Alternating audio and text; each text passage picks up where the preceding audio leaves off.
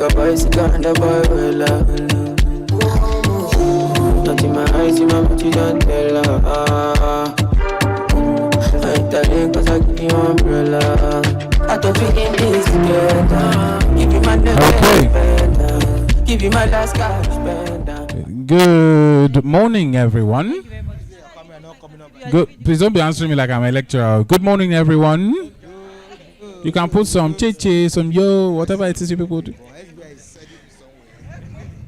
I'll get you now. All right.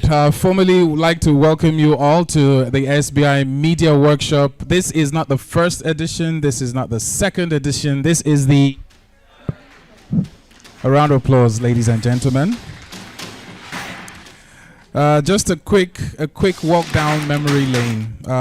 So the first edition, which thankfully I was privileged to be part of, was an idea birthed by SBI Media to empower, but more importantly to put action to words and to equip the likes of you, the youth, those who are eager to take the next step and the journey. So when people have done what you want to do, it only makes sense that they create the path and the opportunity for you to do the same. A lot of the people who you get to meet, a lot of the speakers you get to meet today are people who probably did not have the same opportunity you have now.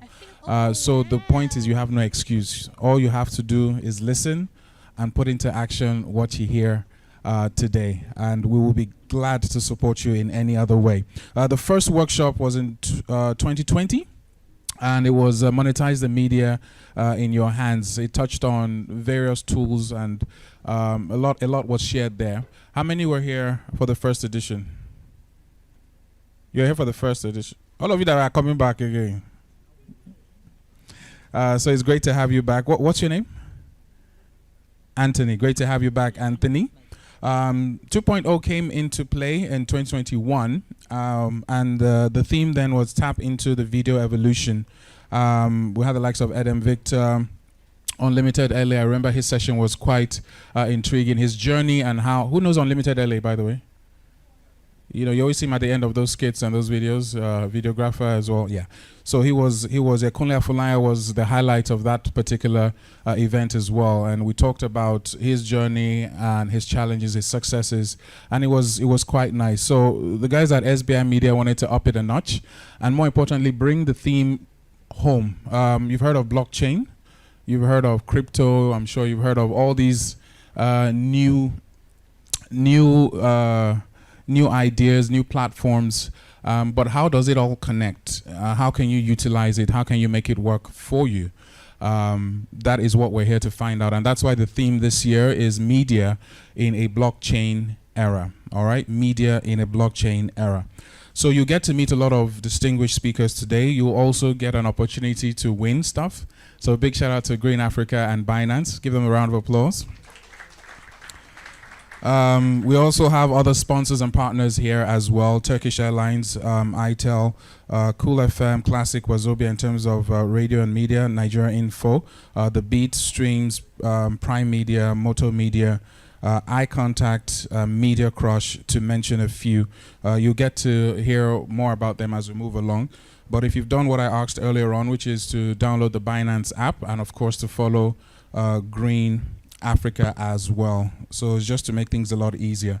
In addition to that, I do employ that you please put your phones on vibrate or silence. Try not to get too distracted with your phones. I know it's a very difficult task, even I struggle. But the idea of today is to interact and to be in this room, all right? We'd like you to be here and be present, all right, and have fun while doing that as well. So with that said, those are the housekeeping rules. Do you have any questions? Any questions, anyone? Team Gege, any questions? What is our team? You see, I've forgotten your team now. It's not such as fun as Team Gege. Team Bubbly, Abby? You don't have to change it? Okay. Yay, Team Bubbly. All right, Team Bubbly. And Team Gege, thank you very much for taking the time to be here. More importantly, thank you for coming on time. Punctuality is a trait that is gradually becoming very extinct. But I can tell you for free that if you have and keep some of these traits. When you're told to be at a place at a certain time, always be there. And because you are all here on time, Binance is giving each and every one of you 50,000 naira.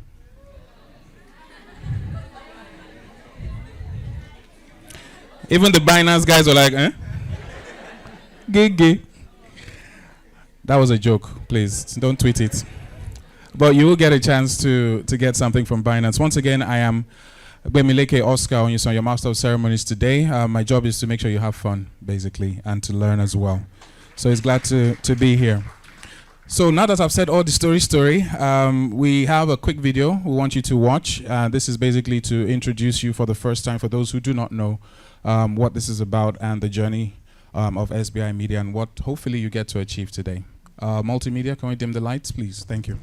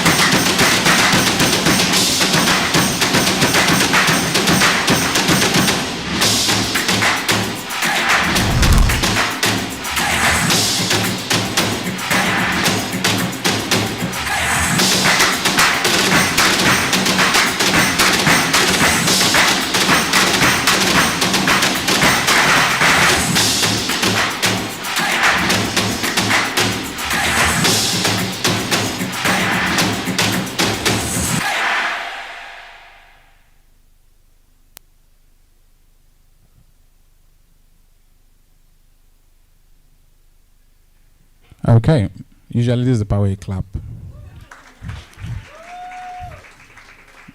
I say clap, I didn't say scream.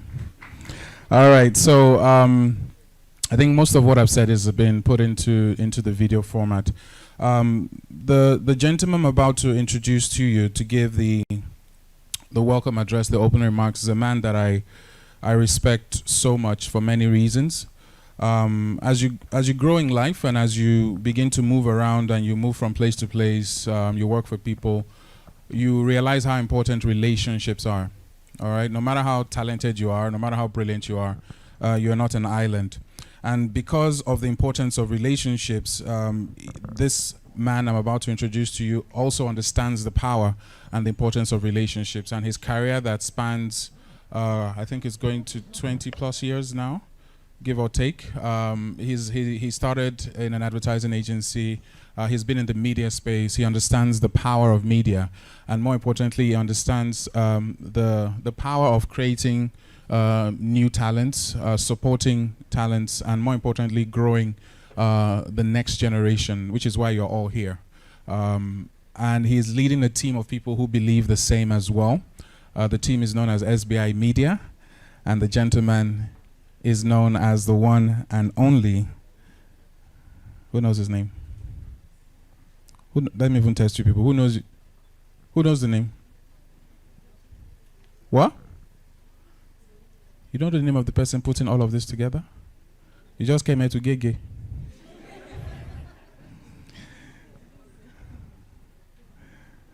Ladies and gentlemen, please do make welcome the Managing Director of SBI Media, a brother, a friend, and a trailblazer in the person of Mr. Rotimi Bankole. Oh my God! This is the people who stand up and you clap. This is the reason you are here. This is the you and the team. Oh my God! Thank you very much. Please have your seats. Ladies and gentlemen, I welcome you all to the third edition of SBI Media Workshop. We hope that this year, our purpose for setting up this new dimension in training and your objectives for coming will find alignment. And at the end of this beautiful session, it is my hope as well that a lot of viable opportunities in blockchain will be revealed to you, and it will be revealed to us. I would like to say a very big thank you to all our facilitators, our excellent facilitators who have come from everywhere in the world to make sure that this event is a history-making one. With that said, please get comfortable in your seats and be prepared to have a very good time. Thank you very much.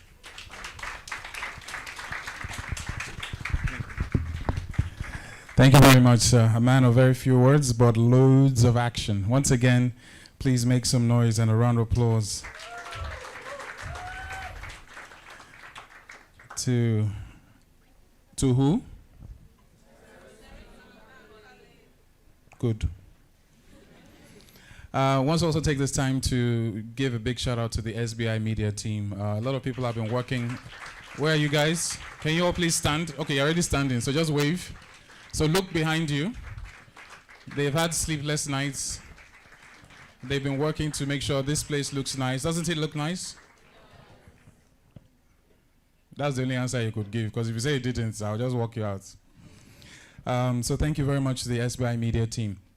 So moving on very quickly, our first facilitator, who will be coming on in a couple of minutes, is a legal thought, is a legal thought leader when it comes to technology and working with firms across the world. He's a member of the Securities Exchange Commission, FinTech Roadmap Implementation Working Group of the Nigerian Capital Market. If you can say what I just said again to me back very fast. Can anybody say that? He's a member of the Securities Exchange Commission, FinTech Roadmap Implementation Working Group of the Nigerian Capital Market. Say it to me backwards. He is also a member of the Association of Telecommunications Companies of Nigeria, an avid writer and author. His publications include Digital Tokens, a viable investment vehicle in the illiquid assets, the FinTech Cross-Border Comparative Report for Nigeria, that's the Lexology, and of course, he's a move away from the traditional banking, a case of decentralized finance, to note only a few. So basically, the gentleman that I'm about to introduce to you knows what he's talking about, he's experienced what he's talking about, and he's here to share that wisdom, the knowledge with you for free. All right, for free. So please show some love as we welcome on stage partner ICT and Banking and Finance, Perchstone and Grey Eyes LP, in the person of the one and only Mr. Ugochukwu LLM.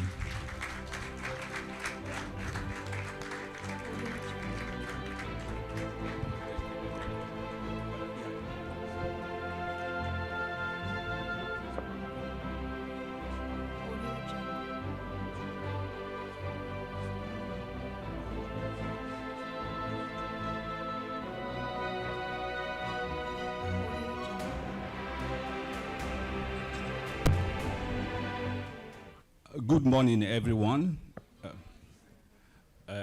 I'm very, very delighted to be here this morning. In fact, when I came in, I started thinking about tweaking my strategy for this presentation, because I've seen that the hall is filled with Gen Zs, the young and mobile population. And I know very well that most of you don't like so much speech. So I will go straight to the meat of my presentation. But before doing that, I want to mention that as a way of giving back to the organizers of this conference, my law firm, Perchstone and Grace, which is a tech and commercial law firm, we have decided to set up a legal clinic in this conference so that we can provide free legal services to some of you. But there's a proviso. It's just for today, not so for if you want continuation. Some of our team members are around, so they can tell you what to do. Okay, I think we need to start, and this is very, very important for some of you, because I know that many of you here will be our D'banj Davido in 5-10 years to come. And some of us here too are content creators. And most times you see that some of these big music labels take undue advantage of your ideas, your content. So that's the reason why this blockchain technology will be a solution to some of the issues we are going to see during this my presentation.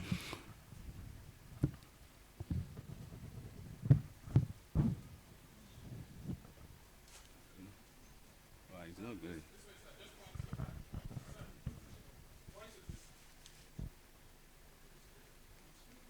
It's not going now. Maybe I will need your help. It's not going.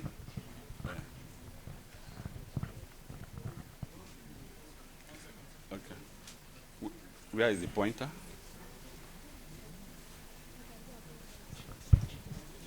It's on. It's on.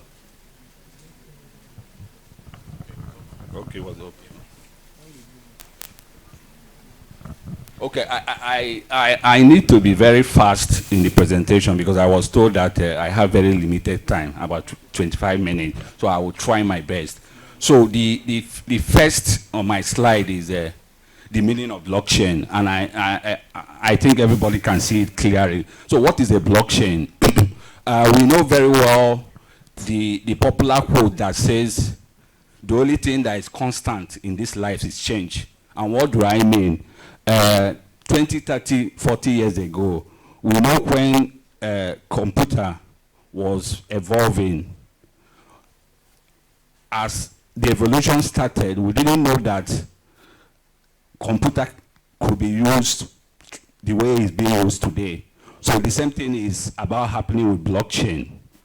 So blockchain, the discussion has been, can blockchain replicate some of the use case of computer as we have seen it today? But in the course of my presentation, you will see the reason why that revolution is now a global phenomenon. Everywhere, if you go to Dubai, if you go to Estonia, the discussion, the focus now is on blockchain. And it has created a lot of disruption in the way and manner things are being done today, in terms of work processes and all that. And we here in Nigeria, we don't have any option, both the government, private and public sector, to key in before the vehicle will leave us. So what is a blockchain? A blockchain is a digital, immutable, distributed ledger that chronologically record transaction in near real time. From this definition, you can see that the key features of blockchain we are able to identify. One is distributed ledger. What is a distributed ledger? A distributed ledger is more or less like a digital database. But in that database, all the users in that network have identical records of all the transactions on that blockchain. So what it means is, you don't need a central authority. You don't need an intermediary for you to have access to the data. So once that data is up, everybody will see it. So there is no need for manipulation. Let me give an instance. You have a bank account with maybe GT Bank. All data regarding that particular account you have are being hosted by GTB in their server. So what it means is that anytime you want to access information, you go to the GT to ask for maybe your account balance and all that. But with blockchain technology, you don't need that. So if you deposit money, immediately you are depositing money, you are able to see your account balance, and so every other person on that network. Then immutability, what it means is, once a record has been approved or has been authenticated and approved on the block, What it means is that that data cannot be changed or altered. So it's tamper-proof. Yes, is a benefit and advantage of a blockchain, but at the same time, in some instances, it could be seen as a disadvantage. But I will come to that when we get to the advantages and disadvantages of blockchain. Chronologically updated, what it means is with blockchain, you can have irreversible audit trail. So even if a transaction happens 10 years ago, you can be able to recall it, because once that transaction is added on the blockchain, there is a time stamped. The time is stamped on it, date, time, and whatever, and it remains there. Unlike a traditional server, because of the storage capacity and because of maybe regulatory requirements, every 6 years, you have the right to delete data in your database so that to free the storage capacity of the database. Then finally, consensus-based. And this is one of the most important attributes of a blockchain. Because of its consensus-based, what it means is that every information that comes on that blockchain has been verified before it's been allowed to be added to the block. And that consensus base is normally done by the majority of the nodes. Nodes here are just computer, smartphones, or servers. So I have to be very fast. So this is the history of blockchain development. Whenever we talk of blockchain, what easily comes to our mind is cryptocurrency. But in actual sense, blockchain and cryptocurrency are not the same. Blockchain technology is the technology behind the creation of Bitcoin.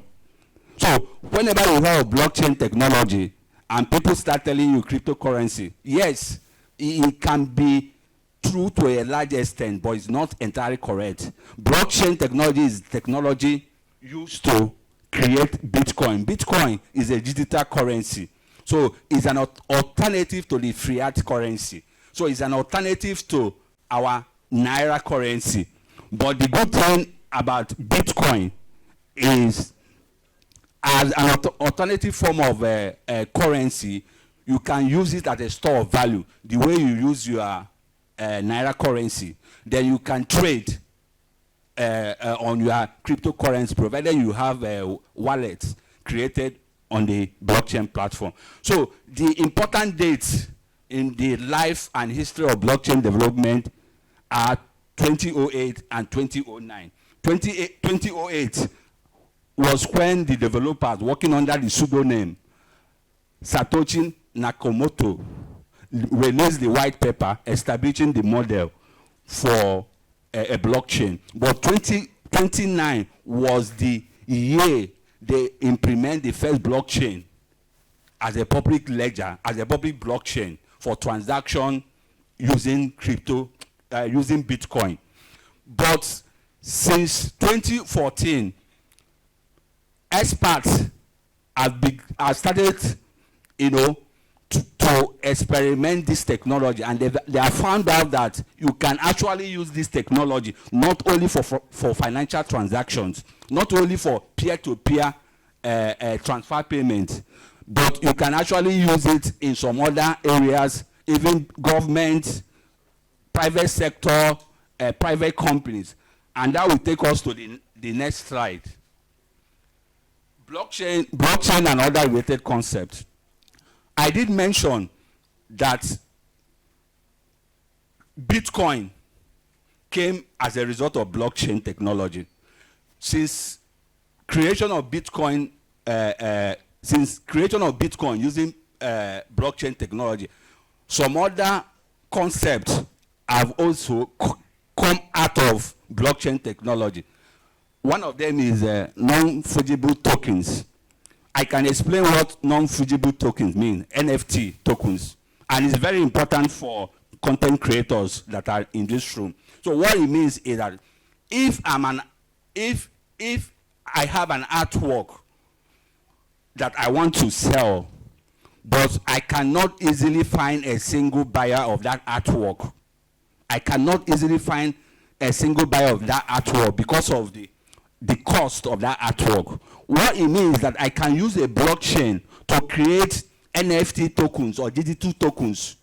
So those digital tokens are encrypted and it cannot be replicated. What it means is that I can get 10 people who can agree to say, okay, I can buy this artwork, but I don't have the 10 million, but what I have is 100,000. So what I can do is I can give that person NFT tokens of 100,000, give another person NFT tokens of 200,000.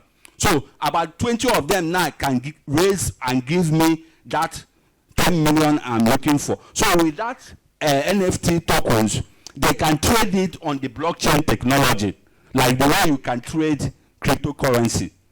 So that is the benefit of NFT, and it's very important in media and entertainment, because most times you have created a music, you are the copyright owner of the music. What it means is you can create a digital tokens over that copyright content you have. So you can give out digital tokens on it. So it can create more royalty for you. Then the next one is smart contract. Smart contract is very, very important. It's again one of the creations of blockchain technology. What is a smart contract? A smart contract is simply a program that exists on a blockchain that runs when a predetermined conditions are met. So what he does is that he automates workflow, triggering next actions when a certain conditions are met. I can give you an example of a simple example of a smart contract, which when we get to the next slide, maybe I may not need to explain it further. So for example, we can use this smart contract in maintenance of our infrastructures. You know, in Nigeria, the problem we have is it's not about building infrastructure, it's about maintaining our infrastructure. For example, if Lagos State build a street light, maybe along a major road in Victoria Island, you find out that the problem we normally have is once that infrastructure is being launched, everybody will come and clap. Then go back there in 3-4 months, all the light bulbs have been stolen. But with this smart contract, you can monitor it. How? When they are installing or letting the street light poles, they can put sensor on each of the poles.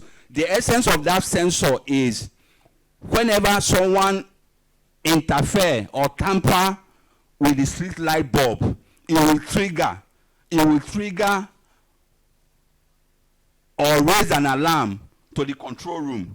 Once you raise that alarm, the service provider that are also on that blockchain technology will be prompted that something has happened. They will go there, and once they go there, they will notice that maybe the bulb has been broken or has been so they will fix it. Once they fix this, they will get paid. So that's what smart contract means. So it means once a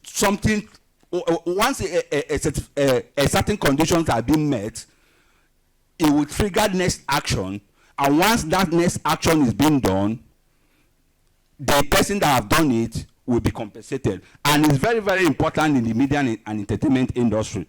When we get to my major slide, you will see what I mean. So these are the sectors that have been disrupted by blockchain. So I may not dwell much on it. I've mentioned banking and finance, what we call decentralized finance. So it means peer-to-peer payment. So I don't need any intermediary to do my transaction. So the lender and the borrower can interact with each other directly. There was an article I wrote on decentralized finance, which the Compare mentioned when he was introducing me. I will employ every one of us to read it. It was published in Business Day, if I'm correct. Then I want to mention a very good experience I had 3 days ago. I went to gas station to buy fuel. After buying the fuel, they asked for my card because I wanted to pay through card, POS. So they inserted my card. The transaction was declined 3 times, and I was debited 30,000. As I'm talking to you now, I've not been able to recover that money. So immediately I was so angry, but some thoughts quickly came to my mind. I remember that I was meant to speak today. I started telling myself, this problem that happened now could have been easily solved by a blockchain technology. And what do I mean? Because the problem the bank might have had in reversing that money was because they are waiting for the 3 or 4 days settlement period to reconcile before they will now know that that transaction failed. But with blockchain technology, immediately the transaction failed, everybody, the NIBS, Nigerian Interbank Settlement, which is the central switch and the clearing agency for payment, the merchant, the commercial bank, everybody will see that this transaction failed. So I would have gotten automatic reversal. Adibin, our payment system in Nigeria, is built on blockchain. Then I've mentioned government infrastructure. You can use blockchain for voting. Let me mention this voting because it's very, very important too. 3 weeks ago, the INEC told us that they have uploaded the register online, that every one of us to go and check to know that his or her name is there. I went, I checked, my name was there. But what struck me most was that I noticed that I saw a lot of underage photos appearing as voters on that register, especially people in the north.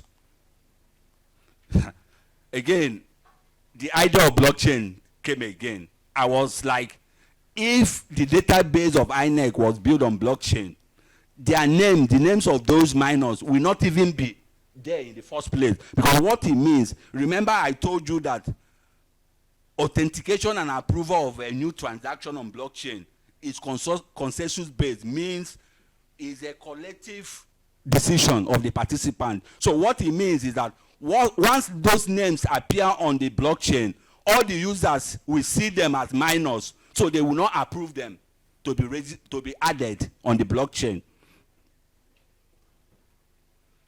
So how does blockchain work?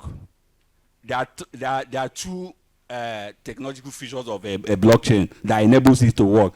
Cryptographic keys, which is a cryptography is more or less the process of converting a plain text into a machine language. What do I mean?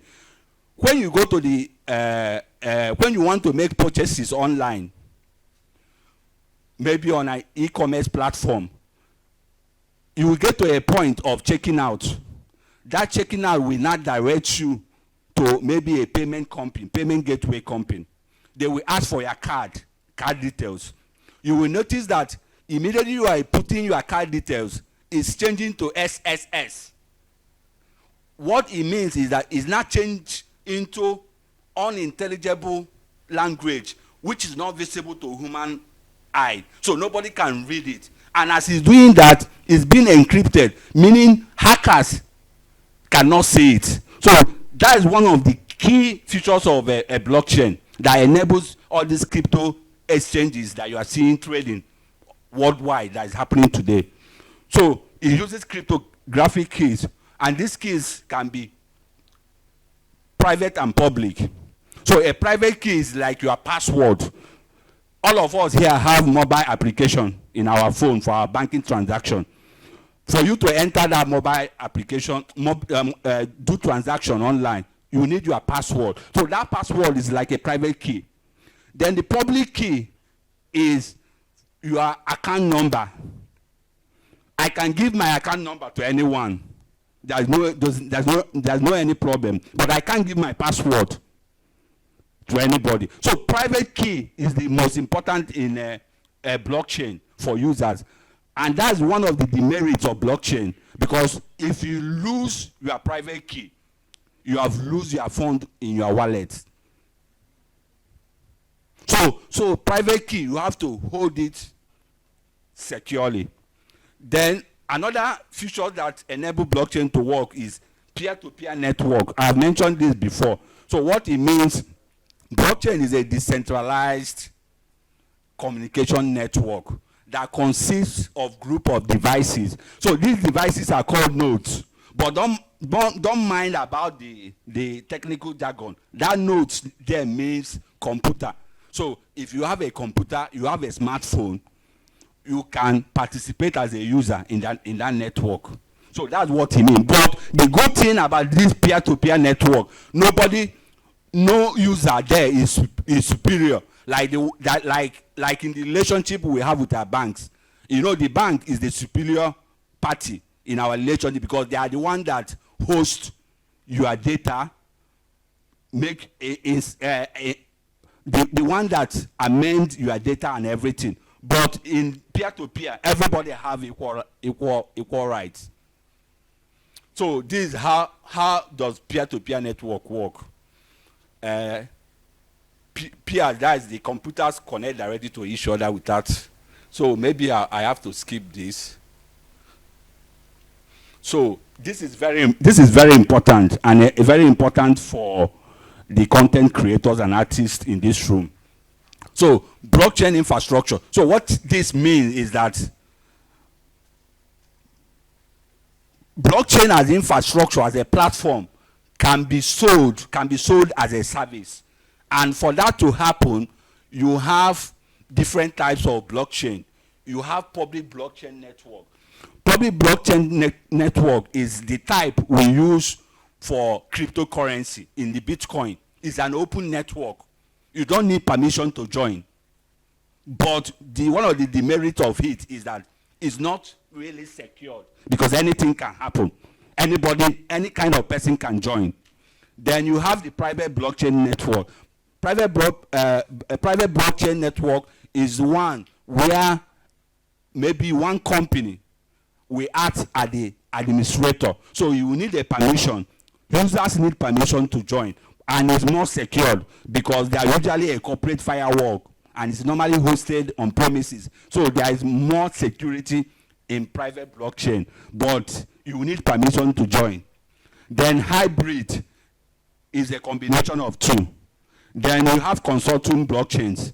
That one is where two or more companies come together to act as an administrator to allow users to join in the blockchain.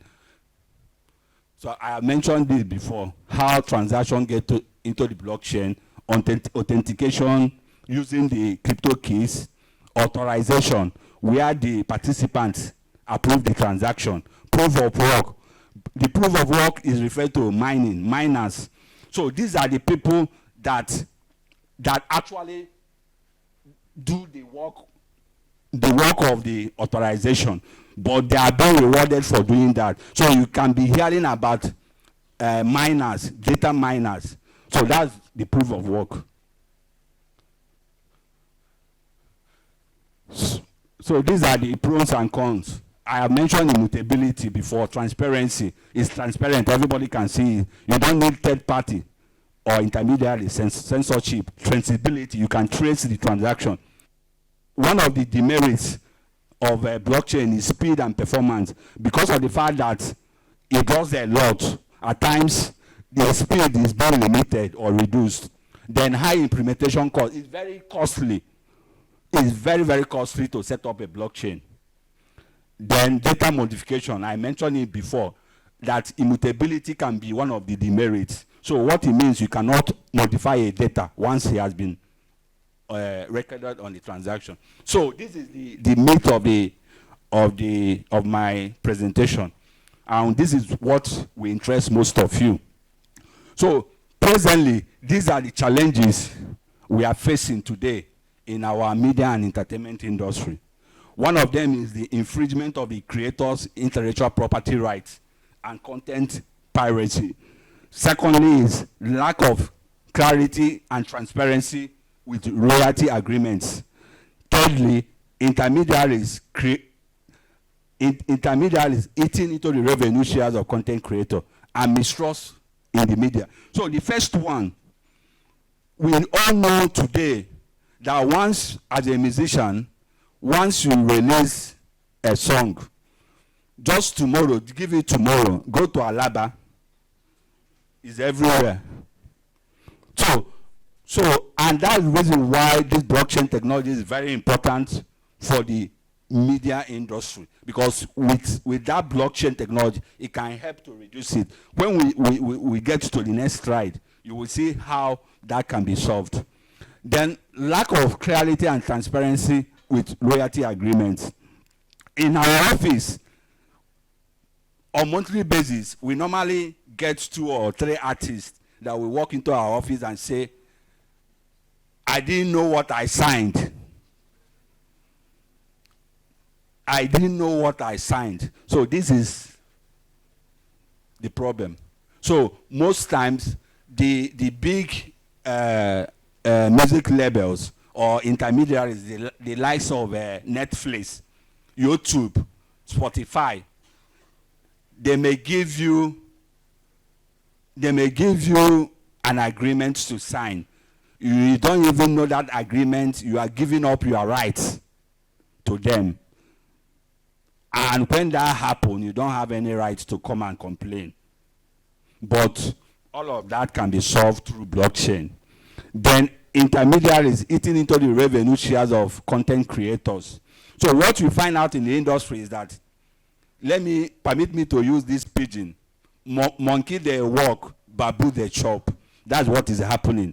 So you find out that the likes of YouTube, who are the streaming platform or the distribution platform, are the one getting the chunk of the revenue, which ordinarily should be going to the content creators or the artists. Then mistrust in the media. There are a lot of misinformation in the media, a lot, especially now that our election is around the corner. If you go to the social media, you will see all sorts of news flying. You don't even know which one to believe. And the reason because there is no way to verify the source of the information. But you can't do that if the platform for the dissemination of that information is built on blockchain technology. It can't happen. Finally, how blockchain technology has impacted the media and entertainment industry. Combating misinformation. As I mentioned earlier, one of the key attributes of a blockchain is traceability and transparency. So, since blockchain is transparent and traceable, what it means is if someone put up a fake news as a user on that platform, based on the consensus based of authentication and approval of records, that news will not make to that platform because they will not allow it to be added. So you see how good it is. Even now, the New York Times, they are about building their own blockchain technology. So when that is done, what it means is you will need a permission before you enter. So if you are a publisher, you want to publish something, or a blogger, so whatever you are publishing there must be verified before you get onto their platform. So they're already building it, the New York Times. Then royalty tracking. Royalty is the major source of revenue for an artist or a music or a content creator. And what does that mean? It means that once you have created the content or the music, wherever that music or content is used, you are entitled to be paid compensation for it. But the problem is, most times, you are a musician, you don't even know where your music is being played. You may be somewhere in Port Harcourt. The music is played in a wedding. You don't even know. So you can see that you are losing a lot of revenues. But with blockchain, because of the fact that blockchain has traceability, so with blockchain you can track you can track how your content is being consumed. So even if it's in US, everywhere. Once it's on that platform, anybody that uses it, you were able to dictate and be able to earn a revenue. And most importantly, with blockchain, we can able to create a music ecosystem. What do I mean? A music ecosystem means where you have all the participants along the value chain. You will have this, the streaming platform, you have the content, you have the payment companies, everybody will be on that network. And with that, whatever happened there can easily be traceable.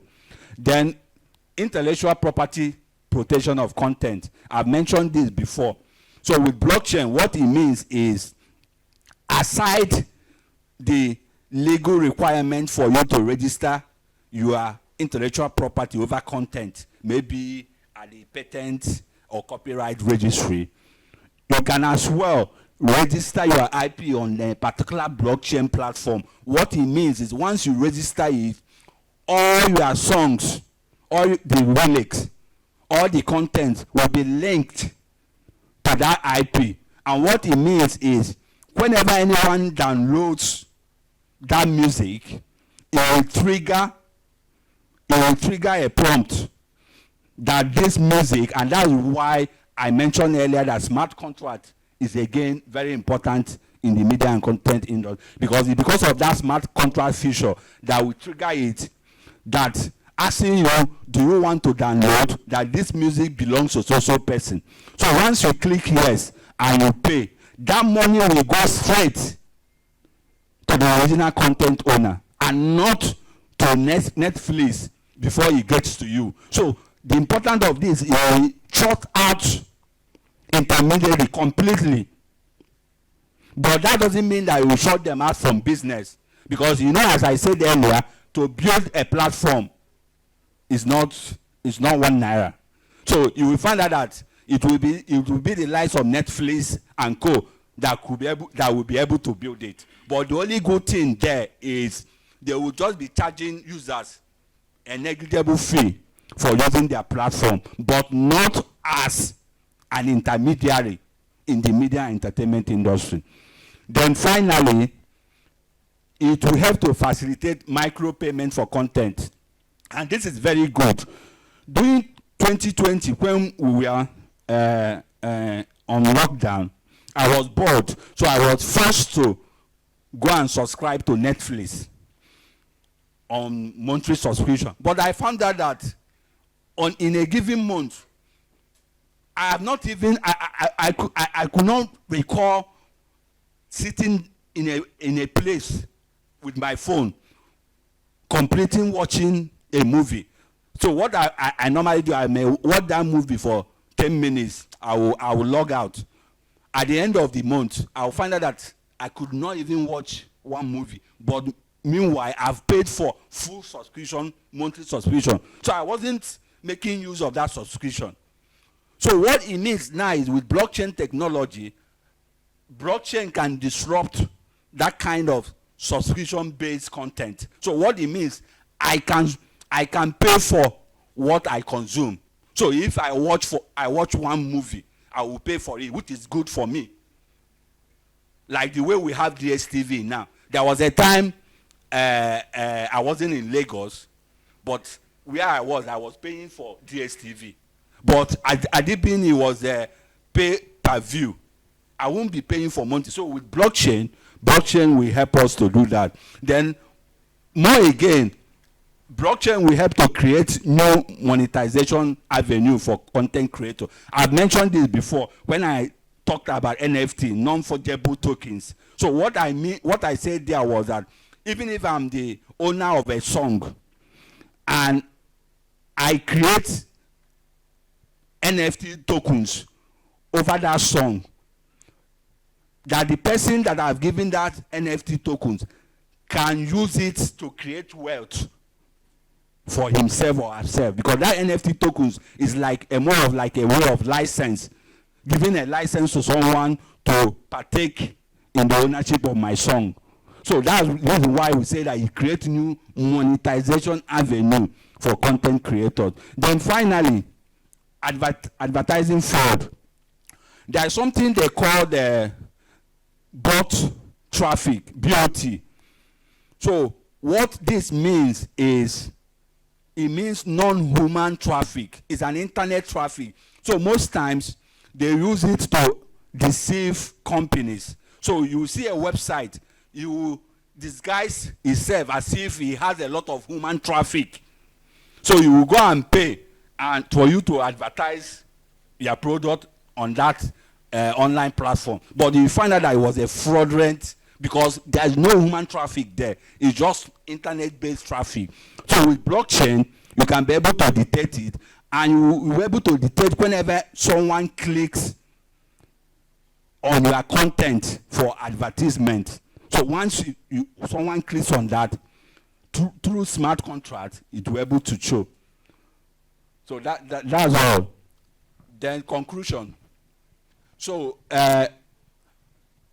in concluding, we say that the advent of blockchain in the media and entertainment industry, there's no doubt it will greatly disrupt traditional media gatekeeper, the likes of YouTube, Netflix, Spotify.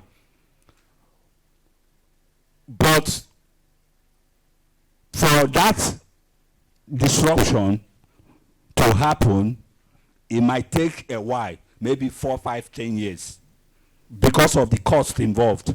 So what I would suggest the content creators and artists here, and the best way to go around it is to come by a way of consortium blockchain. So we are artists, we form an association.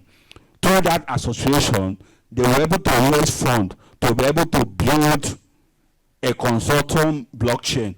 With that, they were able to protect their IP, intellectual property over their content, eliminate intermediaries, the likes of Netflix, and able to earn what is due to them. Thank you very much for listening. Thank you very much, sir. Please, a round of applause to Mr. Ogochukobi. You packed quite no, you still need the mic. You packed quite a lot in that presentation. I know there's much more to the blockchain than what you put in your slides, but I think you did a very good job on that. So a round of applause again. So due to time constraint, I'll only be able to take one question. Can we have a microphone and one of the ushers assist with getting the question? So while that is happening, I want to take this time to acknowledge the presence of the Marketing Director, Binance Africa, one of the sponsors, supporters of this particular workshop, in the person of Emmanuel Eban Nehita. Please, could you stand up for recognition? Thank you so much for being here. And of course, the Binance team, we have other colleagues. Can you please stand from Binance as well? Just stand up for recognition. Thank you so much. I'll give you some more information on how you can be part of the Binance giveaways, okay? I also want to take time to acknowledge another speaker here with us. He's a partner at the Energy and Arbitration, that's at Prestone and Grays, LP London, the same company that Ugochukwu belongs to. Again, he was here last year, a very seasoned professional lawyer as well, and he's vast in what he does in terms of the knowledge, and I'm so happy he's back here again this year. Tolulokwe Aderemi, thank you very much for being here. See you again. All right, so we have a question. Yeah, I've seen your hand. It's a very long hand. Where's the usher with the microphone? Okay, so just your name and one question, please, very quickly. One, not those 5 in one question, so. All right, just one question. Thank you. Good morning. My name is Olufumilola. So thank you very much, Mr. Obi. It was a great insight into the media and blockchain. But you were mentioning something about blockchain and it being the brain behind cryptocurrency. But during the disadvantages of blockchain, you did not mention anything relating to security issues, because I realized that oftentimes we often have something like hacking into this blockchain. In fact, we have Bored Ape. There are many times that they've seen hacking into it. I think the last time around March, they had over $380 like taken away from the profits margin line. So how can this be resolved? If we are bringing it into the media, what is the assurance that we will not even have more problems in this for creators? Okay, thank you so much for that question. In fact, I was expecting that question. So you can see what happened is, because of time, I was not able to show that slide. With the way blockchain technology works, for example, if we are using public blockchain network, maybe cryptocurrency, in cryptocurrency you can have maybe 5 million users on that network. Before hacker can penetrate, what it means, it must first of all attack all the 5 million. And that's the reason why as an advantage for peer-to-peer network, you will hear something like there's no central point of failure. If my database is one place, is hosted maybe by Sterling Bank, for example, once hacker hack on that database, everything is gone. But it's not that way with blockchain, because there are multiple network users. So to answer your question, what must have happened? For every blockchain, you have people that develop that blockchain, developers. And in developing blockchain or any form of application or solution, there's something you call source code. Is that source code that will help you to revise or re-engineer or amend, because that source code is like a code, is a code. So what must have happened is, despite the multiplicity of the users on that blockchain, if a hacker is able to get that source, everything is gone. So that what happened. But not that is. That it will affect, but if that could not happen, if you cannot get that source code, you cannot hack easily, unlike you can hack easily with a traditional database. Do you understand? So there's an additional level of protection. And for any scenario where anything has been hacked, it means whoever hacked it had access to the source code, and whoever was responsible for securing the source code is also liable. So the idea of the blockchain is it's a system of recording information in a way that it's difficult to or impossible to change, to hack, or to cheat the system. So what Mr. Obi is saying is that the system in itself is foolproof. And if there's any error, usually it's a human error, because somebody has misplaced the code or the code has leaked or something. Do you understand? You want to say something, sir? Okay. Microphone, please. Mr. Tolu has a little addition. This is a very interactive session, so please, let's be fluid. Thank you very much. Thank you. Well, my name is Tolu Aderemi, and like you introduced me, incidentally, Ugo and I, he's my partner in the firm. So I was listening to him speak. It's interesting that he's made very good advocacy, for this ecosystem. And I'm excited about this because it's more value to our clients in the office. But as I sat here, I thought to myself, does it seem that you are eliminating some of us who are dispute resolution practitioners? So blockchain technology appears to be creating a new ecosystem. And as I hear you called it a foolproof system. How foolproof it is, one, I'd like to know. But secondly, is there a possibility of a discontent in that ecosystem, a disagreement in that ecosystem? And if there is, what is the mechanism by which, using blockchain technology, because I know that on eBay, I understand that it's settled about 1 million disputes in a week. In the dispute resolution market, we're introducing what is called ODR, where we're escalating disputes, virtually. In this blockchain era, help me so that I can get more clients. Okay. Thank you. Thank you for that question, because I know you are an arbitrator. But must be business. But to answer that question, in I think text of my slide, when I was discussing smart contracts. So in blockchain, smart contracts is usually inbuilt.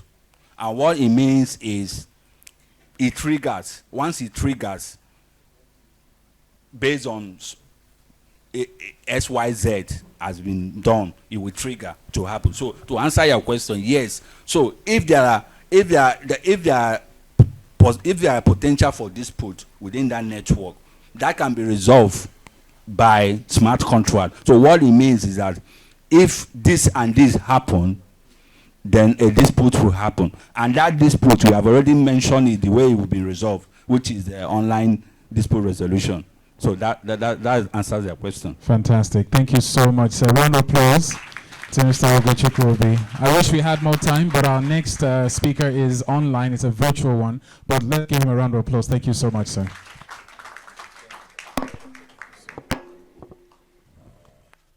But if you have any other questions, remember what Mr. Ogochukwu said. He said the team is around to give free legal advice just for today, only for today. We have Adeshola Omolade and Anthony from his team. So if you can just, I think Adeshola is here. Just stand up so that they can put a face to the name. So during the break or before, at the end of this workshop, you have a chance to meet with them. They're going to be set up either outside or here, and you get a chance to ask more questions, and they will give free legal advice.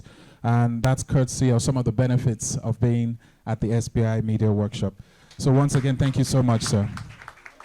So next up, we have a founder and chairman of HugoHost, the largest domain and cloud hosting service in Nigeria, with over 50% of the market share of domains and over 70,000 clients. He's a resident visionary of this era. He is a co-founder of MoneyMe, a neobank of immigrants, and co-founded the largest online recruitment platform in Africa, that is Jobberman, with over 5 million users and 200,000 employers in Nigeria and Ghana. He's also a technology entrepreneur and a serial investor, currently the general partner of Fast Forward, an impact venture studio and pre-seed fund, which has co-built and invested in more than 50 startups. His work featured on Forbes, Bloomberg, and has been spotlighted on CNN, BBC, CNBC, the Financial Times, Tech Cabal, as well as being publicly recognized by Meta's CEO, Mark Zuckerberg, as a leading light in using technology to create developmental impact in Africa. Ladies and gentlemen, joining us virtually, please do make welcome Okpeyemi Awuyemi.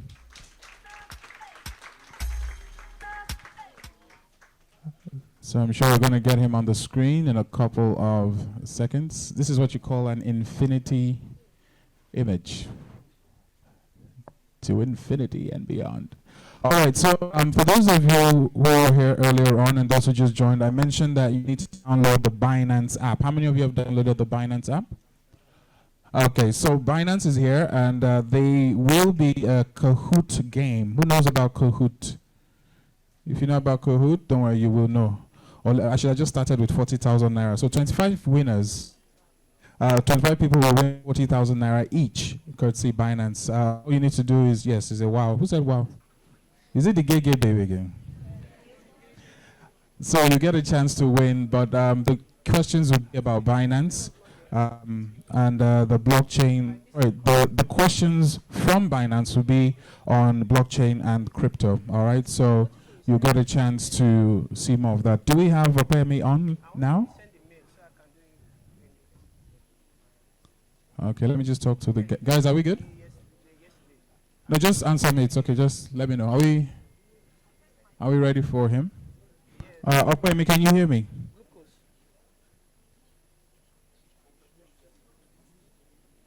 Okay, when you're ready, please do let me know. Opemi, can you hear me? Yes, I can hear you perfectly. Fantastic. Great to have you. How are you? I'm doing great. Thanks for having me. No problem. We wanted to send a private jet to get you, but there was no fuel. Sorry. So, That's fine. Within the context of what we're talking about today, right, the world is getting globalized, and I think we can't do this from anywhere, so we'll make the work we have. no problem. Where are you talking to us from?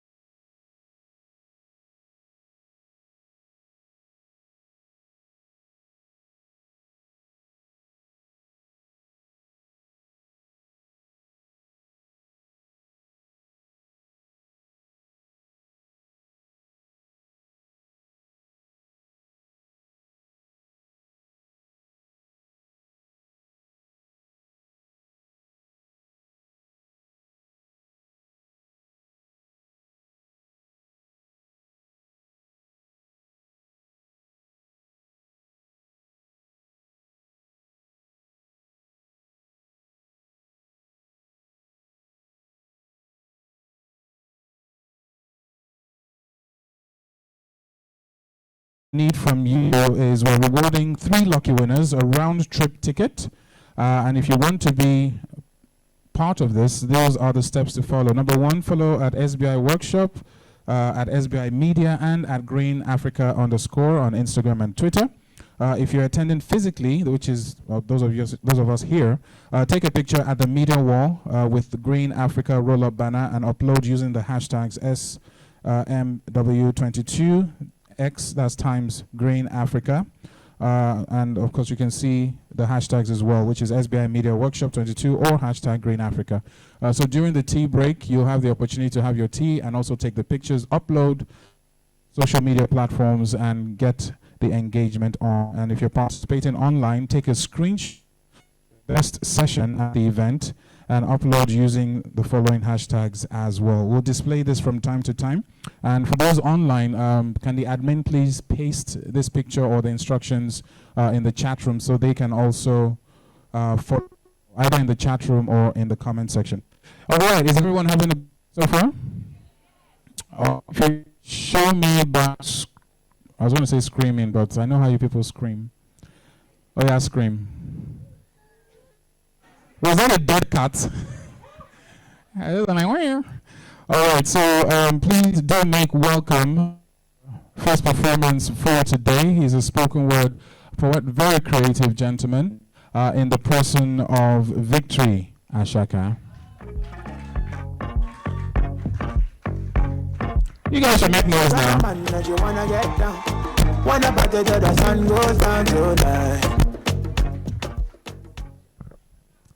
Hello, Gege. Hello, Team Bubbling. Hello, Team Gege. So, good afternoon, distinguished guests. All protocols duly observed. Victory Ashaka is my name, a spoken word poet. So, just to bring some elements of literature into this event, I've got a spoken word piece titled Champion, Cultivating a Winning Attitude. Ladies and gentlemen, listen.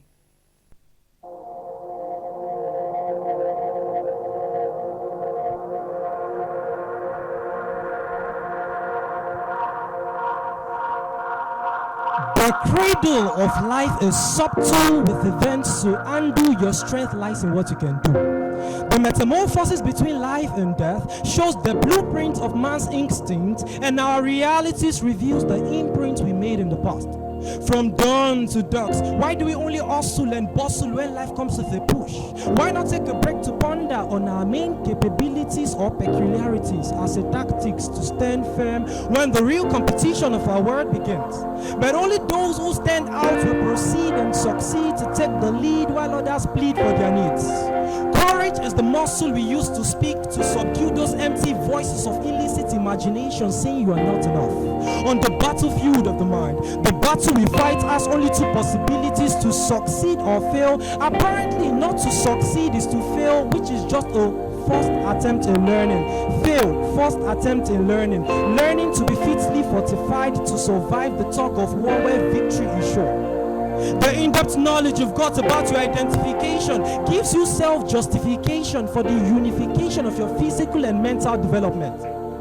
Staying awake shouldn't stop you from dreaming. Staying awake shouldn't stop you from dreaming, because nothing revolutionary was created by dreaming small and buying into limitation.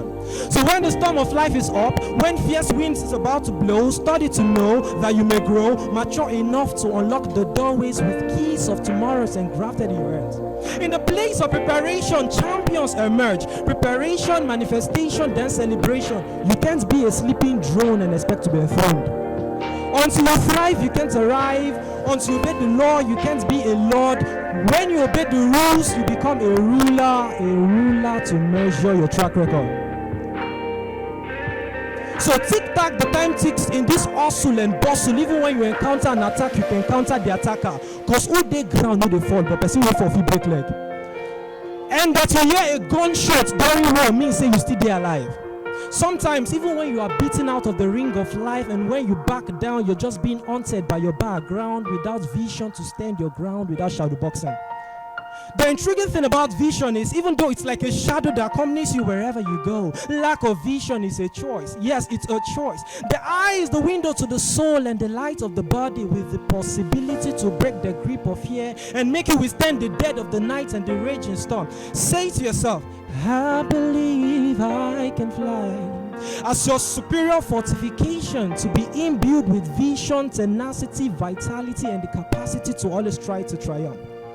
All that is gold does not glitter. So even if the problem is common to all, the attitude to solve it determines your altitude. So give your hope feathers to fly high like the pop of bubbles, rising high like shooting stars across the night to usher in a joyous daybreak that ends the long night of expectation. I need not to dress to address the need of laughing in the face of Wahala. I need not to dress to address the need of laughing in the face of Wahala. So the pain of an entity becomes an empty thing on this battleground where the crownless can still become a king.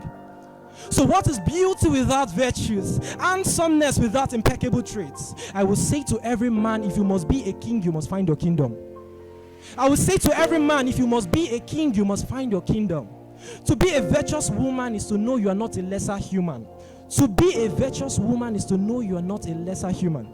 Being a beauty queen and a man of royalty is to have a higher identity because you are worth more than a sexual commodity.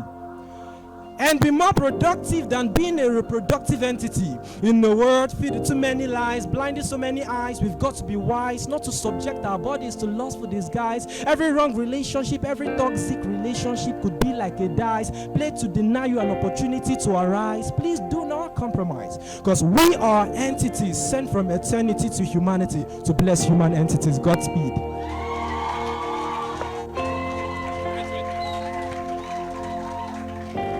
If you love what you just heard, let me hear you make some noise.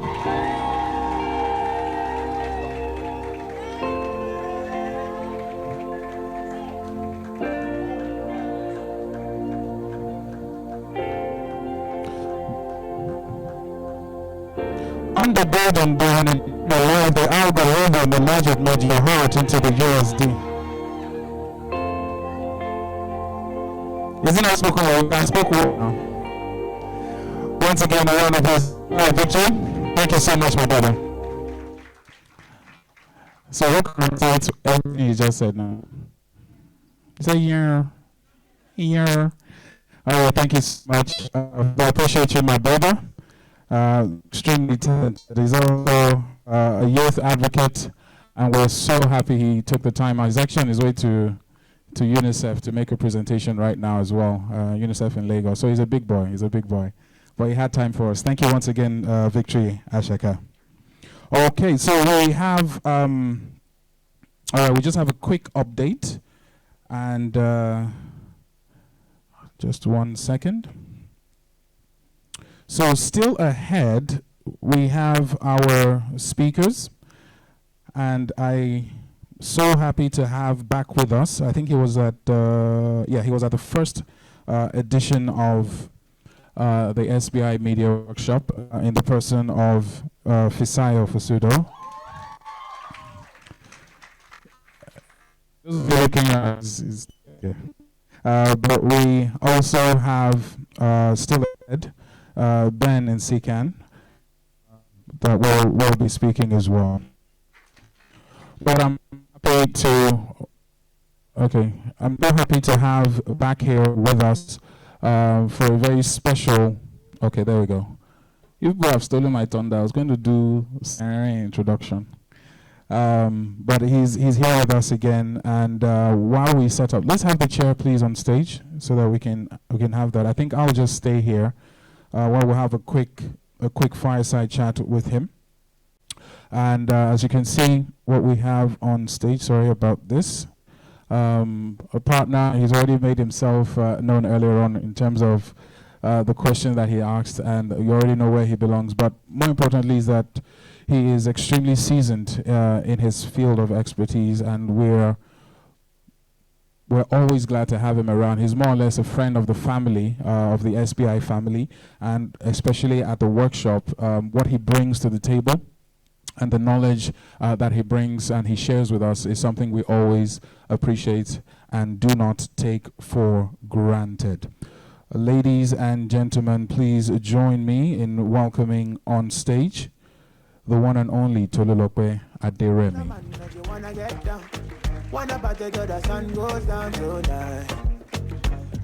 Yeah, you can sit down. I'm more comfortable here behind my podium. So it's more okay. And then can we have also in the ushers, or at least one usher with a microphone? Tolo, you just test your mic so we know that we're good.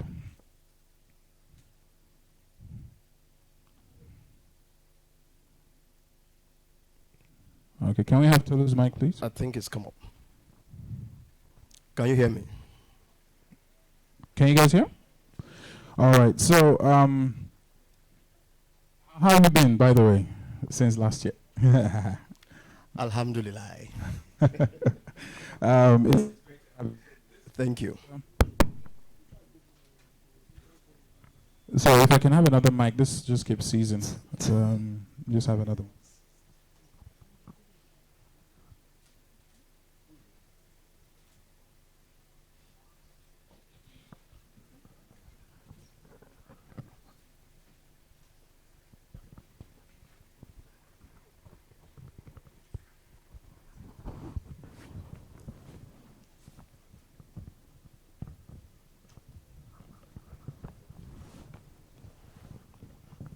Hello? Okay. Much better. So I'm going to focus this fireside chat for the next. Can we have the clock on the screen, please?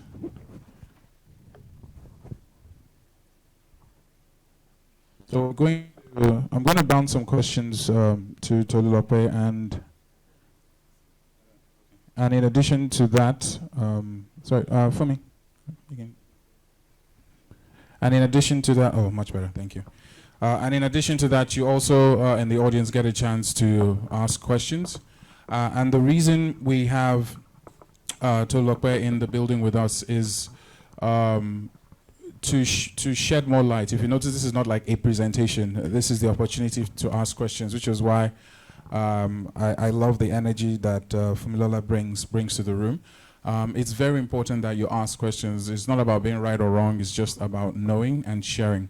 All right. So we're going to focus on business leadership and the law, which is where Tolulope plays in. And let me just warm everyone up. And this general blanket question is, can you just share your thoughts on business leadership and the law in terms of how they're all interconnected based on the experience you've had so far? That's business leadership and the law. Thank you very much, Oscar, and thank you for having me. I think those three issues you have raised, they are all indicators of success. And I say so because you cannot be, or show me one successful entrepreneur today, whether it's a Tony Elumelu, whether it's a Jim Ovia, whether it's, just mention any of them. One is they're leaders in their areas of expertise. And when I say they are leaders, they drill down beyond just sitting in leadership roles. So they understand the ethics of the business, but they also understand basic laws of the business. And I think that's a good place to start. I know quite a number of people or a number of CEOs who sit and rely strictly and simply on general counsel or their heads of litigation department to guide them all the time. It's not bad. But as a CEO, you must understand a bit of the laws or the regulations guiding your city. And the reason is very simple. The way a general counsel or the way the head of litigation of a company will approach an issue, a conflict or a dispute, will be slightly different from the way the CEO of that company will approach that issue.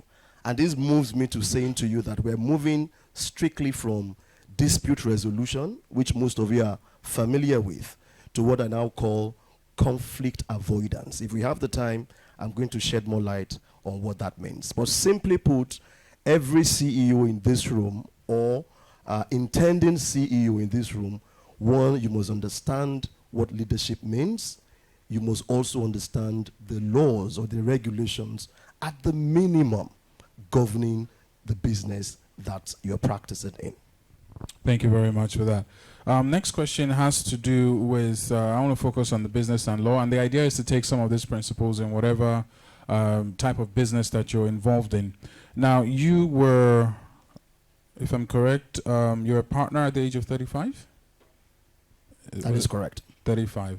Now you're 36. Maybe 35 and a half. But my question has to do more with how did you achieve this? How did you become a partner at such a young age, and how did the business of it or the law of it, how did it help on your journey? Just take us through quickly the path and the lessons that you think is a must for our guys here. Thank you, Oscar. My first degree is in mass communication, if I may start with that. And I worked briefly, I had a brief stint with, I don't know how many of you know Sketch Limited. And then I moved on to NTA, and I did a bit with BCOS. So sorry, I just, you couldn't just skip that. Sorry, how many of you know Sketch? So he's not? Maybe he was 10 when he joined Sketch. How many of you know what Sketch is? Okay, you look like you know what Sketch is. Anyone else? Sketch newspaper? Sketch? You know Sketch? Okay, no young person here knows Sketch. Can you tell us what Sketch is, please? Let them know. Oh, Sketch is a newspaper publishing company. So the very early, so what you have today as This Day, Business Day, Guardian. So Sketch was the southwestern newspaper we used to have in those days. And I think it was owned by, is it the Awolowo family? Yeah. So anyway, that was how I started. And I enjoyed what I was doing. I come from a family of lawyers. My late father was a justice, and he rose to the apex of his career. And he thought because of that, I must also study law. And I thought, look, I don't have to. And I think this is how we must all start thinking.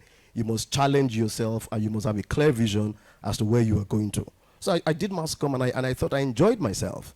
And then one day I thought, look, I got tired, and I wanted something slightly different.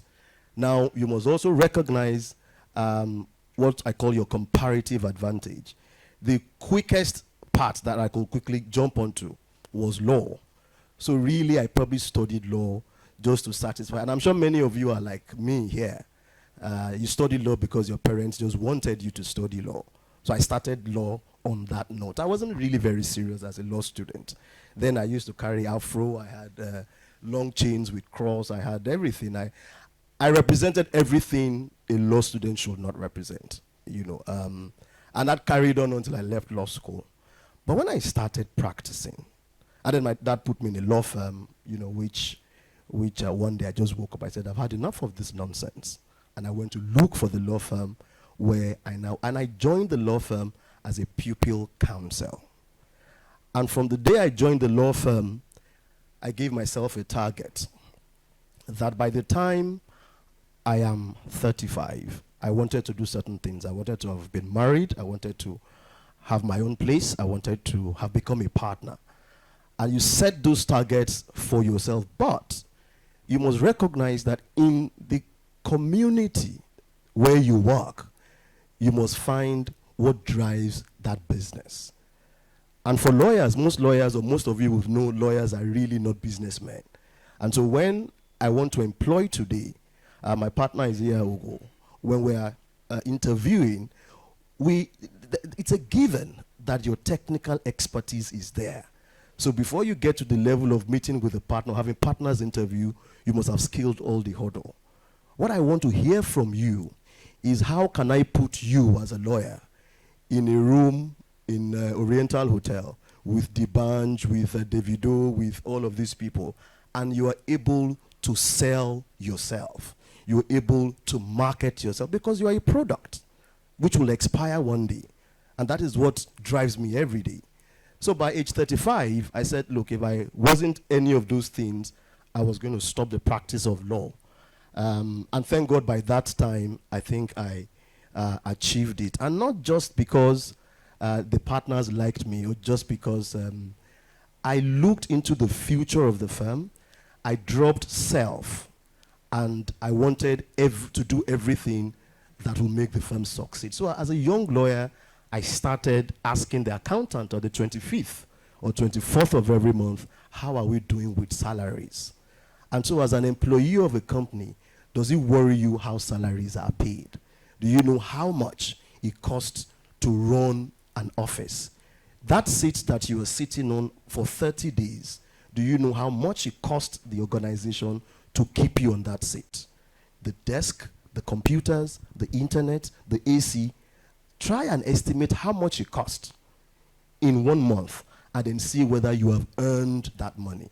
And I think that was what drove me those times. And when it was time to shortlist for partners, I was the least qualified. The other two, one was head of litigation, one was head of solicitors. I was just head of the oil and gas department. And just then, my father also, I think either he had stroke or, so many things who counted against me. But the consultant who was in charge of it said, put the process on hold. Let this boy deal with his domestic issues. And when I finished, we came back and we went through the process and I became partner. But before I round off on that point, you must also get tired of goals that you set. So you set another goal. So at 35, I set yet another goal. And what was that goal? That by 40, I wanted to have written one of the best books in my chosen area of profession, which is arbitration. And by 40, when I was planning my 40th birthday about 2 years ago, of course, I also like parties. So I planned a big party, for myself. But in addition to that, for 2 years, I prepared what I call one of the best arbitration books in Nigeria and even in the world today. And that book was launched on the date of my birthday. And so at 40, when we launched that book, I sat in the room and I looked at all the people that came to launch, and I said, you know what? I can actually die today because I have achieved my goals. But then, after that day, I call it the morning after. The morning after, I set yet another set of goals that I must meet by age 50. With another party. Certainly. Let me throw open to the floor before I move on. Anyone with a question? Anyone with a question? This is basically a fireside chat talking about leadership law, leadership and the law and business. Okay? The gentleman over there, please let me have your name, what you do, and your question. Thank you. Where's the usher with the microphone, please? No, I know, it's just for the feed to go into the recording so that we'll capture that because we don't know where. Thank you. Yes, Mr. Adiremi said something in passing. Okay, my name is Adepoju Tejumayi. Like I said, I'm a teacher in the University of Lagos. Oh, fantastic. Greatest Akokites? Great. Great. Great. So when you have this microphone, you can bully. It's the best university in Lagos. So go ahead, yeah, sir. He said something in passing, and I caught it, and I wrote it down, and since it's time for question, I think I should ask you.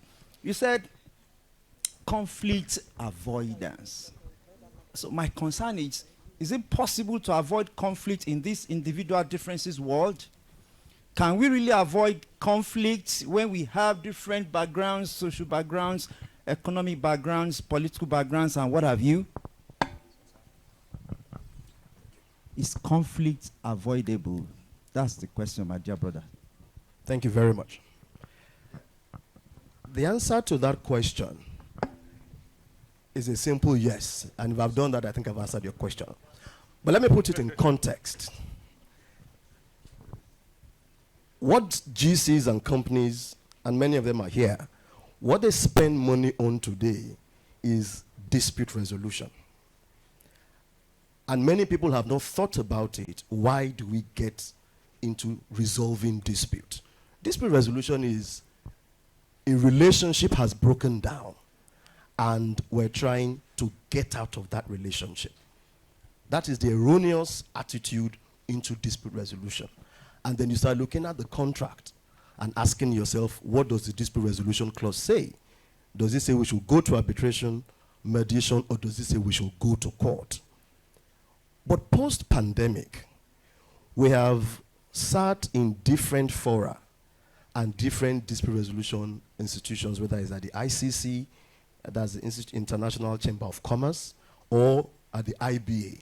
And we have reviewed it, and there's statistics to show that post-pandemic dispute or incidents of disputes has a reason. And why have they a reason? Statistics also shows that at the point when a dispute occurs, it starts with a conflict, which is what you were trying to say. Can we really avoid conflict? The answer is yes, we can. Why do you have conflict? Most of you CEOs, you sit in the confines of your offices and focus on developing business, which is the real reason why we are there anyway. But there's a big part of our books, when I talk of books, I mean books and accounts, where we spend huge chunk resolving disputes. Sometimes it makes no sense.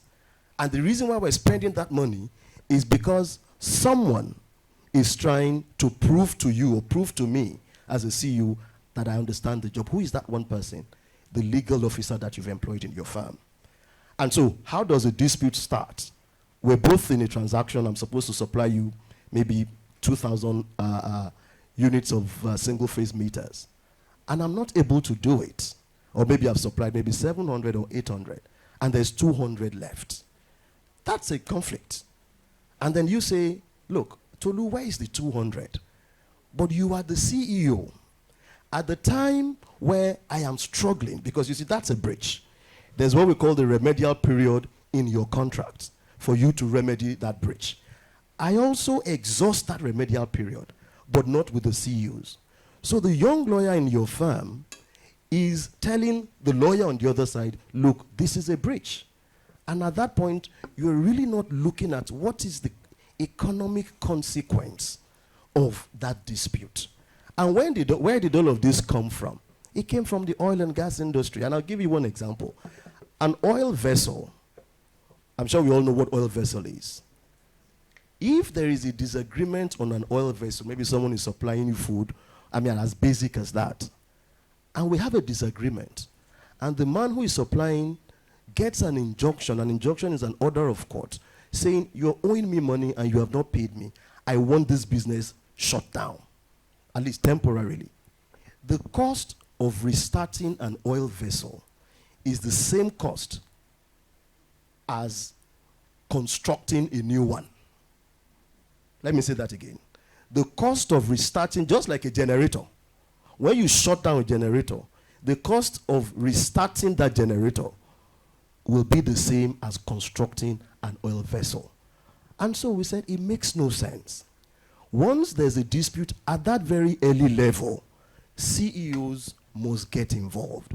If I look at 200 meters and I say to myself, can I waive it and get a third party to provide me with the 200 meters? All I'm interested in is to meet my contractual obligation with my own third-party partner. Otherwise, I will be in breach of it. So I can get the 200 paid for by third party, set off the cost of your own breach against that third party and pay that person. I have avoided that dispute. And so at the ICC level, we're adopting, and what it means is that you must infuse this conflict management mechanism in your contract. Otherwise, your counterparty may disagree with you on it. So once at that level, and most companies are now imbibing it. So I'm not just being theoretical. This is real. I'm being very factual here.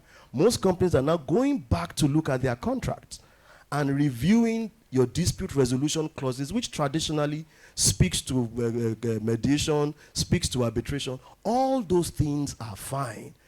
But I'm an arbitrator. I can tell you part of the challenges we're dealing with today is that 75% of every award from an arbitration is subject to a challenge in the court. And so parties are telling us, so is arbitration the beginning of dispute resolution? And you pay for the arbitration, that's a whole lecture. Then you now go to court and go and pay. But the payment is even not the problem. It's the value that you are losing to that dispute resolution. So are you better off avoiding that conflict, or are you better off going into dispute resolution? That's the concept of conflict management, sir. Thank you very much. As a sir. lecturer, I'm sure that you will use that in your school, and I'm going to charge you for it. That's the beginning of a new conflict.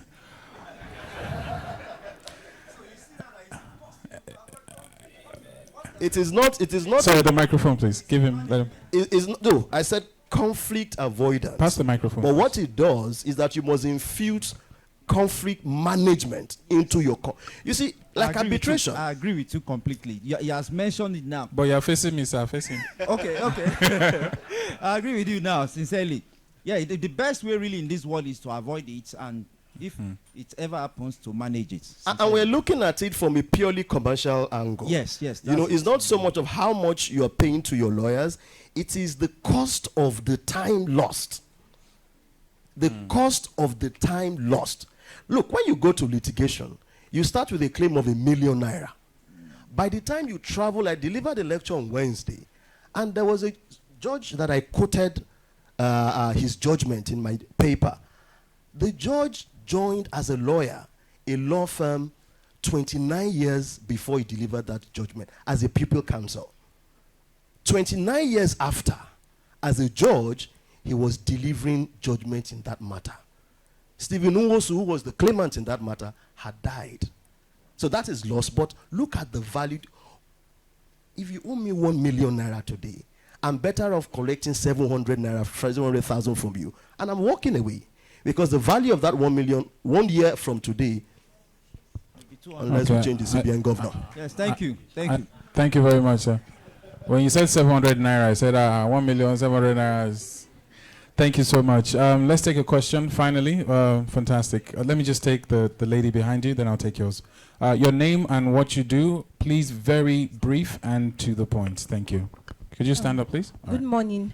My name is Tominsi, and I want to ask you something. You mentioned that when you went to school, you first learned mass communication. So I want to ask you that how was the process of you transitioning from mass communication to law?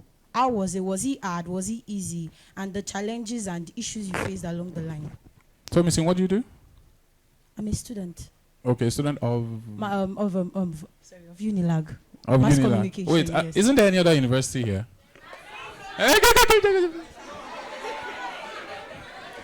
It wasn't a question to be answered. I'm just kidding. So which other universities do we have here? Did you say LASU? So like I said, which other university do we have here? You aren't happy? As it is paying you. As it is sweet us. All right, which other university do we have?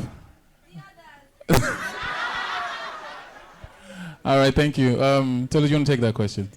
So today I tell my second daughter, she somersaults all the time. She calls it gymnastics, and I thought that was a bit crazy of her. And then one day she woke up to say, "Look, Daddy, I want to start music lessons because she wants to start singing." Now, I am a lawyer. I enjoy what I do. I think in a little way, I'm enjoying what I'm doing anyway, let me put it that way. And I would like one of my children to also study law. But unlike my father, I won't insist. And so what I told my daughter was, you can go and, even if you want to do roadside mechanic, I will give you my full support. But my full support until you are 18, and once you are 18, you are out of my house, and whatever it is you do must be able to pay your bills. When I studied mass of course she changed her mind and said she was going to study law. When I was a mass communication student, every human being must be driven by two things. One, survival, but leading with success. And so, survival was on my mind. Now, mass communication, I really didn't think I could survive with it at the time. because it gave you prominence, gave you prestige, but there was really no money there at that time. I mean, unlike today, what you find everywhere, and then you have different branches. So the need to survive made it very easy for me to transit from mass communication into law. And then you must have a knack to want to read every single thing. As I sat there, I was sitting next to my friend there, and I was looking at Binance. And for almost about 10 minutes, without letting him know, I was cracking my brain about what exactly could this really mean. For one moment, I thought they were, they meant each of the words meant different things. So I was almost going crazy there. And then I thought to myself, look, the guy next to me is, they say he's Binance. And I met him before. I said, oh, come. This Binance thing, now, what does it really mean? Because my firm, people have asked me, Patchton and Grace. By the way, you murdered the name over, you call it Grass. It's Grace. Grace, sorry, it was typo. Conflict has started.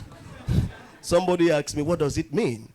So you must have the knack to want to read everything. I'm enjoying law today. If I have a reason to move away from law to go and do something else, I will do. I'm not just a friend of SBI, I'm a director in SBI. So Rotimi should be careful. Once I get tired of law, I can go back and go and study fully all the things I did not learn in mass communication that has made Rotimi richer than me today. But point to be noted, please have a knack to read wide and then be driven by something. Thank you very much. Tommy Singh, are you okay with that? Thank you very much, Tommy Singh. Also, still on Binance, want to recognize the presence of Bumi Fabanwo. Are you here? Okay, please round of applause as well. Joining us from Binance. Tolu, do you have the answer to what Binance is now? Any? Binary finance. Fantastic. And if I give a lecture on it, nobody will know that he taught me what it means. All right, so you have the gentleman, I promised you your question, and then we'll go on a tea break. For those of you who still have questions, please I will crave your indulgence to either maybe write it down, give it to one of the ushers, if we can do that, then, or if we come back after the break, if we can touch on it quickly, because we need to manage time as well. Your name, what you do, and your question, very quickly. Okay, good afternoon. My name is James. I'm a media buyer, digital media buyer. It's been an interesting session so far. So I was somehow inspired by what you said about how you became a partner in your firm. So it touches on, people going outside the norm to take responsibilities, even when it doesn't necessarily fall on their desk. So my question touches on a current conversation we're having with a major search engine. I wouldn't want to mention the brand. So it revolves around VAT, WHT, and of course credit notes, the synergy between the three. So I'd like you to draw a line where... So sorry, James. I'm so sorry. Can you just break that down for the rest of us, those three things, so that they have an understanding? Thank you. Okay, VAT, of course, the value-added tax, the WHT with the withholding tax, and of course, the credit note has to do with a document you get from a company where you must have paid your VAT to them, so, yes. So that's, I'd like you to draw the line, like I was saying, where a company is liable to issue a credit note. Because the conversation we're having is that the brand is not seated in Nigeria, but they have a lot of businesses in Nigeria, which pays them a lot of money. And from the research I've done so far, that makes them liable to issue that credit note. So I'd like you to throw some light on that to, clarify the situation. Thank you. And of course, avoid dispute. Thank you, James. Okay. James, right? Yes, James. You are using this opportunity to get free legal advice, have you? So, because I'm not a tax expert, if you've read my profile, I'm not a tax expert, so you can't get free legal advice from me. You will come to, I will give you free legal advice from my tax expert in the office. But what I will say is, because this affects us as a firm as well, and some of our clients too, credit notes are used to settle your tax obligations with the FRS. And I do know that you have an obligation to also, I think, pay VAT on transactions. Now, Once you have made that payment, the new law, as I understand it now, well, don't let me say generally, with one of the IOCs or the main IOC in Nigeria we work for, you can't even get tax credit anymore, which is very interesting. So I don't know why that is, but I think you can't get it anymore. But it's the law that VAT must be paid. Whether tax credits, I don't remember, but maybe you know, whether tax credit is by law, I do not recall. I mean, we have a tax expert in my firm who can provide you with that tax advice. So please, let's see. Some of my colleagues are here. Let's just take your details, and my tax advisor will advise you on it. So there's actually a legal clinic going on at the registration stand. I think they might be able to address that. And they... No, I will even want to connect him with my tax expert in-house. Okay, specifically. Yes. So okay, I'm even just talking generally for others. There's a clinic. I mentioned that earlier on. So maybe before, after the tea break, you can do that as well. I think we will need to pause at this juncture. And would like to thank you, dear sir, for the words and pearls of wisdom. Ladies and gentlemen, please do recognize and give a round of applause to Mr. Tolulope Aderemi. Thank you so much, sir. And maybe just before I go. Yes, sir. Again, you don't have to be everything. It's a Nigerian factor. You sit in the office as a CEO and you want to give advice on every point. I think is the most destructive thing you can do. In any area where you are professed to be an expert, please be deep in that area. In the areas where you are not, please don't assume that you know it. Be bold enough as an expert. And it also makes you look institutional. When you are talking to third parties, it's very easy when you get the third party to say, look, oil and gas, this an area is my area. For that particular area, my colleague will be able to deal with it. It makes you look better and you probably earn more money. So I'll probably earn more money from the gentleman. Thank you. Thank you very much, sir. Okay, so well, that is the end of round one. I also want to take this time to recognize one of our speakers as well who joined us. Some Crypto, how are you? Please, could you stand up so that we can all see you? No, you have to stand up well, Please shout, give me some noise. We need to find another sound for our noise. It's very winchy. Woo! You don't find too many women in the crypto space, and it's great to have her here with us. She'll be sharing her pearls of wisdom as well. So on that note, ladies and gentlemen, we'll go on a quick tea break. The clock is ticking, and this tea break is going to be exactly, give or take, 20 minutes, 20, 30 minutes.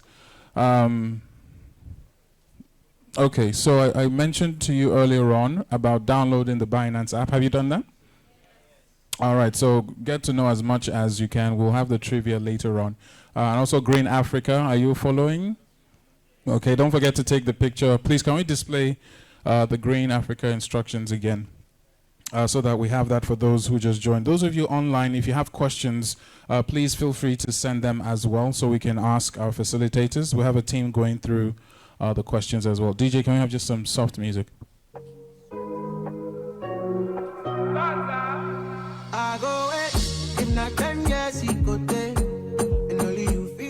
Okay, so we just confirmed again that the legal clinic is ready at the registration stand, so you can take your tea and have a chat with them if you must. They'll be here till the end of the workshop. So I think we have done quite well for the first part of this.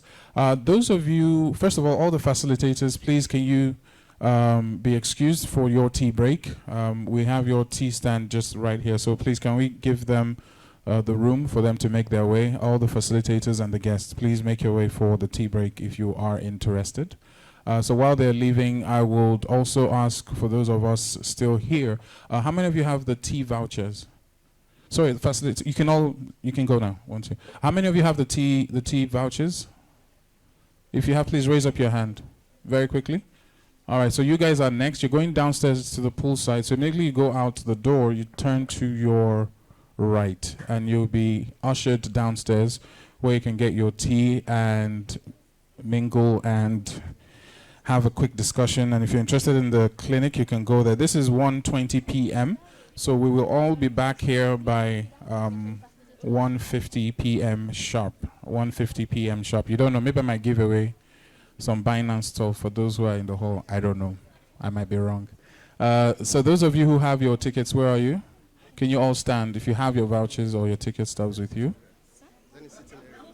Also, your belongings, please ensure you have them with you at all times. And if you're leaving it with someone, make sure that the person is responsible. So all of you with the ticket stubs, find your way downstairs to the poolside. DJ, can we have just some soft music? DJ Flair. And those of you who do not, just wait, and I'll let you know what will happen next.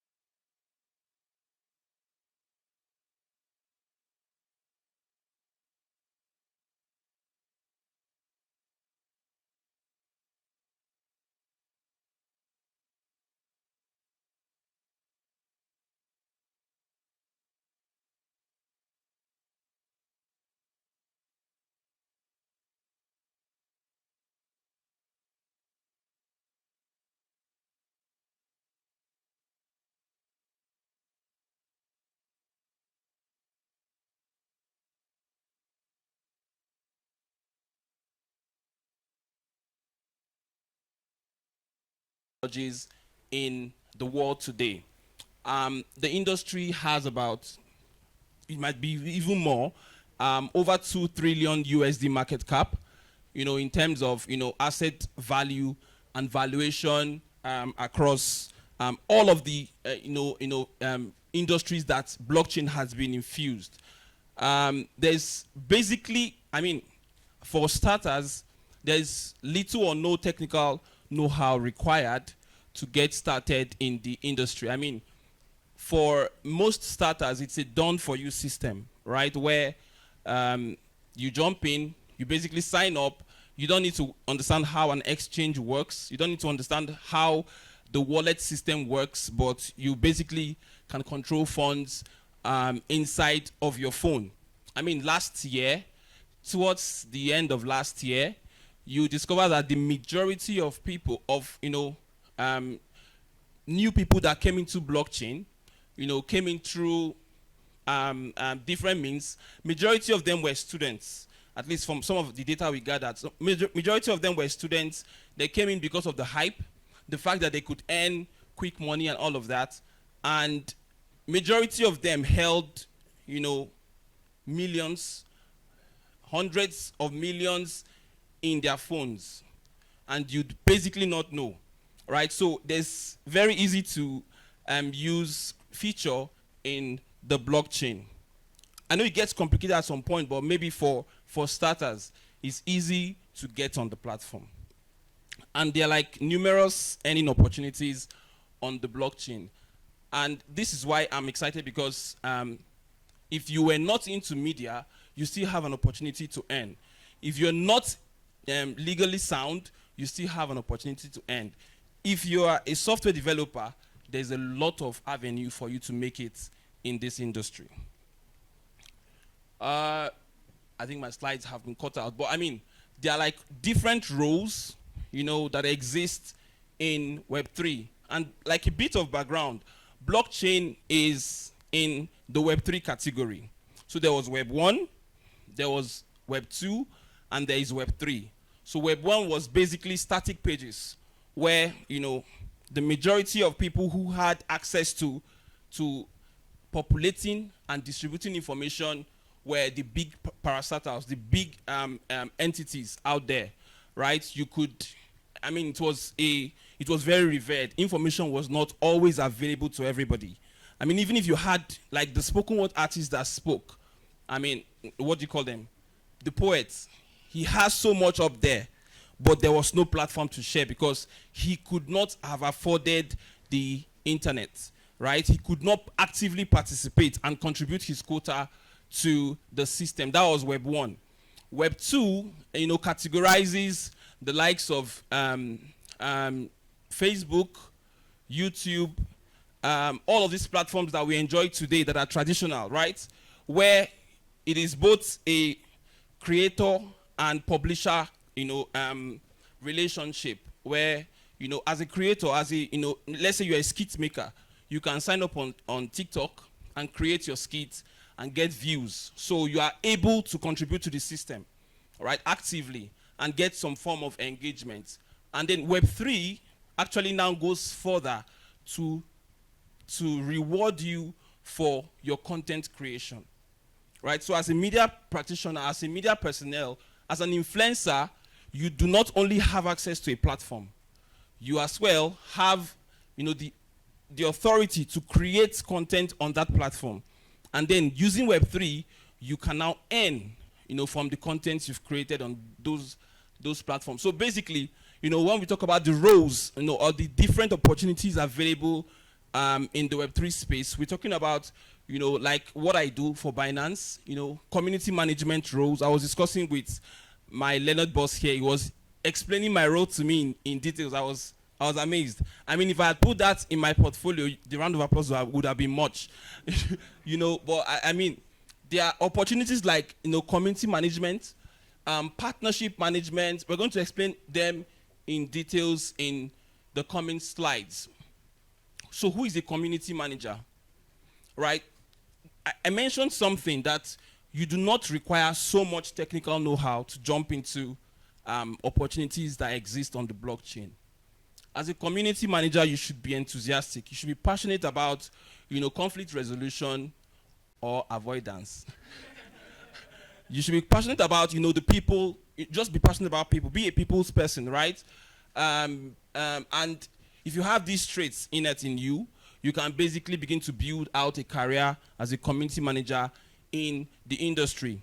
Now, the interesting thing about it is, prior to now, when I joined Binance in 2020, I was not required to tender any, qualification, right? I basically was a part of so many crypto communities, and I could leverage that membership, to grow the Binance community. So basically, you want to position yourself rightly. If you're looking to become a community manager, you want to position yourself rightly in the right spaces. So let's say you want to manage Zazu's community. You definitely have to be Raz. I don't know if you get me. You want to manage Nara Mali's community, you don't have to have a belt. So basically, you have to position yourself in the space you want to, you want to influence. And if you're looking to be a partnership manager, you definitely want to be friends with, people that have, influence or experience in law, that can put together an agreement between two parties, and then you present it and get it signed. I mean, these are like opportunities that exist in the industry as we speak. The influencer manager. These guys have little or no knowledge about blockchain, and they make the most money out of, the industry. Somebody like Some milks Binance every month, right?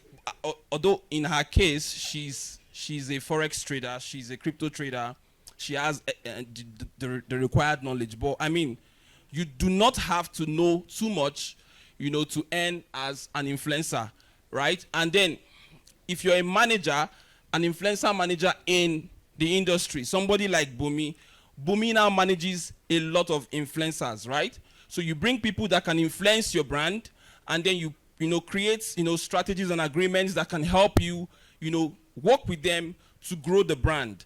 That is a job description out there for you, and it's available in legitimate platforms that are looking to enter into the African market. So wherever we go, we tell people, it's not all about having a career path, right? You can start out one and build it out in the system. You can be an events manager. Fumi was part of the people that planned this event. This goes down in her portfolio as as something she contributed to. I mean, volunteering in events helps also build your portfolio. So if you're looking to venture into the blockchain industry, like I said, there's so many companies or platforms looking to come into Africa, as it were. So if you're looking to be a part of such communities, you can take up the role as an event organizer for such platforms. And all that will happen is you create a very robust proposal, and share with them and say, oh, I can do this for you in my country, in my region. And if we finish, or if we execute this event successfully, these are the, KPIs we're going to achieve. And that's, you can get funded, from such conversations. So these are like, very numerous roles that are available out there.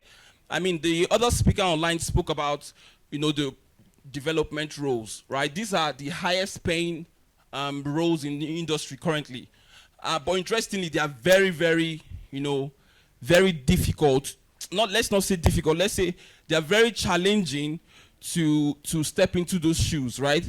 So if you're looking to become a developer in the industry, the first speaker spoke about smart contracts. The people that create smart contracts are the developers. So if you're a developer, you must be versed in interpreting agreements. You must be versed in understanding, what you have to, the writing codes. If I'm going to have to go into business with somebody, if the agreement is, if you buy my banana, you get one free. That's the agreement. So if you write a code out and say, everybody that buys banana from this platform will get an extra banana, I mean, you can classify in this category. So developer roles are also very available. And in blockchain, you want to start off with learning how to code using Solidity. There's so many resources out there that you can play with. I mean, the designer role is also another key role in the industry. I think after the developers, these guys earn more as well because they are very much involved in the start of a particular business. So imagine something was an idea and you help to design it into reality. You can either not just, you might even earn more than a salary. You can earn an equity in the platform. So building your skills in all of these regions or all of these different niches help you, to secure a position in the industry. I think this particular one is very interesting. Emmanuel, occupies this role at Binance West Africa. The project manager role oversees the entire team, right? You have like KPI set out for you. You manage different teams, different units to all align on like a generic goal or a general goal, right? So the project manager role is also available, in this industry, and you can be a project manager in Binance. Currently, what we have going out there is a partnership that we have built with Binance Charity and a learning platform in Nigeria, Utiva.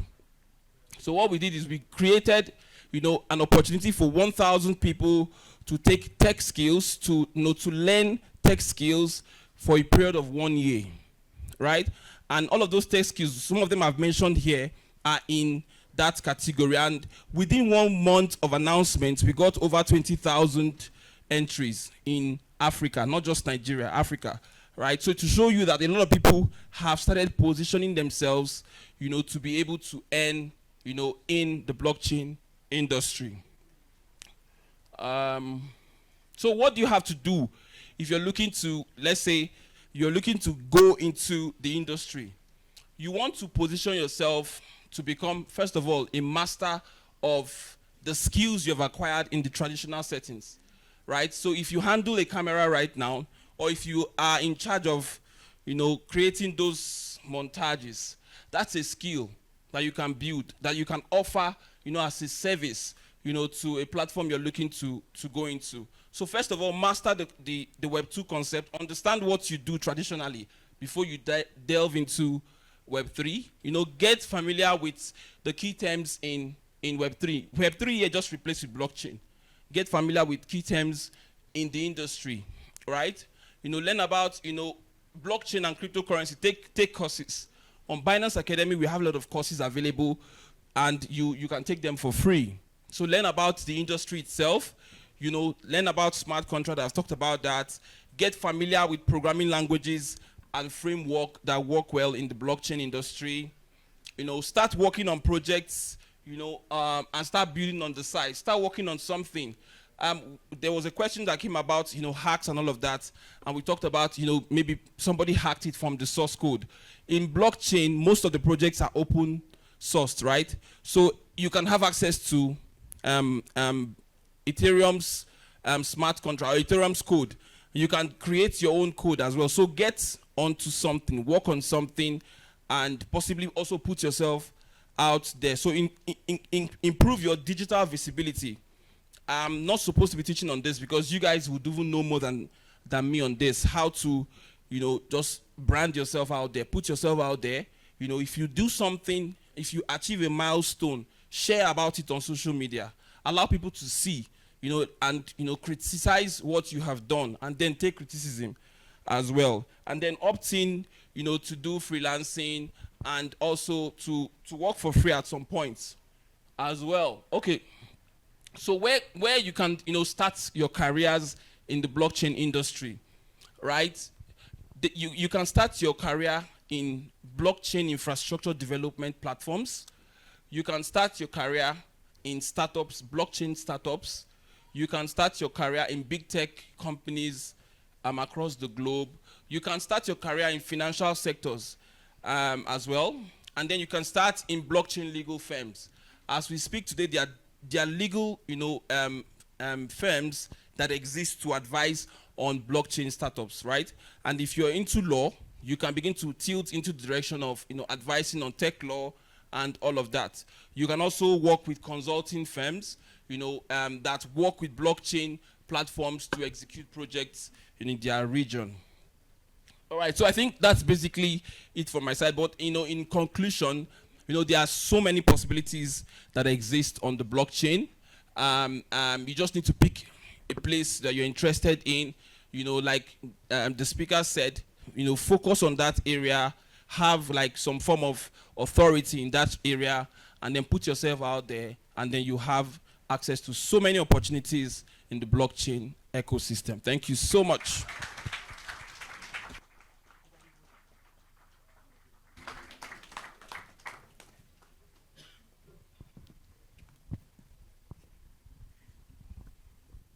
Where are you going?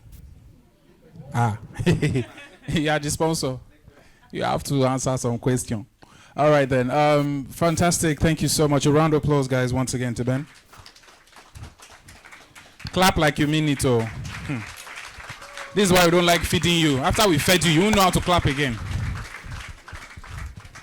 All right. Thanks a lot, Benjamin. So if you have any questions online or calm down.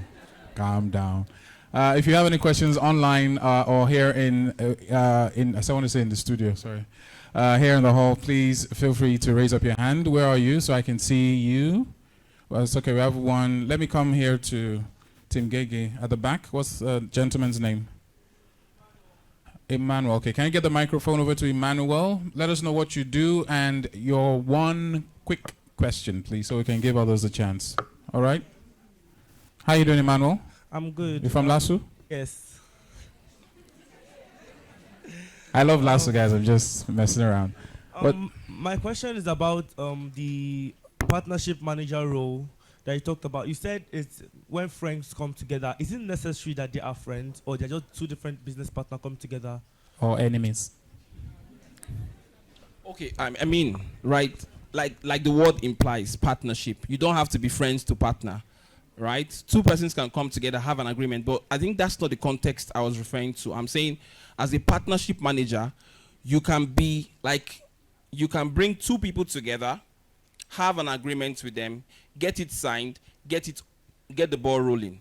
Like you can be a manager, of like a system, a collaboration between two different, it doesn't have to be people, it can be entities as well. Yeah. Thank you.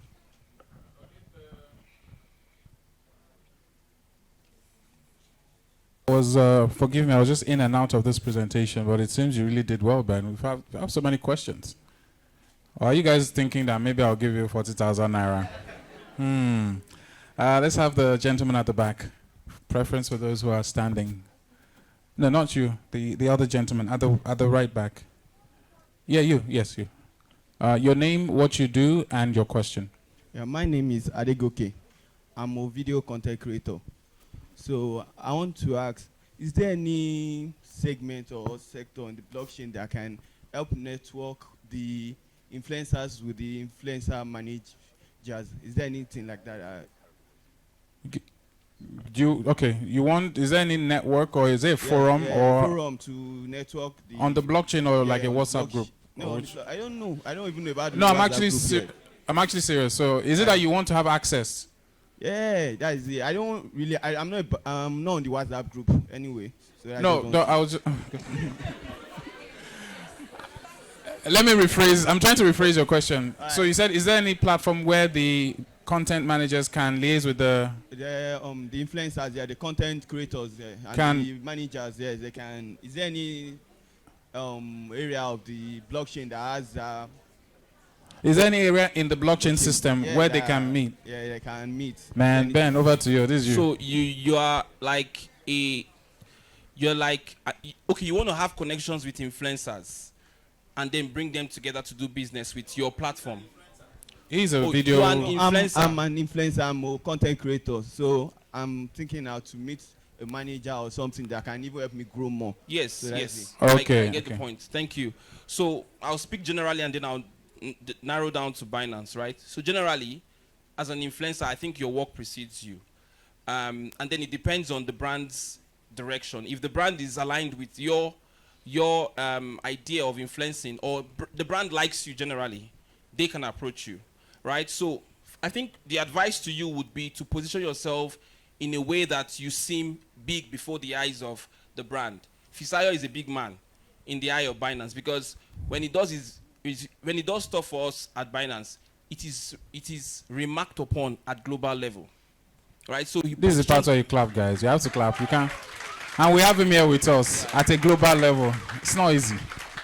So if you influence, just build out the niche for yourself, and then there are two ways: either the persons come to you, or you approach them with what you can do, and then see how it goes. But I mean, you should have connections in all of those communities. Be a part of so many communities, and this is where you might not need to learn some form of pitching.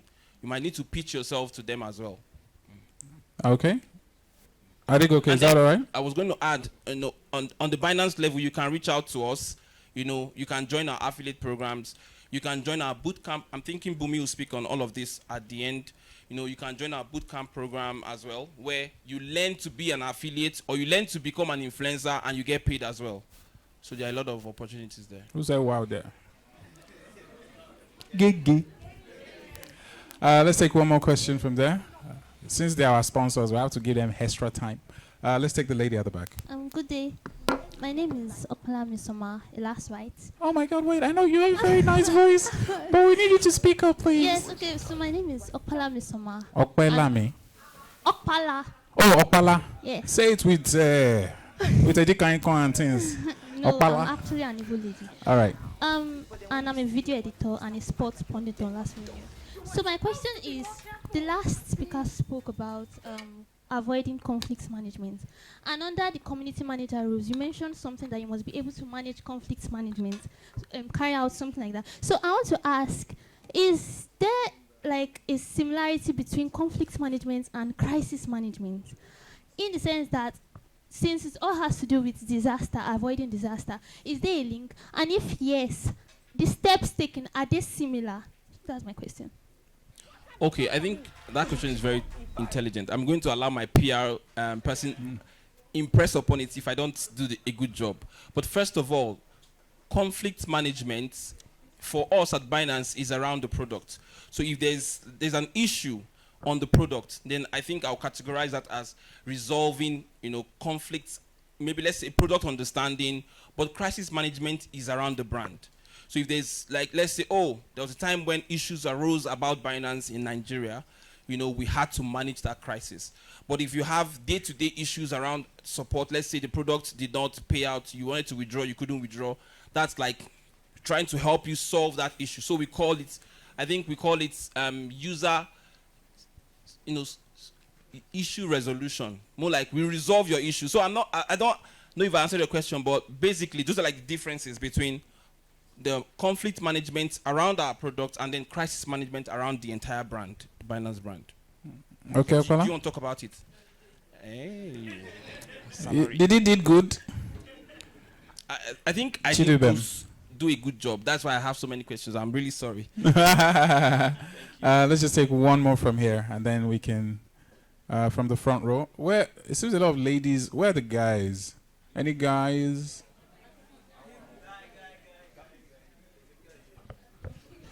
Guy. All right, we'll take.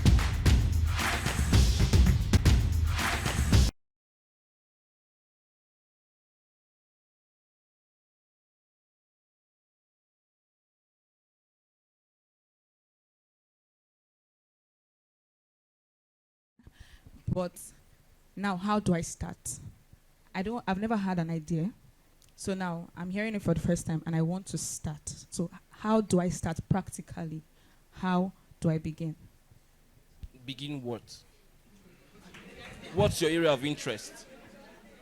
Okay, actually, in the real sense of things, I've actually attempted at this whole thing. All this blockchain, crypto, and all of those things, yeah. And I have even actually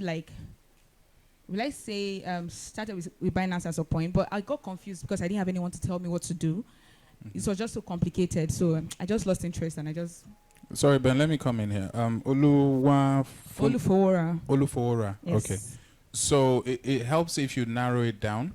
The blockchain is very wide. The way you have internet. So remember when internet first came, and the only thing we knew about the internet was emails. So it's the same thing. So blockchain is the internet. Emails is Bitcoin, just one aspect of it. So there are other aspects of it. So the question you need to ask needs to be very specific as to what you want to start with in the blockchain universe. Does that help? So let me go back to what you started. You said you started with Binance. Yes. What did you do? I didn't know what to do. I understand the question now. Okay, so you are a basic beginner. All right, so what you want to start off in this industry is first acquiring the knowledge, right? If you jump on Binance as a beginner, you lose all your funds. So what you want to start off is understand what blockchain and crypto is, first of all. And we have a platform where you can learn without having to pay anything, and it is self-paced. Binance Academy, it's an application. You can download it on your Android or iPhones, right? And it will hold you through the journey of understanding. You become like an expert in blockchain and cryptocurrency. And then when you understand the entire picture of the industry, you can now filter through and say, where do I want to feature in? So for me, I work with an exchange. I do not trade. I cannot trade, right? Because it's against policy. So what do I want to do? I want to learn how to influence. I want to learn how to build, to grow communities. I want to learn how to build relationships with influencers so that I can bring them on my platform and add it to my repertoire and say, oh, this is what I did for the company when I was with them. So you want to first have a general understanding of the industry, and then you pick a niche out of it. There are so many places you can, you can flourish. There's so many, aspects of blockchain you can flourish in, but just first of all, get an overview of what it is. If you're looking for jobs on, crypto jobs, there are different websites you can check. You can check different, crypto platforms as well and see their careers tab or link. Just check through, search out top blockchain projects in the world today. Top 10 blockchain projects in 2022. Look out for them, read about them, check to see if they align with where you are directing yourself at. And then try to apply for, positions there. You don't know, you might land one. Thank you very much. Does it help? It does. Fantastic. What's Olufowora? Olufowora. Okay, so what are you interested in? Because I'm very Olufowora. Please, can you give the mic to the man? Olufowora. So what are you interested in? Crypto. What aspect of it? Trading. Okay, good. So head over to the Binance Academy, right? Download that. Get a general overview. The information is there. You just need to know where to go to, and when you do that, then you can circle back into crypto, and everything is Googleable, and you seem to have the passion. All right, but just know where you're going and then take it from there. All right, but thank you for asking the questions. Very bold of you. Not too many people will admit they don't know how to start. Man. We'll take the last question. Okay, I'm Mighty. I'm a graphic designer. Now you keep mentioning. Wait, you don't just call Mighty and then make it sound like we don't know the gravity. You have to give that name again. My name is Mighty Oluwayemi. Okay. Mighty Olua, I love that. All right, what do you do? I'm a graphic designer. Okay, your question. So you keep mentioning this binary academy. Now, sorry, Binance. Sorry about that. Okay.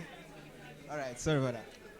So you keep mentioning Binance Academy. Now, as a graphic designer, I go there and learn about graphics. Now, I come down to... Hold on. You're not learning graphics on Binance Academy. Binance Academy is strictly blockchain-based learning. So she can learn on Binance Academy because she wants to learn how to trade, right? Okay, you mean it's not like... So what Binance can do for you in your field NFTs. is to get you to partner with, or is to get you enrolled into Utiva's learning program. We have a partnership with them. They can teach you graphics, assuming you don't know so much about graphics. Okay. Now, let's say you now know about graphics. You are an expert in graphics designs. How do I profit? Okay, let me put it this way. Then. Okay. Then I go online, or probably on Udemy. I acquire a skill in graphic designing, and I come down to your company. Sorry, put your mic closer. Let me say you work as the like the human resource manager or something. So I tender a certificate which I got online, an online certificate. Would that be approved, like as a means to like to acquire a job in your oh, that's where we are going. You want to work for Binance? Let me take this back. Ben, let me handle Mighty. Mighty, how you doing? I'm very well. All this English you're saying, do you have your CV here? So how long have you been doing graphics? 2 years now. 2 years. You're self-taught? No, I learned it from my dad. Your dad? Okay. Have you... Me too, I learned MC from my dad. I don't want anybody saying, oh. All right, so your dad taught you? Exactly. Okay, have you gone online? Yeah. To learn some other stuff? So you want to use the skill you've learned from your dad and add value to Binance? Exactly. And get paid for it? Yes. AKA job? Job. Emphasis on job. Ben, over to you. I think it's clear now. It's very clear now. Anyways, but so Mighty. Yeah, I'm listening. You are not limited to sourcing for jobs just on Binance. So that's why I'm not speaking on just the Binance platform. I'm speaking generally. So as a graphics designer that you are, you have to put yourself out there. So let me give you how do you call it? A hack. Go on Twitter. Go to the search bar and search for graphic design roles, and tap on it. You would see different people, let's call them influencers in that niche, might have posted a role that is out and available, for hiring. Yeah. If you're looking for a job, just be rest assured that 200 people are looking for that same job as you. So you have to apply. You have to keep applying, looking for so many places. There's no guarantee that you're going to land one because you applied first. Do you get the point? So you have to just keep applying, and then you see at some point you don't even necessarily have to apply. You can volunteer, reach out to CEOs of companies and tell them, can I volunteer to work with you guys without pay for 2 months just to contribute to your brand? And then they will see, oh, who is this person trying to give and not get?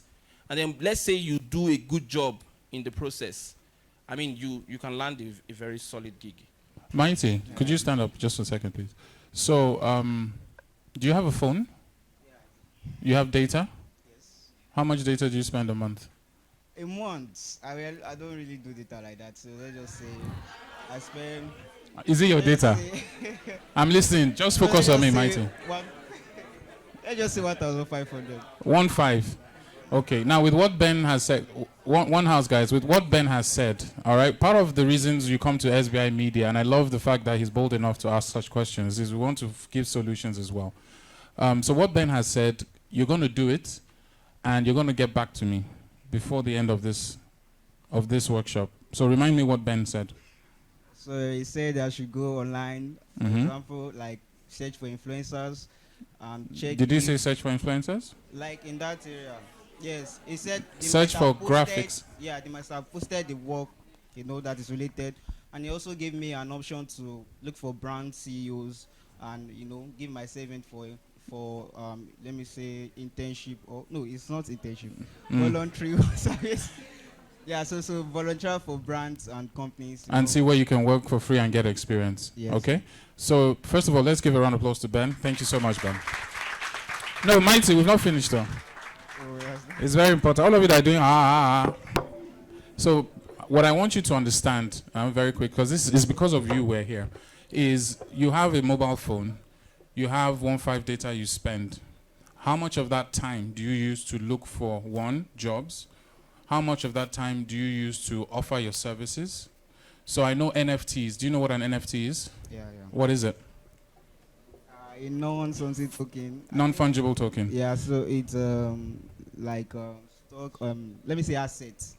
No problem. It's, you have an idea, and I know it has a lot to do with graphics. Do you understand? So in the blockchain space, you can develop a skill where you can design NFTs and then find a way to monetize that in the blog. We can't talk about all of that here, but I'm just saying that you have a mobile device, you have data, there's information out there. So tie the three together so that come next year, we'll be talking about you on this big screen or inviting you to speak as well. Hopefully. All right? All right, thank you very much for that. You are mighty. Yeah. Thank you so much. All right, so we are done with that session. We have Showmax in the house. We're the team from Showmax. Can we cue their video very quickly? I just said Showmax and you're shouting. How many of you have Showmax app? How many don't have Showmax app? Oh, interesting. So Showmax is giving away 50 free registration to new users and 3 months subscription. All right? The cameraman was smiling. Bros, you're not involved though. The guy was smiling like he's part of... So we're going to have a quick video from Showmax, and then we'll have a representative to talk with us. Okay, there we go. I'm a playful guy, and I do get carried away sometimes. You are selfish, manipulative, and you are a narcissist. After all I've done for you. What have you done for me? You actually called me Barry. You know my mom doesn't know any better. But then when you see your mother, you start to act like you're deaf and dumb. You were supposed to be more careful. I've been. Clearly not enough. All right. Big shout out to Showmax, ladies and gentlemen. Make some noise for them. I've told you should change this your winch. Woo. Please make some noise for the sales coordinator, Showmax Nigeria, Mr. Adewale Omibi. Sir, they're not screaming for you. Is that free subscription they are screaming for? Good afternoon, everyone. Wow. So attentive. I want to stand on the existing protocol and I will obey every observation. I welcome you to this wonderful event. As part of the media and our own contribution to the society, that's what we're talking about here. Basically, we are into entertainment and everybody know. And Showmax is basically on entertainment on the go. On your phone, as you are sitting down here, you can be watching even the World Cup as it's going now. That's one thing we do. Yeah, okay, thank you very much. And it's a premium quality. It's a premium quality that is affordable for everyone. We have different, yes, it's premium and it's affordable for all. We have different plans, like 1,200 plan for Showmax mobile. We have 2,900 naira. We have 3,200 and 6,300 naira plan. All these plans gives you a lot to benefit. You can watch Silver Belt. You can watch channels on all these channels. News on the go, sports on the go, enough entertainment. And for the movie, people, you have your time to spend on this Showmax. With this, we, just like the MC has said, we have a 50 free 3 months subscription to give out.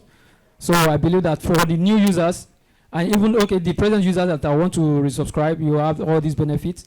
Never mind the data. We know we talk about data. Anything you do on internet is basically data. But we have a way of conserving your data for you. So no concern at all with your data. You're going to enjoy yourself and your data will be well preserved. With this, I know Showmax is going to make so many persons laugh, smile this evening, this afternoon. With this, thank you very much. Thank you. Thank you very much, Adewale. Do we have the bowl ready? Is the bowl ready with the numbers? Not yet? Okay, we'll get a chance to do. So we're looking for the first 50 people that came on time. And of course, the last 4 digits of their registered numbers. And we're going to just pick out randomly those that are here and award them. I think that is only... Is there a problem?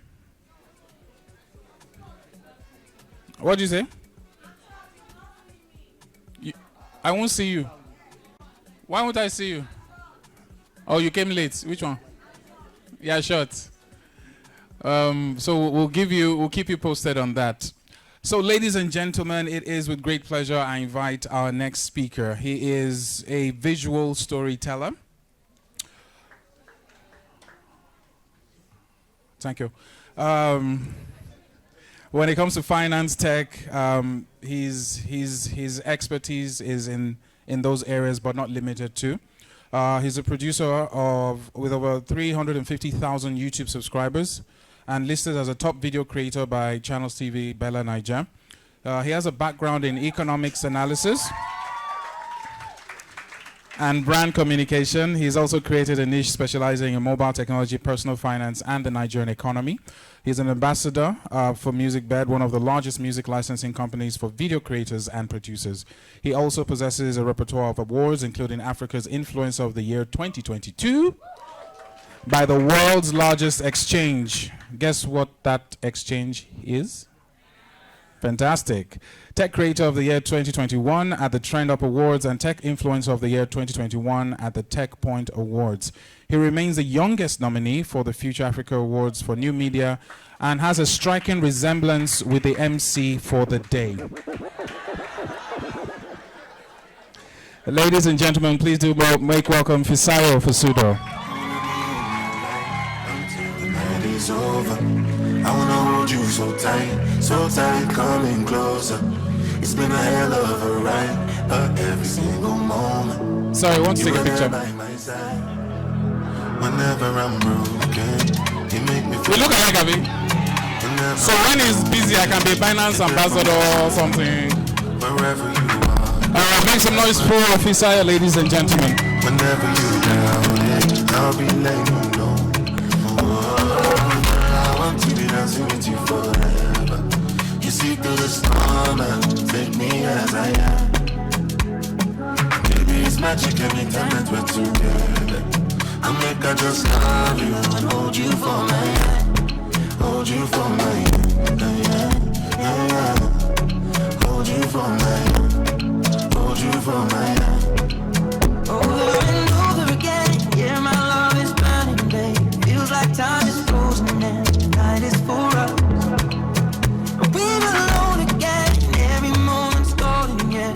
Feelings I've been holding in, it must be love. Whenever I'm broken, you make me feel whole. Whenever I'm Hey guys. Thank you very much. All those that are screaming, God is watching you. Sorry, Fisayo.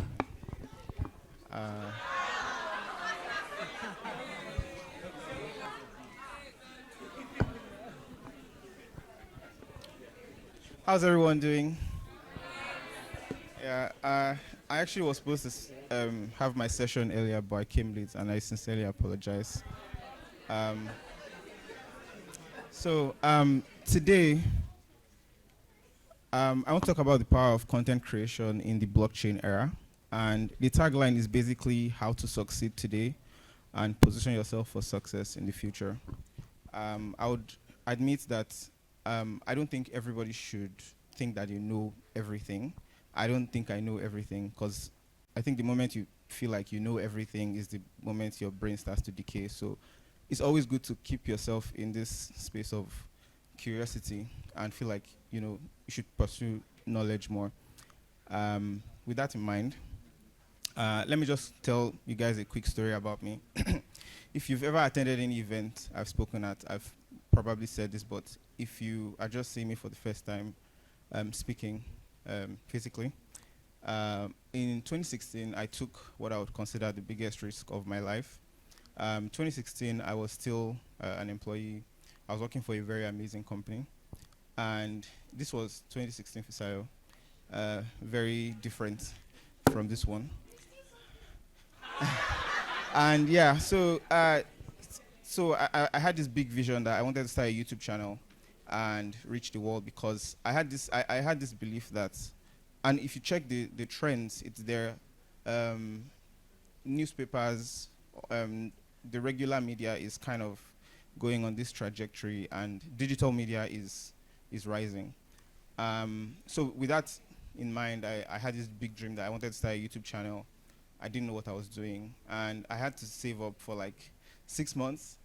I took my life savings, which was this 5K that time, and it was everything I had worked for like 6 months. I took everything and I said I was going to buy camera gear. I bought tripods, cameras, stuff to make reviews of. But I had a problem. Everything I bought was seized by customs. And that was like you know, all my dreams, all what I worked for a year is just gone like that. And they asked me for $1,000 in custom duties. I didn't know what that was, and there was nobody that would give a 21-year-old clueless boy $1,000. So somehow I managed to overcome that situation, and I started making videos in my mansion here in Ikorodu. Very amazing studio. That was my bed, chair, camera. This was my setup. I was making videos here, and I remember very well that my parents would come to the room and just, you know, peep, just be wondering like, what's this guy doing here? And you know, they asked this very interesting question, like, you know, when are you going to get a real job? Because we can't pay all the school fees and be saying, hey guys, welcome back to my YouTube channel. Like, what is that after all these years that we've invested in you? So fortunately today, you know, we have a YouTube channel. We have over 37 million views on the channel. And, you know, if we count like the other social media platforms, it's, you know, way more. And, you know, we've been able to do this as a real job for the past 6 years now, and is why I'm standing here in front of you. So I'm very grateful for that. We are all social media users. I like to believe that every one of us here has some sort of interaction with social media. And again, like for the past 6 years, I've been making videos online. I've been doing stuff that I felt that would be very valuable to people and releasing this out to the internet. And you can say that this economy we're in now is an attention-driven economy. It's driven by viewers and it's driven by producers. And whether we like it or not, we're all, you know, sort of viewers in a way. And one of the major occurrences is of these platforms. I mean, first of all, these platforms are free, so nobody pays to use Facebook. Maybe Twitter, Elon Musk wants to charge $8 for verification. But some people who watch YouTube probably just pay for YouTube Premium, just not so that they don't watch ads. But the fact of the matter is that you do not have to pay to use any of these platforms. And it will seem like it's free, but the real thing is that your attention and your data is the cost of using these platforms. So what do I mean by this? If you are using a platform like Twitter, for instance, Twitter knows what you like. They know who you like. They know where you are. They know what is trending around you. They know who you've interacted with. And they use that to serve you content and eventually use it to serve you ads, which they make money from. Maybe a platform like YouTube, which I've been making videos on for the past 6 years now, is one where they pay you. So for instance, whenever I make my videos, let's say my videos sort of generates ads of $1,000. YouTube takes 45% of that. I will take 55% of that. You can call this era sort of Web 2, as you would, as many of the speakers have rightly said. And this is what currently exists. These platforms sort of aim to optimize for those previous things I mentioned, attention and your data. So it is even said there, if you check all these platforms, check their terms of service, they tell you that they actually use your data to serve you ads that are interested, that you are similarly interested in, tailored to you.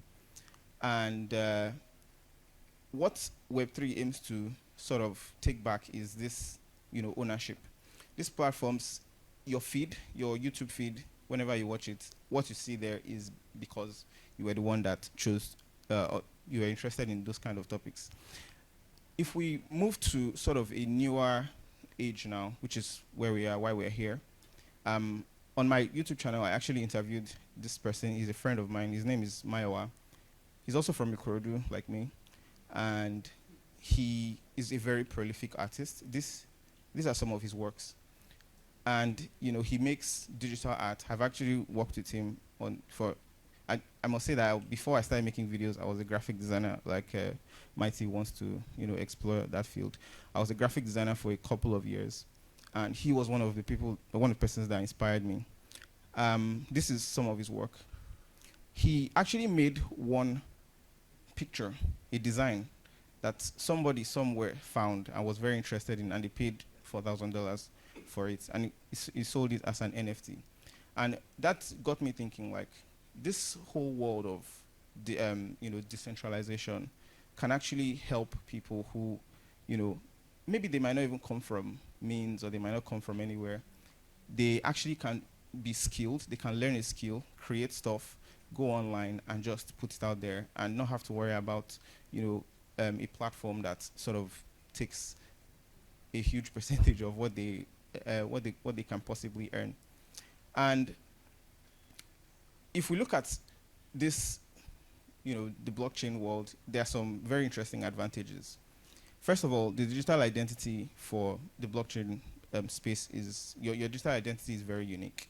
So for Maiwa, who is a very prolific designer, and somebody who we both started learning design together, he has actually built this career where he has sold like tens of thousands of dollars worth of NFTs.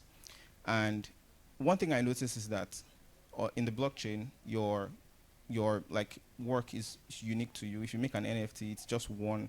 There's a ledger system where nobody can duplicate what you've made. Nobody can sort of claim that it's theirs. And when somebody takes it, it's their own. Nobody can take what is yours as well. And your identity can be validated. It's also very easy to make payments.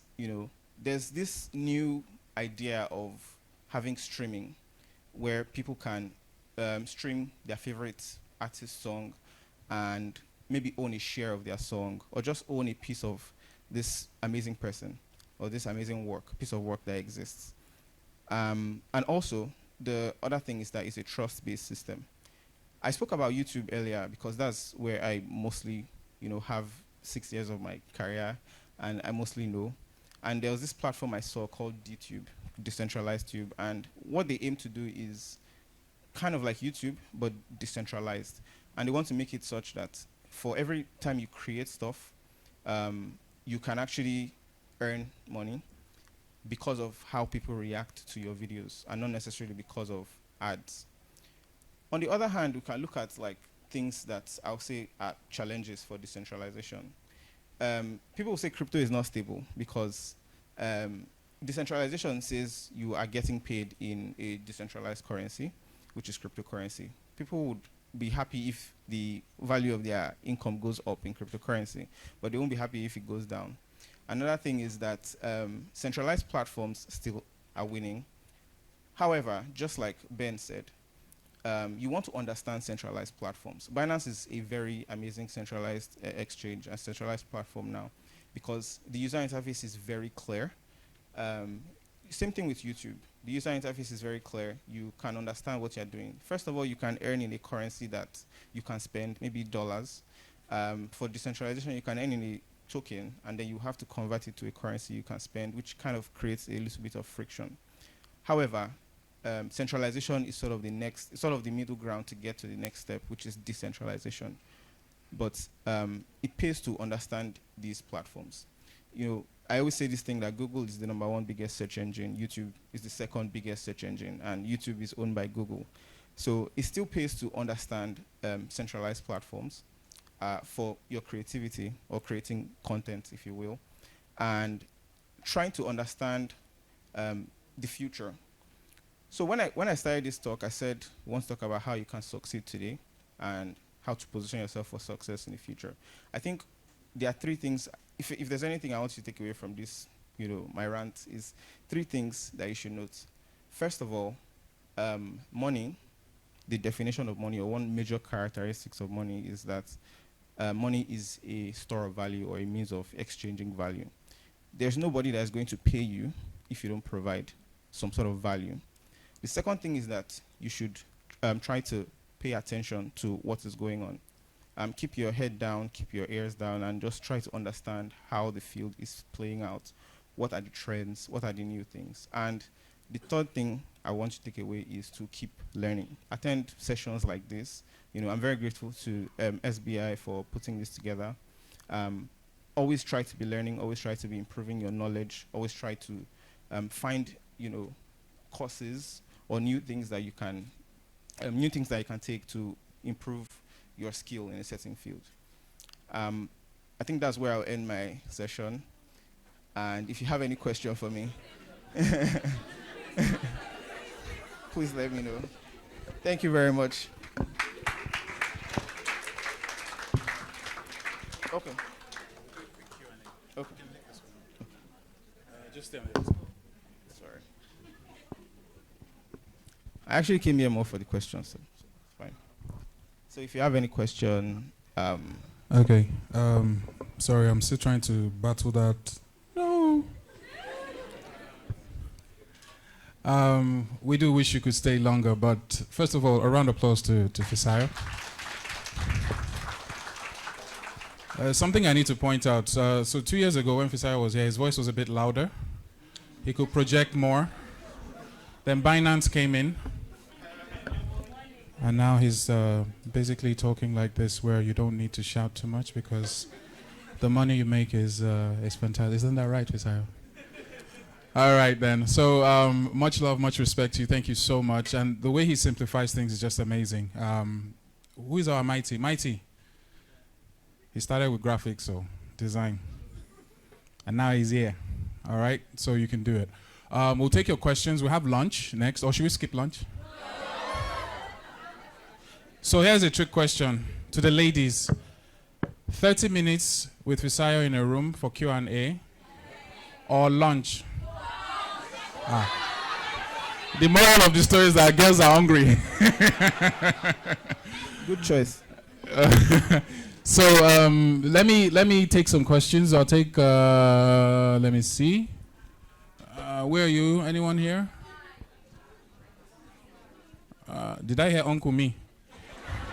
Let's take the gentleman over there. Yes, this gentleman here. Let's start with him.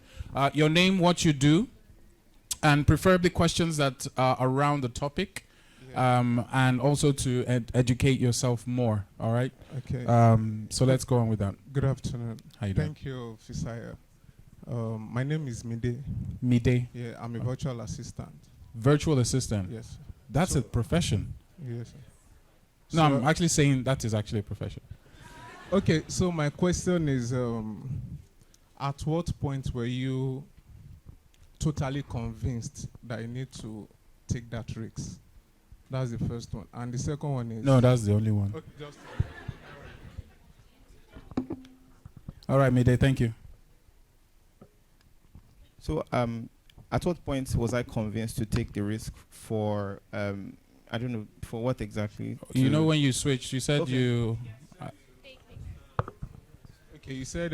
oh, the biggest risk you ever took was... Yes. Okay. Are we good? So, there are two things I always say. If you have a real job, I would not advise you to quit your job to go right into this big idea that you have. I had a job, and I thought I was going to succeed in this thing, and I took that risk.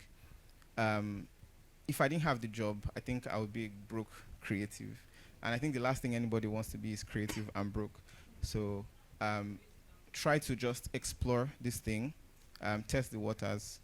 But for me, I always try to put the end in mind. I always ask, like, everything I'm doing today, is it contributing to the goals I have in the future? And I was just putting as much as possible, everything I could put in. On the times that were my own, not my employer's time, maybe the weekends or the evenings, I would put everything into this creating videos. And then eventually, I started realizing that the videos were making sense and I did not need to work again. All right, Mide. Where's Mide? I hope that answers. Does that answer your question? Sorry, can you... we want to ensure that we got the right feedback. How long have you been a virtual assistant? 2 years now, sir. 2 years. Yes. Is there something else you want to do aside that you're worried about venturing into? So we have specifics. Not really, but I'm just trying to narrow down to a niche recently. So I'm looking at food and fashion. Fantastic. What do you have in mind? Food and fashion. No, what about food and fashion? What do you want to do? Okay, so I've worked with a couple of fashion designers. Okay. Trying to ease their busy schedule. That's basically what I do. So I want to... I've enjoyed, just like he said, he discovered at a point that it's getting interesting, right?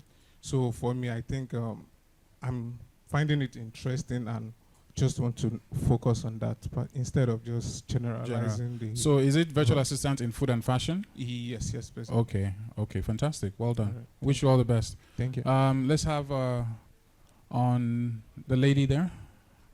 Yes, with the hand, the thumbs up. Yes, I see you. From Team Bubbly. What's your name? My name is Mofe Sola, and Mofe Sola. yes. How you doing, Mofe? What do you do? I'm fine. I am a writer. A writer. Okay, Yes. go ahead. Thank you for being here today, because many of us were looking forward to seeing you. That's basically what we're looking forward to see. Cuckoo This is cry. kind of an Don't mind me. Carry on. okay. This is kind of an on-the-spot question, because I know they said you're an influencer for Binance, like you make videos for Binance. I want to ask that in a case whereby, okay, before Binance came up to you to influence for them, like how was your ideation process? Like, did you have to go through like a lot of research before you made that video? Because I saw a video you made, how to buy and sell cryptocurrencies on Binance. I think that was like 1 year ago. So how did you come up with like the way you're, like your talking points? Did you have to go through research? Did you have to go and learn about Binance, or you already knew things about Binance before you started? Thank you very much. That's a very good question. I think there's nobody that I would partner with that I wouldn't use their product or use their brand. So I was already using Binance before they even reached out to me. So I think I made a video before they reached out to me too. I made a video about Binance once, but it wasn't that video. And then when they reached out to me, if you're asking about the process, how I made the video, first of all, so whenever we make a video, we write scripts. We would use the product for a few days, maybe 7 days or 6 days. We would write the script down, and then I'm fortunate now I have a team that helps me to make all this stuff. But before, if I was just the only one, I would make my script. I would use it, make all my observations, and then I have a teleprompter, and then I film. I recite what I say, and I just like film all the extra stuff. And I just put everything together, pretty much. It's a very basic process, but it mainly involves me knowing this product and using it, and yeah, not talking about stuff that I'm not going to use. Okay. Here's a trick question for. Did you make the Binance video in anticipation that Binance will come, or no? No. The reason I'm asking is it could be a strategy. So let's hear from. The funny thing is, it's actually a very good strategy, but that was not why I do. You kind of answered my question, and then you didn't answer my question at the same time. In fact, I always advise people that if you want to start out, if you want to actually start getting paid by brands. So when I first started, I took this risk. I took all my life savings. For the first 6 months, nobody reached out to me. I didn't make one kobo. Like, I was in my parents' house, just there, wasting away. And the question they asked me was like a very touching question, and I don't blame them. Like, when are you going to get a real job? You can't just keep doing this stuff in the house. And they are not wrong. So it's like when I got the gears, I started making reviews on my own. It was actually Techno that reached out to me, because I reached out to all of them before when I started, and I hadn't made anything. So this is the mistake a lot of people make. They just reach out to brands thinking that the brands will just magically believe in their vision. So after reaching out to them, nobody got back to me. So I started making the kind of videos that I would want to get paid for. And Techno just sent me a DM one day and like, oh, we have this phone. They sent me a very expensive phone, and are these people not afraid? Wouldn't I run away with their phone or something? But I made a video, and I made another video, and then Samsung reached out to me, and now we've like 70 plus companies have reached out to me. Fantastic. So I think it pays to actually make the kind of videos that you want to get paid for. And the kind of videos that brands will want to associate with you. Some of the things you need to take away from this, I think as well, is you need to be very... Are we together? Okay, I think we're in a revival. Everybody's raising hand and waving. You need to be very deliberate sometimes with what you do and how you do it. Okay, so you can take that. There was a gentleman. You're not a gentleman because you're shouting. All right, let's take him over there very quickly. Your food is getting cold. We need to go for lunch very soon. No, if Sari is here, you get a chance to meet him one-on-one. Okay. Your name and what you do very quickly. My name is Emmanuel. I'm a student. So I want to... Sorry, what are you studenting? Mass communication in LASU. So I want to start doing content on social media, but I don't know how to start, and the advice I would get from someone who has ventured into that, what would you advise me to do, and how do I start? What kind of content? Basically, comedy. Yeah, I would say comedy and You have tips, yeah. it's very easy. You have a very easy job. Just make videos. I don't have any advice. Wait, what's your name again? Emmanuel. Ima. So give me an idea of somebody that is already doing what you would like to do. Well, the skit I want to do is not like No. Give me an idea of somebody in the industry that you look up to that is doing what you want to do. Papia. What? Papia does a lot of like. No. I didn't say you're wrong. I'm very old, so I don't know who Papia is. Who is Papia? Do you guys know Papia? Wait, Fisa, do you know Papia? If Fisa doesn't know Papia, I'm right. I'm okay. What does Papia do? Papia is TikTok and social media influencer. Sorry, one house, guys. One house. Are we together? Imam. Yeah. He's a TikToker and a social media influencer. He's not a type of person that does skits like street stuff like that. He just does it in his house. Okay. And just like sees a video. Okay, hold on. Admin, please, can we see if we can find Papia and project on the screen? If we can, just help me with that. If you can, but carry on. So if he does the skits on the road, it's hardly few. He does skits in his house about him and his Mama Enoch and Enoch, or he finds a video. Okay. Then he becomes judgmental about that video and say how many reasons why it's wrong to do that. So take me to your house and give me an example. No, I'm actually serious. So let's assume we're in your house now. What will you do? Like I would look up in the internet and social media. No, in your house. What is the content in your house right now that we can do? This being judgmental, critiquing. Yes. Okay. Or if I find a video, like just put in my house, like make this video about. Is he reacting to videos? Yeah. The person Yeah. reacts. Yeah. Yes. Oh, their entire YouTube channels are react channels. So they take other people's videos and they critique react it. to it. Is that what Papia does? Yeah. Is it possible to get Papia? Yes. Not everyone. No, it's okay. What I'm trying to make Ima understand is I think you already have what you need. Yeah. Do you understand? I think you already have what you need, but you need to be deliberate. And I think that seems to be, one house guys, that seems to be a recurring question with a lot of you where you ask, how do I start? But you already have, is this Papia? Yes. I thought it was James Brown, sorry. All right, let's see. Can we get audio? What do you say? This is the wrong video to show. Like this is not the one. Okay. Video, this one is that. Let's find Ima. Go there and show them. I think that if I'm going to maybe answer maybe your question, when I first started, I was looking at other creators too that I was looking up to, and they were making the kind of content I wanted to make. So if you find someone that you enjoy their content and you probably want to, I feel like everybody that starts out in something, they see people that are already thriving in that field, and they maybe want to be like them or have what they have. You can have like a creative way of copying, but not necessarily doing the exact same thing they're doing. You can bring your own spin on something. So for me, it was people like MKBHD, Unbox Therapy, Austin Evans. These are like very huge creators, and I really enjoyed what they were doing. So in my head, I'm like, I want to bring high quality videos to like the African tech space. I wanted to make videos that were very sharp, very detailed. So that was kind of how I started. Okay. Ima, we good? Yes. All right then. Thanks, brother. So people are hungry for knowledge, not food. I like that. Let me see who else. There was a lady who, yes, the one, no, in front, no, yes, sulking. I'm doing like as if I wasn't going to call you. All right, quickly, your name and your question, and then we'll close it for this session. My name is Muina, and Muyina, okay. First, what do you do, Muyina? I'm a student of mass. Sorry, what's wrong with her mic?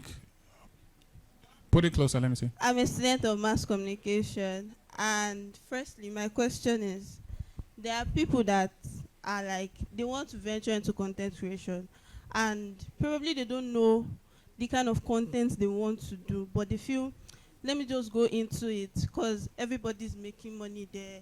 People are getting famous there and stuff. So do you have like any advice? Then secondly, Wait, hold on. Do you have any advice for what exactly? for like people who want to like Go into the content creating. Yeah, content creating, but they don't know exactly the content to put out there. Okay. Then secondly, some people they'll put effort into creating content. Like when you bought camera, bought everything, and the algorithm is like frustrating, and people will just pass through the video and no like, no comments, nothing. How do you expect like people to cope with it now? So I actually still experience this problem where I would make a video for a month. We would spend 1 month to make the video, and it would probably not get the amount of views. And then we'll make a video with a phone, just record 4 seconds of something, and maybe talk over it, and 2 million people will watch it. So it is just what people enjoy. However, for the first question, I would not advise anybody to go into this for money. I did not make money for the first year when I started, and I still kind of believed in the vision I had. I would not advise anybody to just go into it because of money. I mean, you want to go into a venture to make money also, to become better off, but don't just go into it for that. I think it would pay you if you have a very consuming interest in something, in a topic. And for some people, it can just be themselves, just talking about their life, or just something that they found interesting. But if it always pays for content. For the amount of success I've seen on the internet and other people I know, they started with something and they stuck to that thing for a while until they started branching out. I started with tech. I started making tech videos. For the first 4 years of making tech videos, I wasn't making that much, and I had 100,000 subscribers. But when I started exploring other industries, within a year, I made all what I didn't make in the first 4 years, multiple times over. So it also pays to find that it's something that you're very interested in, maybe a niche or just a topic that you cannot stop thinking about or stop talking about, and just exploring it further. It might not work out, and you can diversify. Is that okay? I'm so sorry, guys. We need to quit on the questions. And I think the takeaway also is consistency.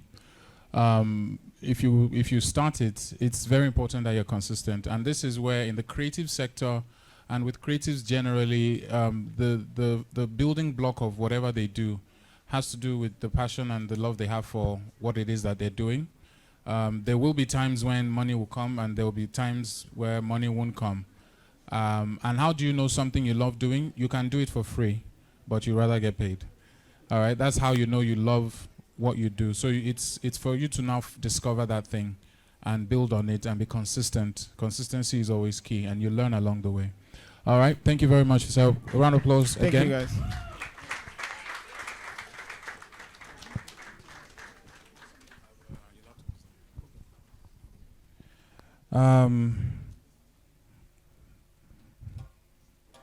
So we have a quick draw. The Showmax cap, is it here? Do we have the Showmax cap? Oh, there we go. Thank you very much. Please, can we have... Maybe if it's actually just... Thanks, bro. Do you want me to draw from the cap, or should I call someone from... Should I just drop? Okay. So remember I told you 50 subscribers, new subscribers, courtesy Showmax, subscription for 3 months. So what we have here is we're going to pick around, let's say 5 to kick off with. After lunch, we'll pick some more. Maybe the next time we'll pick 10. We're looking for the last 4 digits of your phone. All right, so I'll do this very quickly. 9392. Did you say wow? Those are the last 4 digits? Oh, really? Okay. Come over. Well done.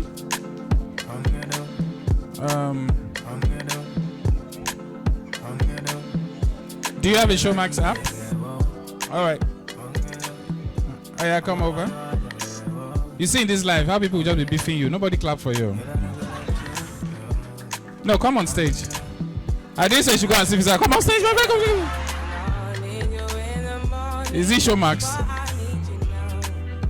Is your Showmax? Oh! Are you insured? Next number is your Showmax. See your mouth. 1919, last 4 digits. All right, fantastic. That's number 2. What did you say?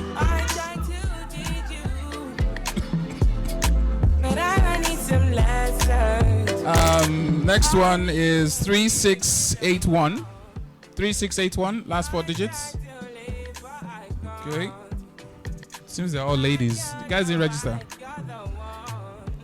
8871. Another ladies.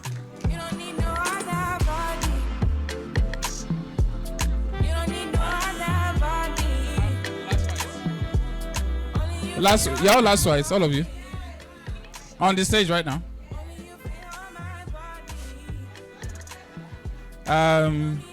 2331, last 4 digits.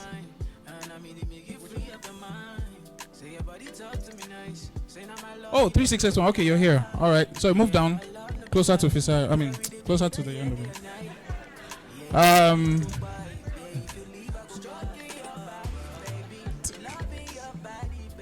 2331. 2331. Okay. How many do we have now? 4. We need one more.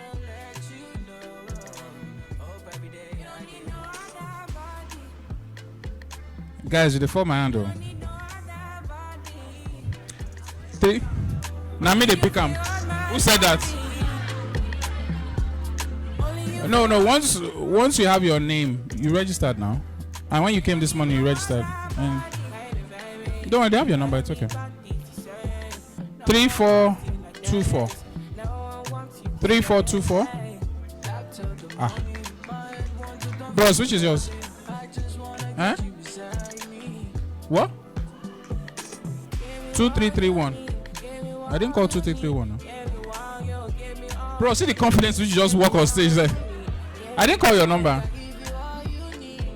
2331.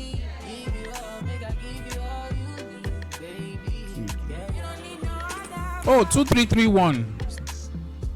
Yeah, it's okay. How many do we have? 6. Let's see if we can do one more. 3424. 3424. You're already here. Okay, congratulations to all 6 of you. So 3-month subscription courtesy Showmax. Thank you to Showmax. A round of applause to them. Don't worry, we still have some more to pick from. Where are the guys from Showmax so they can go register you? So follow them. Take your things with you. What's your name? Bayo. Tayo. All right, so look for Tayo. Take your things. So from Tayo, you can go straight to lunch. All right. All right, ladies and gentlemen, how are you feeling today? You feeling good? All right, we're almost through with the SBI Media Workshop 3.0. Still ahead, we have... Oh, Fisaya is coming back to talk again. He's a joker, he's not coming back. Fisaya was scared. How many talk down to talk? All right, so we have another session and a fireside chat.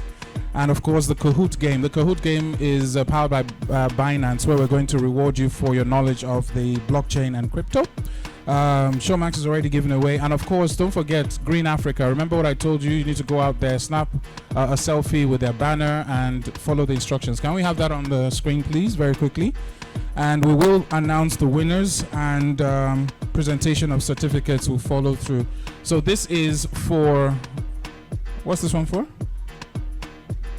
Okay, this is for Green Africa. Okay, so you can follow this. Besides, you're not allowed to participate. I'm sorry. All right. Okay. So we would announce this later on, but the engagement is very important, and I think that's all for now. So lunch is going to happen now, and we are. Let me see. We need to be back here by. This 3:47. So we need to be back here by 4:20. All right, please, we can be back here by 4:20, and then we'll take it from there. Once again, ladies and gentlemen, please a round of applause to our speakers and our present. Come on, guys, let's go. Let's show some love. So can we please have 1 second, please? Grips on your ways, front way, back way. You know that I don't. So just a quick announcement. But I never run away, even when I'm away. OT. There's never much love when we go OT. I pray to make it back in one piece. I pray. That's That's why I need a one dance. Got a Hennessy in my hand. One more time. Okay. Okay, so they should collect it at the restaurant. So everybody will go to the restaurant and then from there. Okay, fantastic. So your meal tickets, you collect it at the restaurant, but first things first, we need the speakers and guests to go ahead first for lunch. So can we just show some love and give them a round of applause again? Strength and guidance, all that I'm wishing for my friends. Nobody makes it from my ends. I had to bust up the silence. You know you gotta stick by me. Soon as you see the text, reply me. I don't wanna spend time fighting. Oh, you ladies, they found my handle. You didn't even ask for Officer's phone number. That should have been one question.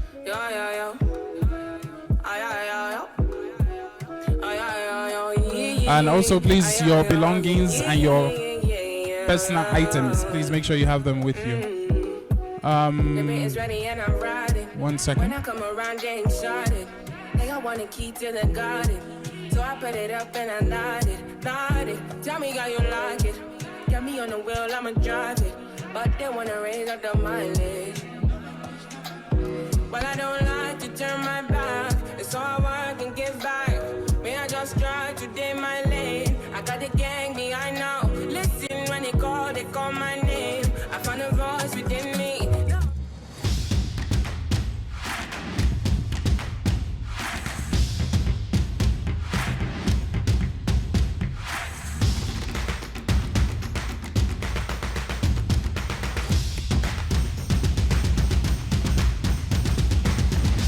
Here, head to the restaurant. Hold on, row by row, please. Row by row. Head to the restaurant to get your meal tickets, and then we'll do row by row, by row, by row. Don't forget to download the Binance app. While you're having lunch, take time to know as much as you can about the blockchain, the crypto, so that we can have a very healthy competition when it comes to that time.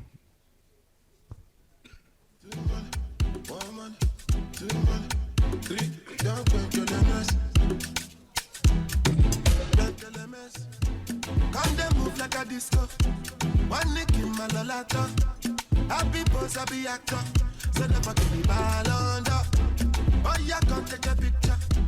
Right, you are young fire. Oh yeah, follow my instruction.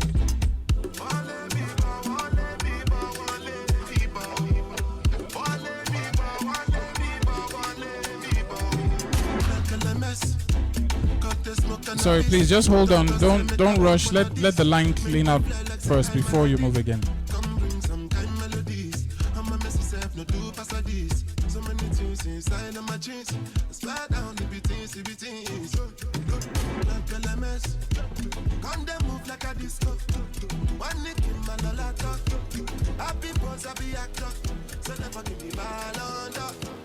Or do you want to sit back and watch Showmax?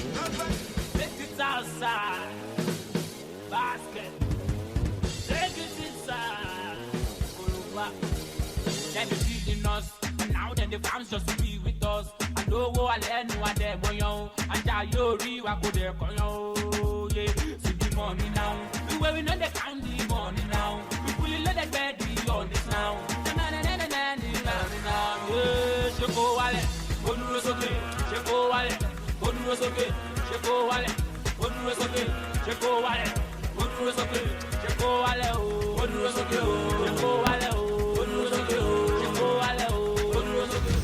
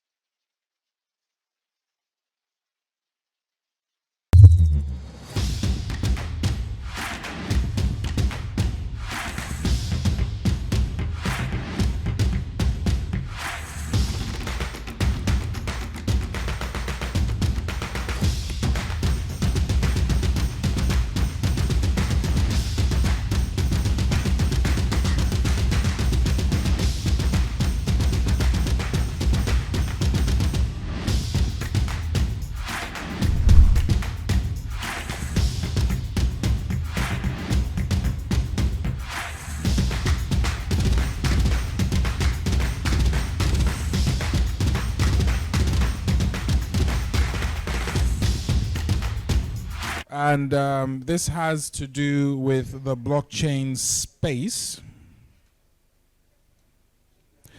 And we also have the Kahoot game, courtesy Binance. We're rewarding 40,000 naira to 25 people. All right. Oh, no, 24. 24 people. And in addition to that, we also have, one more, another breakout session. Yeah, okay. So all in all, I think we're good to go. Hope you're having fun. You good? Where are my favorite LASSO students? Where you at?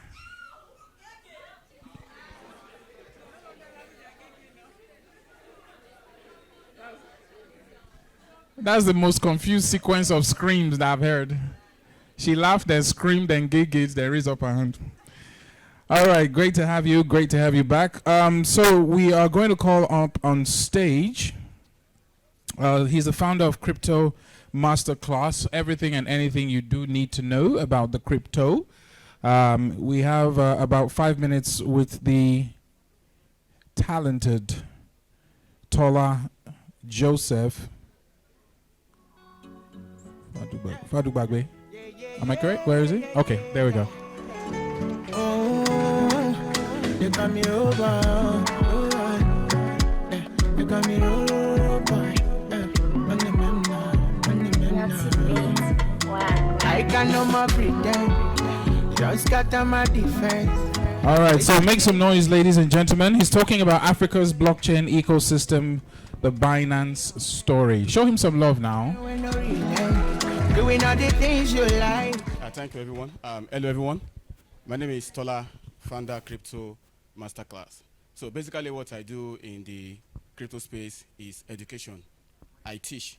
So I'm a teacher by profession, but I exhibit that authority in the blockchain space.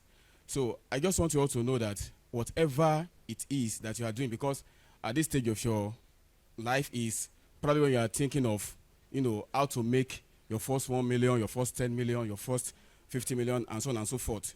But the fact remains that the blockchain space is a fast-growing ecosystem. And whatever it is that you think you can do traditionally, you can also do that in the blockchain space. You want to be a graphic designer, you want to be into streaming, into whatever thing is what you can do in the blockchain space. My story is a very interesting one, but I won't have the time to talk about it because from here, I'm going to Sheraton. I have another event to speak. But in summary, when I started cryptocurrency, I didn't start because I wanted money, okay? I never knew that Binance would, at a time, come to me to allow me, ask me to teach their community. I was only doing that, I was posting on Facebook. I go to events, door to door, to tell people the gospel of cryptocurrency. I was just evangelizing, Bitcoin, same way Paul and Barnabas did in Antioch of Sierra. You understand? So I was just doing that freely, okay? So, but at the time, Binance came. Today, there are some things I do on Twitter, on social media space, that cost millions of naira just to post. So whatever it is that you can do, I guarantee you that you can do that in the blockchain space. In fact, just imagine yourself for a second. You want to do away with the internet, and then you want to run a business. It is almost impossible, because even someone selling as little as food, they now sell online. So when you think online, also think Web3, like the blockchain space, because you need it most to help you, grow faster than many of your competitors. Now, you want to ask that, how do you actually, get yourself into this fast-moving space? It's very simple. Be very active on social media, and also ensure that you join communities. There are Telegram, there's Binance Africa, there's General Binance on Telegram, the online community, join Twitter Spaces, Clubhouse, discussions regarding crypto, blockchain. Just do that. And there is this thing about psychology. It is called internalization, which means something will become part of you unknowingly, because you keep doing that in every day. Thank you.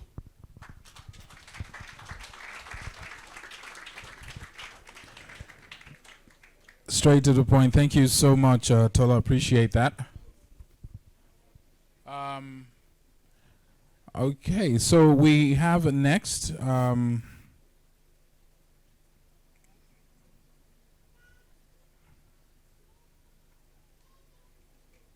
Okay, our session is next. Okay, after that is the fireside chat.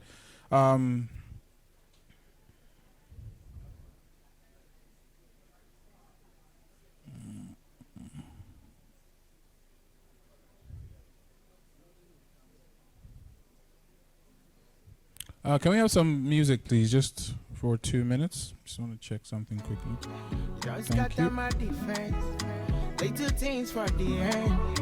Swear you go like me. Can I be your man? Bad friend when no relate. Doing all the things you like. My temperature rising. You be my queen, I don't need no rules. It's a love song. Okay. So our next speaker is, I think that is our last speaker for the day. Yes, it is. After that, we have a quick fireside chat.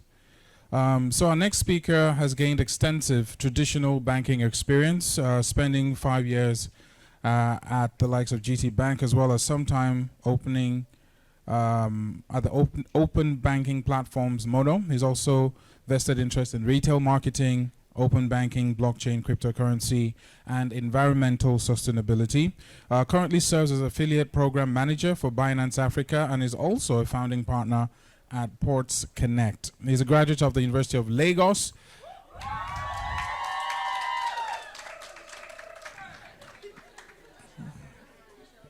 So you passed LASU on the way to University of Lagos.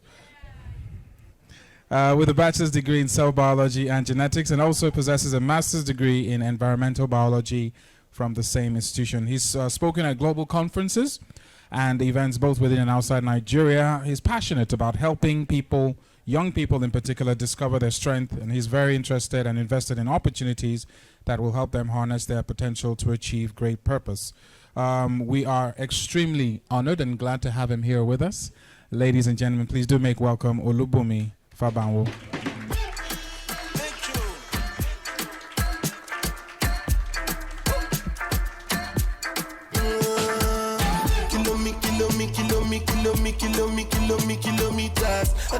Okay, this is weird.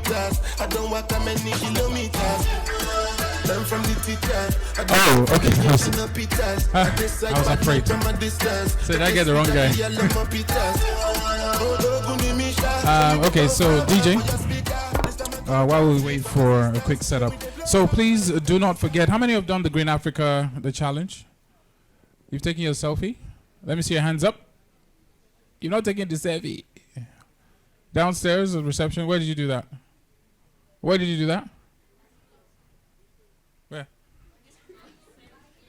On this floor? There or here? There. Okay. The rest of you, you haven't done it yet? Because you're eating rice. You forgot it. All right. Well, for those who did participate, well done to you. We also have the game coming up, courtesy Binance. Have you downloaded your Binance app? You might also want to try the Binance Academy app as well. That's a separate one, I presume. What did you say? It's inside the Binance app, right? Oh, yes, sure. So, hi guys. So I think it's easier to do it on web, right? You can just go to www.academy.binance.com and that's it. It's pretty much very easy to use to start your crypto journey. Academy.binance.com. All right, in case you don't see it on your App Store or Play Store. Thank you. It's in the app. Perhaps maybe just check again. But I'm just saying the much easier way is using on web on your phone. Yeah. Okay. Thanks, boss. Are you ready? Yeah. Okay. So let me slide here. Are we doing the Kahoot now? Yeah. Oh, you want to do it before? Oh, okay, okay. Oh, okay. So the Kahoot game is on now. Yeah. So he has 2 jobs to do, this and the presentation. So I'll hand over. So greatest taco kite. That's not loud enough. Greatest taco kite. Yeah, that's it. So don't disappoint me. Greatest lasso. All right, funny story. So I got admission to both Lasso and Unilag. So what should I have chosen? Thank you. All right. Yes, exactly. So we have this particular game, and remember that they had mentioned that we're giving out 40,000 naira for 25 people,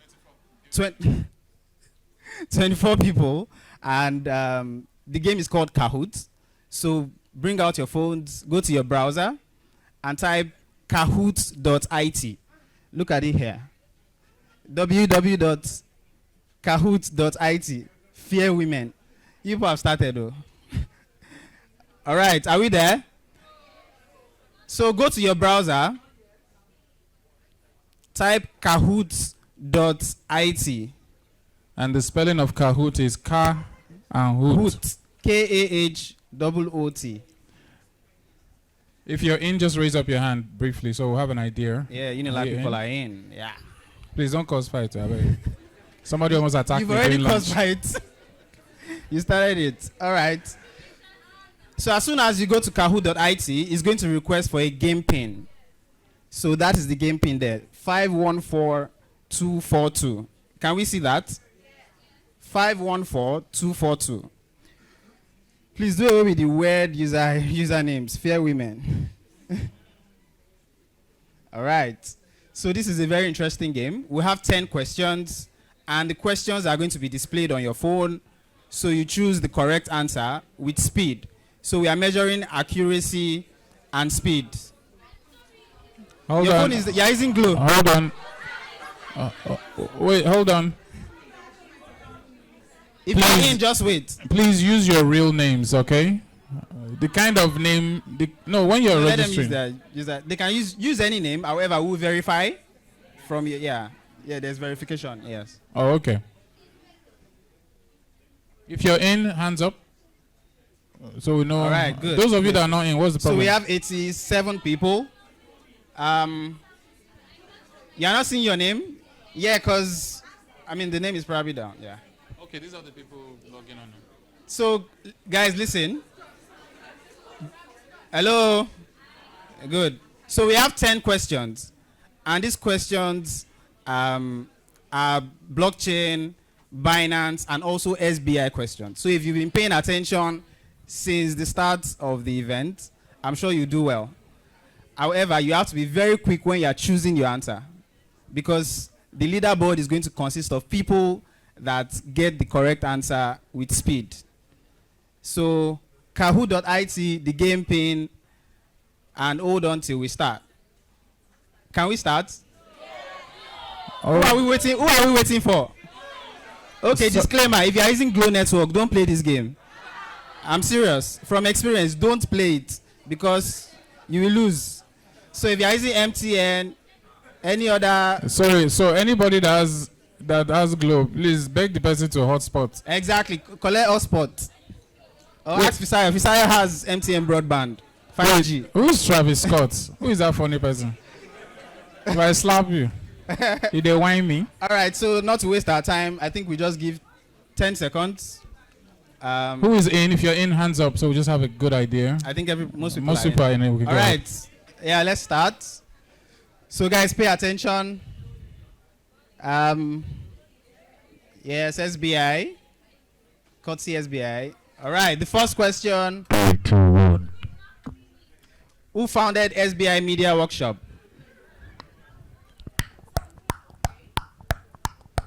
So you have 4 options and you have 20 seconds left.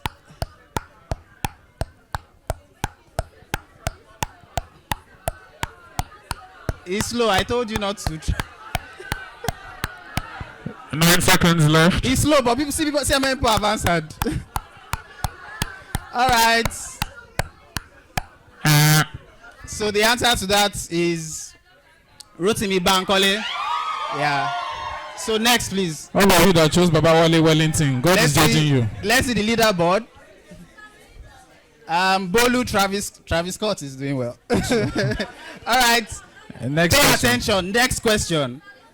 Hold on. Next question. When was the first edition of the workshop? 2020, 2019, 2018, 2021. The first edition of the SBI Media Workshop. The answer is 2023. Put it.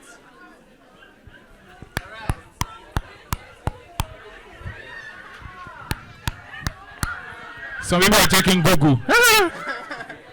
Okay, so It's not too slow. So you don't know the answer. So the answer is supposed to be 2020. So because it's the third edition of it. 2020, 21, 2022. Who is choosing All right, let's 2021? We should sanction some people. Okay, so Bolu, who is Bolu? No, leave Bolu. Don't let us know yet. Okay. All right, next question. What was the first real life transaction of Bitcoin for? Is it for McDonald's, pasta, bread, or pizza? Is it for Akara? So Bitcoin was used to buy a particular commodity. That was the first ever use of Bitcoin to buy that commodity. What was it? Is it for Gary? I don't know. Is it for a what? Even though I'm making noise, face your phone. Okay, so the answer is supposed to be pizza. Which was McDonald's? All right, next question. We need to find some people. Okay, Travis Scott. Travis Scott. Okay. Double points. Who amongst these people was a facilitator at last year's event? Is it Fisayo Fosudo, Emmanuel Ibane Hita, Benjamin Insikan, or Kule Afolayan? Don't choose Fisayo because he's cute. So choose your role model. You people talk a lot for a very silent game. Oh. I don't understand. All right, so the answer is Kule Afolayan. Yeah. You are shouting. You're not even on the leaderboard. You are not on the leaderboard. Next. All right, next. Next, please. Fisayo still got 29, almost half. What's going on with you people? Somebody that wasn't here last year. Next question. Oh gosh. All right. Favor. Let's go. That was double points. So. What security measure does Binance P2P use to protect users against fraud? Background. So is it lock-in period? They don't. Escrow or bodyguards? That has been scrolling on the screen. Something about P2P. So if you have been paying attention, you would have seen that. So Binance protects its users when doing peer-to-peer transactions. 50% of you will miss this. Corbett. Just guess. 50% will miss. And the answer is not they don't, because we do. All right, so the answer is escrow.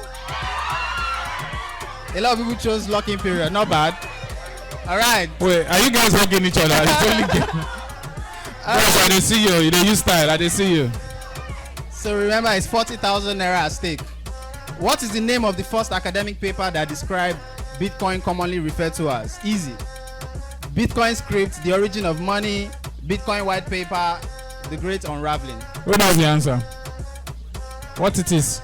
So the founder of Bitcoin wrote a particular academic paper to introduce Bitcoin, and it was called the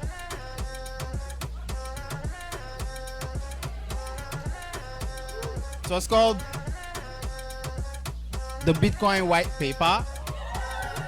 Oh, a lot of people got it. Smart. All right, next. The Origin of Money. Who is that person? Stand up. Optimistic is optimistic. So we have 3 more questions for double points. What amount is in the Binance Safu fund?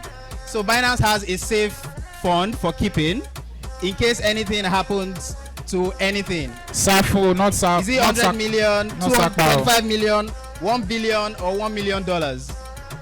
Think big. Think big. Think biggest. Binance is the biggest, so think biggest. That's a clue. So the answer is $1 billion in the Safu fund. All right, next question. Optimistic. Alpha. In the crypto space, what does old mean? When they say old, what does it mean? Help others deal life, hold on for dear life, none of the options, hope of delisting. What does old mean? It means hold on for dear life. So when they're asking you to hold on to your crypto, hold on to your coins, keep it. So hold on, keep holding on and keep holding on. Travis Scott, your battery don't die. What's happened? What's the meaning of DYOR? Simple. Don't yield or resist. Do your own receipt. Do your own research. Do your own rates. When it comes to crypto, everybody says DYOR. And that means what? Dior. Very, very important to do your own research. Don't let anybody tell you what to buy, what not to buy. And the final question. Isaac is hot. Who is Isaac? Hold on, please, before you press next. Who is Isaac? Is Isaac online? Who is Isaac? Is Isaac online? I hope the person is not online. Is Isaac here? All right. Where is the Isaac? The Isaac is hiding in the corner. Is he a staff? Is he a worker? We better not be. All right, so start again. What cryptocurrency is issued by Binance? BNB, ETH, BTC, or XRP?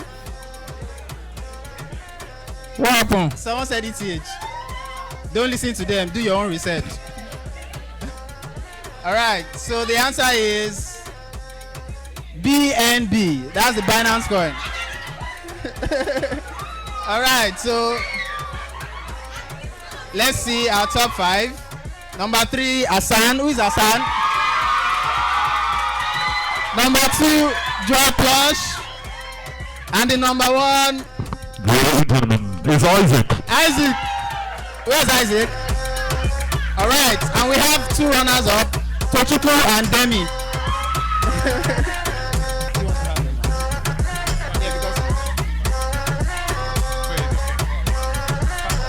All right. Yeah, stop. All right, can you all please step forward? Step forward, step forward, step forward, step forward, step forward, step forward. Hold on, please.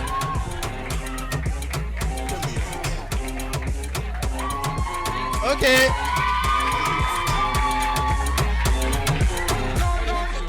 I think we are just going to give you a round of applause now. Then you come back later for your gifts. Who is the 5th person? So who is Tochukwu? Okay.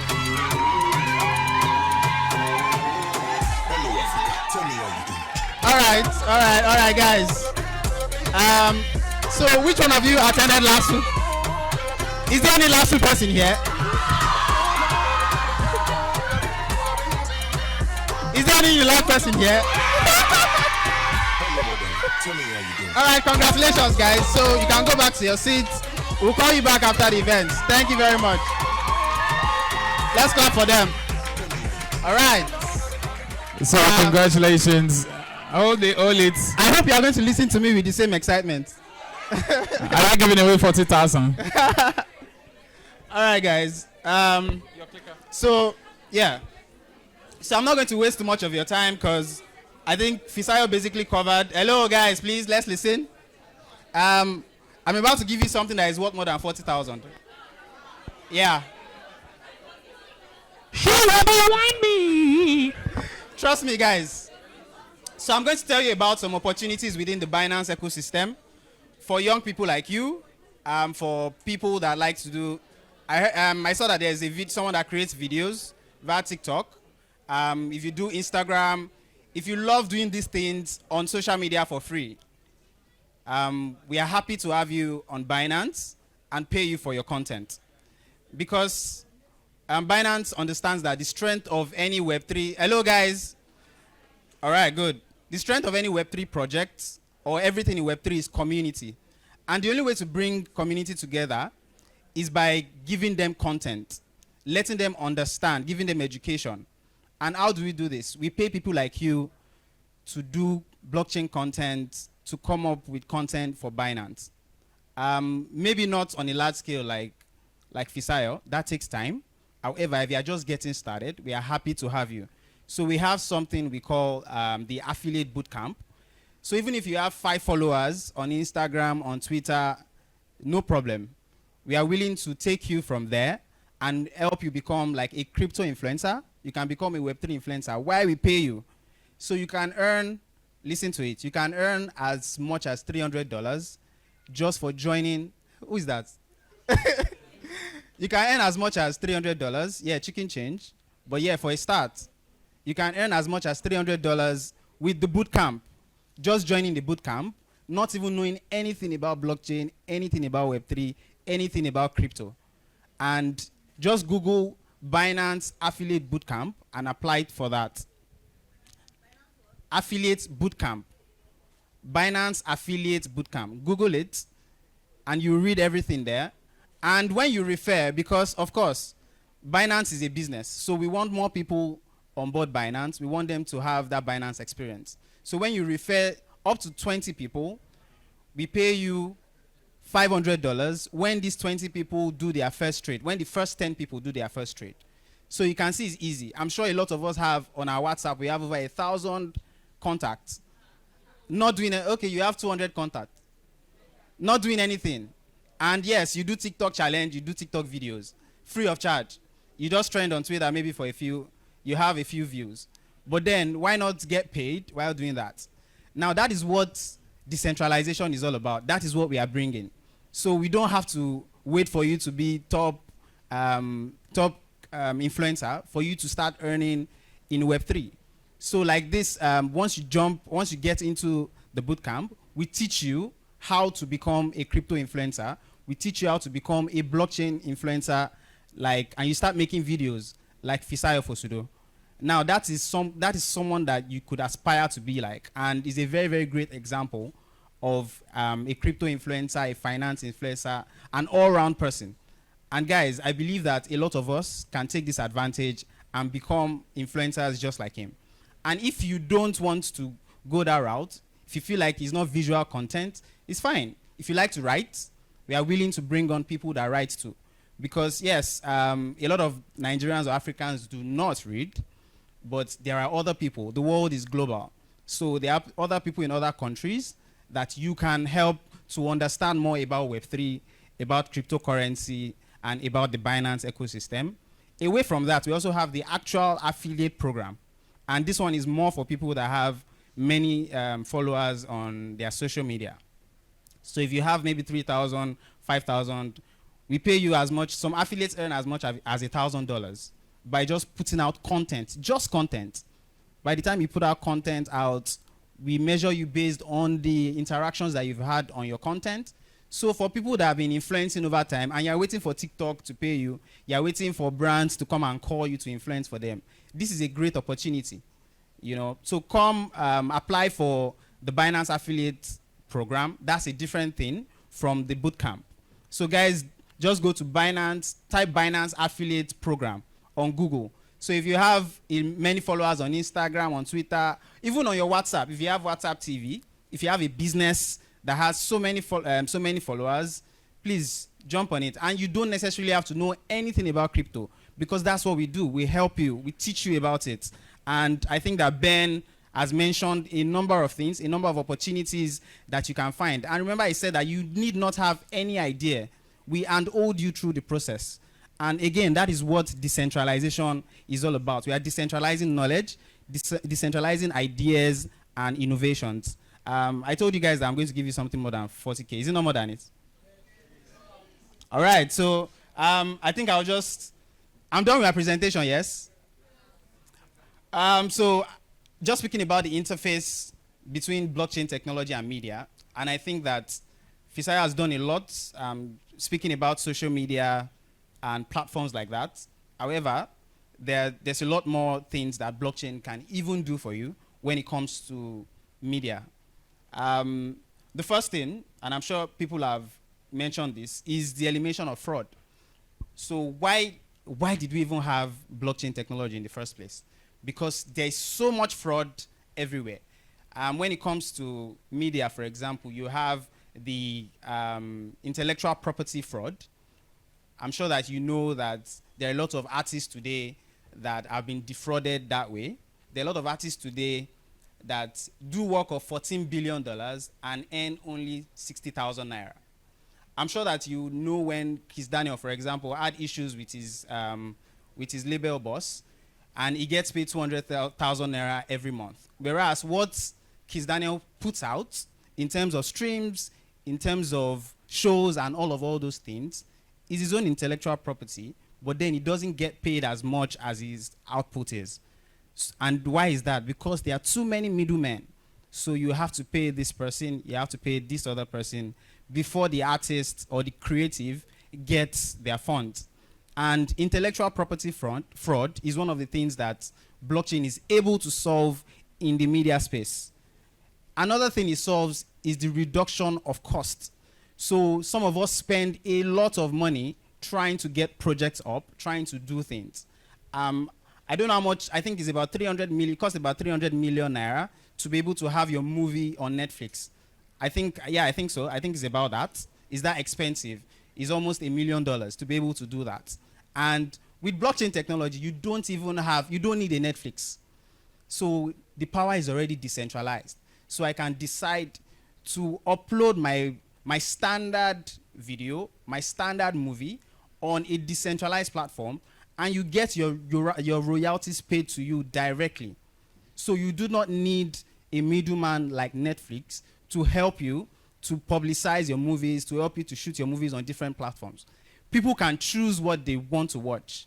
And if they decide to watch what you are giving to them, you get paid directly. Third is the increase in transparency. So blockchain is here to open up everything, like to open up the floor. So everybody sees what is being earned. Everybody sees what is being made. So yeah, I think I've spoken about how blockchain comes into media generally. Now to music, I talked about Kiss Daniel, for example.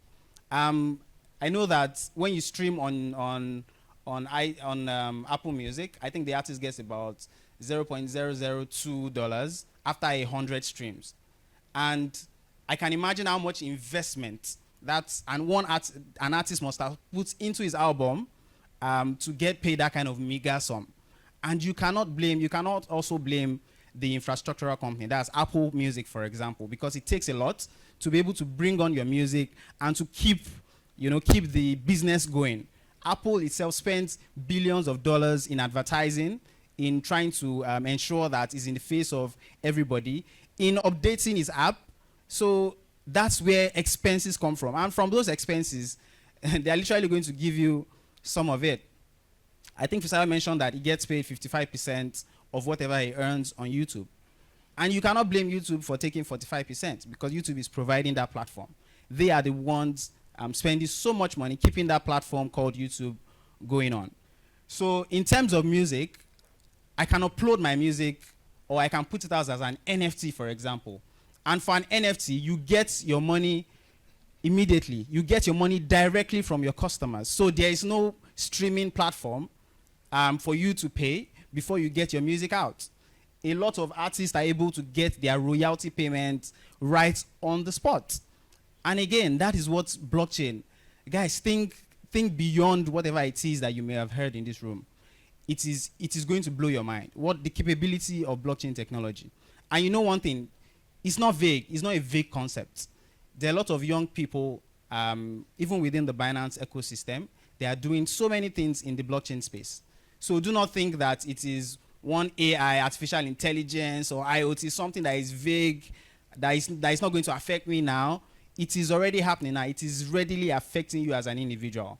So I don't think anybody has to unhold you again to get into the blockchain space. And you need not have so much knowledge. Binance Academy, again, we'll keep saying it. It gives you that knowledge. That idea is very, very groundbreaking because I didn't think that I'll be able to be where I am right now without paying so much money to be able to gain knowledge. I learned a lot of the things I know in blockchain via Binance Academy, and so many people here.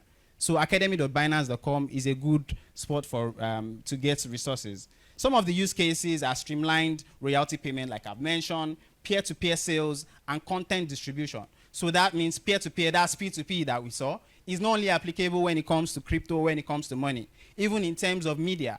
So you have peer-to-peer payments. So your consumer is paying you directly for streaming your music, for streaming your video, for watching your advertisement, your ads, even adverts. All these things, peer-to-peer transactions, peer-to-peer payments, you get them when you distribute content and usage-based billing models.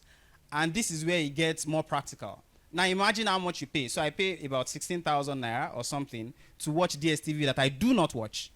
And I keep paying it month on month.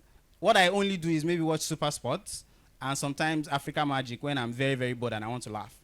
But then, why is it costing so much to be able to pay that? What blockchain is able to do is going to bring you subscription models. So it's only when you use something that you pay for it. So I do not necessarily have to pay monthly for what I do not use. Think about it. How does it make sense to pay for what I do not use? So this is just bringing in more transparency, reducing costs, like I mentioned earlier. So you start seeing usage-based billing models very soon. There have been some organizations that have started putting that out. So it's only when you stream one particular music, so you don't have to pay $10 for Apple Music just to be able to have access to all the music. So it's only the selected type of music I want to listen to that I'm going to pay for. Last is the immutable ad metrics. So in advertising, people just jungle statistic. They will say, oh, when you pass Third Milan Bridge, 9 million people are going to be seeing your billboards, 9 million people are going to click your ads on Facebook, blah, blah, blah, all those kind of things. And you would not know, as somebody that is buying the service, how exactly can I confirm that what you are telling me is true? You cannot right now. But with Web3, with blockchain technology, on the spot, you can see how many people are viewing your ads, how many people are clicking your ads on Facebook, on social media platforms, and on different platforms. And that in itself is a very, very strong use case for advertising companies and media companies. Finally.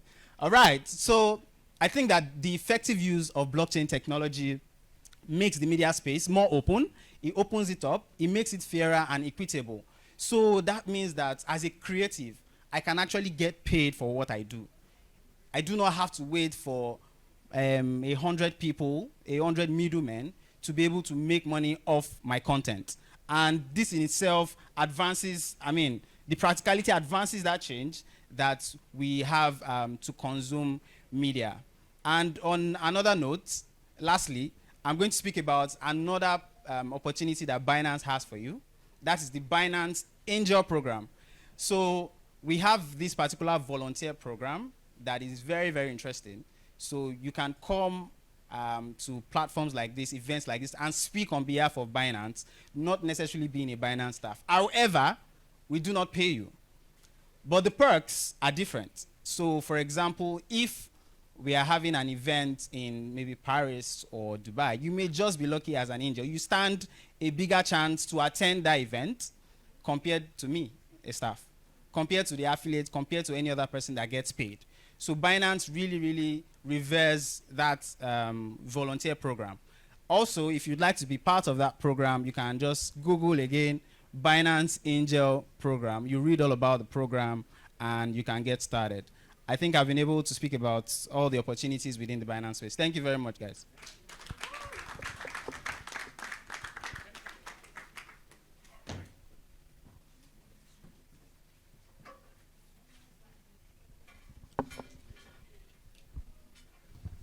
Okay, so all right, so round of applause once again. Thank you so much, Buming. Any questions? Before we move very quickly, I'll just take two questions, one from this side, one from that side. The gentleman with the... Oh, yes, let me take the gentleman at the very back there. Then I'll come to you.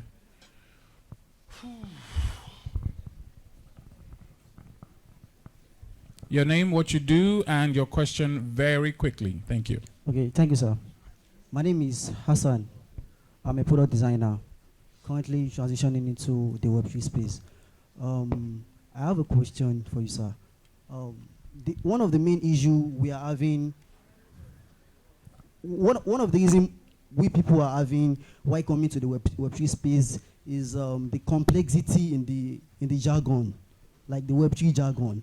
Then I want to ask that how are we how is like a company like Binance, how are they trying to like solve this problem? Because the complexity in the jargon is too much that when you get there, you won't get familiar to all like the terminologies and lot more like that. How are we trying to like solve that problem? All right, thank you very much. So I would ask you a question. How were you able to learn what part of the country are you from? Nigeria, Lagos. What's your native language? Yoruba. How were you able to learn Yoruba even as a child? I think. Can you speak Yoruba now? Yeah. Because a lot of people around you are doing it. Exactly, and that is what, like I mentioned in the beginning, the power of Web3 project or the Web3 itself is community.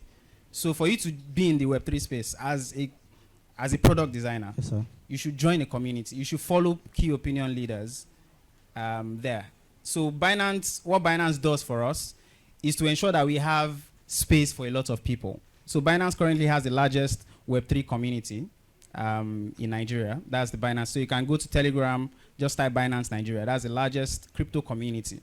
And for a place like that, we welcome as many people as possible, and we ensure that we teach every other time.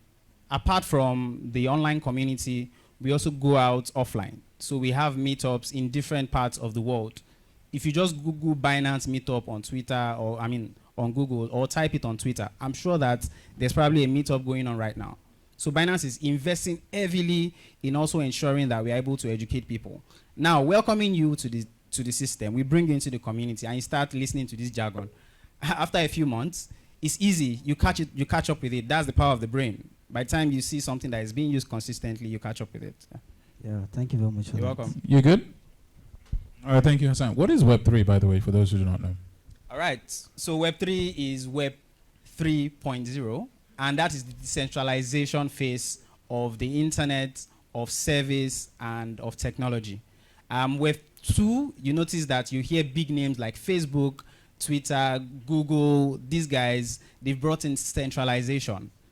And then Web 3 is that point where you no longer have these guys dictating things that happen. So, for example, if I think that before Elon Musk bought Twitter, he had said that there is nothing like free speech. So Twitter was able to take off Donald Trump because he had said something, or they thought that he incited violence. And that is what a Web 2, that's what the Web 2 space can do. If we all think that, if somebody, an authority thinks that, yes, this guy has heard on the side of caution, so we just take him out.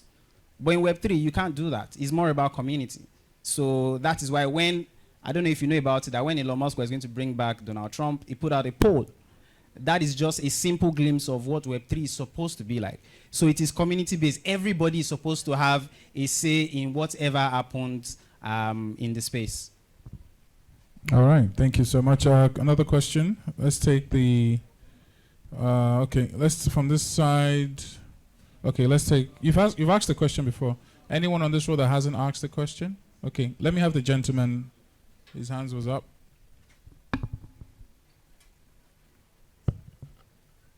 Good afternoon. Okay, your name, what you do, and very quickly your question.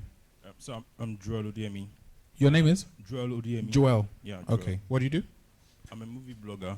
Movie blogger. Yeah. All right. Go ahead. Yeah.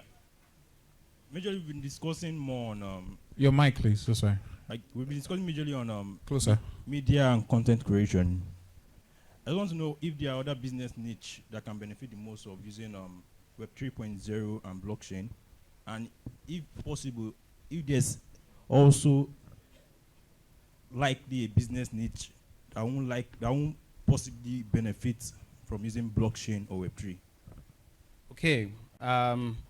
So first, I think there is no business niche that can't benefit from Web 3, and we are speaking a lot about media because that's the theme of the workshop itself. For example, in logistics, it is being used in the medical space. Web 3 is being applied. So, for example, if somebody has an ailment and their medical records are stored in a particular hospital, With Web3 or with blockchain technology, it can be easily transferred if the person goes to another space. So all you need to do is just log on to that particular blockchain with your secret key. All the information is there. With logistics, there are several other. Cryptocurrency is the #1 use case of Web3 itself. You see that we didn't say so much because we are talking about Web3. And if there's any business side that will not be influenced by it, no, definitely not. Web2, the coming of the internet has affected almost everything. So if you decide to sit out on the internet, you're off. So the same way, everybody is going to have something to gain in Web3. Thank you. Thank you so much. So those will be the questions for now. Thank you very much, Bomi. Round of applause to him. And a big shout out to Binance as well. Make some noise. The EBA is finally settling in. It is well. All right, we have a fireside chat. Can we set up the fireside chat very quickly? But while that is going on, just want to recognize the presence from ITEL Nigeria, one of the sponsors and supporters. Is okay here? Is it okay? There's okay. Where is it okay? Okay. Okay, so how you doing? Please come, step forward. Let's show them some love. Umorowo. Did I get that? I've killed it, I know. My girlfriend way back in uni. Something she'll never know. Oh Lord, I did her dirty. Something she'll never know. Hey. Big bank kicks, little bank is the law of the jungle. Hey. The girl you want money when I call, you know she gon' come through. Yeah, you know these hoes ain't loyal. Shit, none of my bros ain't loyal. So who be these hoes made for you? So what's poppin' now? Me never let them get in my medulla. Must be bad things. So I was just getting the right pronunciation. It's a major tongue twister. Uruhawo. Please do it. Okay, Umuruhu. Please learn it. Okay, Umuruhu. He was here. He was actually here at the first edition as well as a speaker. So great to have you back in the house. Thank you so much. We also have Atai Obuche from Techno Nigeria. Where's Techno? Oh, there we are. Good to see you again, brother. Make some noise. I didn't say she. Is it 3 or 4? More music on Trendy Beats. Atai, how you doing? You want to say a quick word? Are you giving away any phones? Just putting you on the spot. Who wants a techno phone? You guys even shout. Let's have a quick word. There's also a friend of the family as well, to show some love and some support. Good evening, everyone. This is the third edition, I guess. And then SBI is doing great well. And SBI has been one of the biggest clients of Techno Mobile. They contributed a lot to what Techno Mobile is today in Nigeria. Round of applause to SBI. Come on, guys. And I told the organizer, like, wow, that despite I came in this afternoon, I have to be here because in the next 3 to 4, 5 years, you guys will be leading the industry. Yeah. Because I was once in your position, and I tell you guys that what you guys are learning here for free today, you can't get that with 100,000 anywhere you go. And SBI is giving that for you guys for free. A round of applause for SBI, please.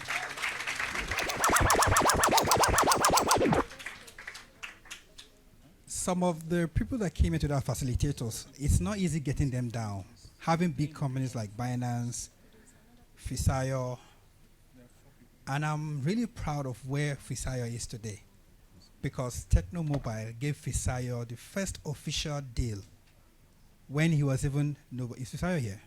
When he was even nobody. We spotted him on Twitter, and then he came in. I'm like, okay, you know what? And look at where Fisayo is today.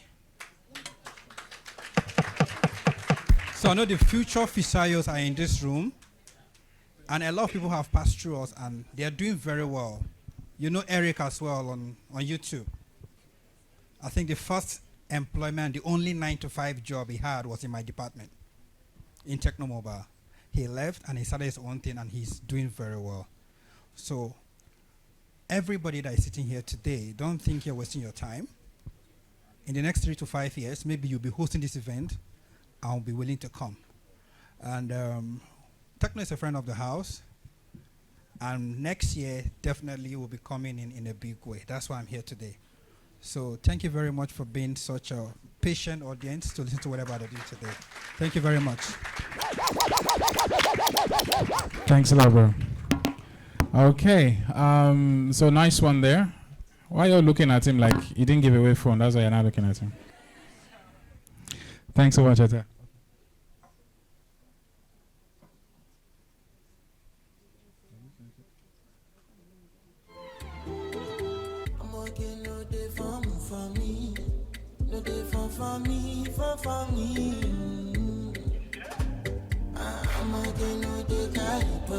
Okay, let's just get just a minute, a music break. DJ Flair, please just have some music. Just want to confirm 1 or 2 things. Thank you.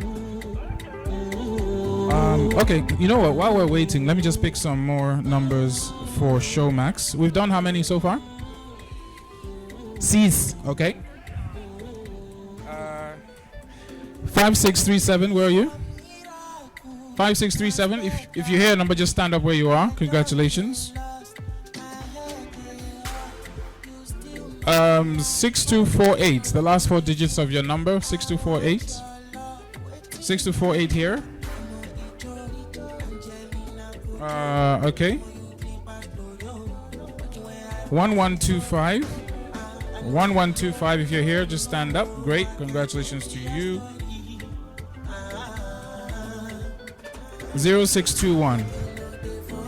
0621. Good. 3845. 3845. All of you in the same WhatsApp group. Why is everybody from there? 4752. 4752. Is that 4752? Where is 4752? Okay. Okay, all of you came in the same bus. All right. 6311. 6311. Fantastic. Great. Congratulations to you. 0358. 0358. For those who have forgotten, this is a 3-month subscription courtesy Showmax. 0358. All right. 5567. Fantastic. Stand up, please. 8003. Fantastic. Stand up, please. If you heard the number, just keep standing. Just to. How many are we now? 6131. 6131. See, yeah, Titi shine. How many do we have now? Just do me a head count quickly. How many do we have? 1, 2, 3, 4, 5, 6, 7, 8, 9, 10. Okay, 1119. 1119. Okay, fantastic. That's 11. And 0998. 0998. Let me just do one more. 0771. 0771. 0771. Fantastic. All right. Where are the Showmax guys? All right. So please, can you get their details? Keep standing. Do you need them now, or can they wait till? Sorry. 5 what? Oh, in batches of 5. Okay. So let's have you guys just quickly, so they can get your details. Quickly register so you don't miss the fireside chat.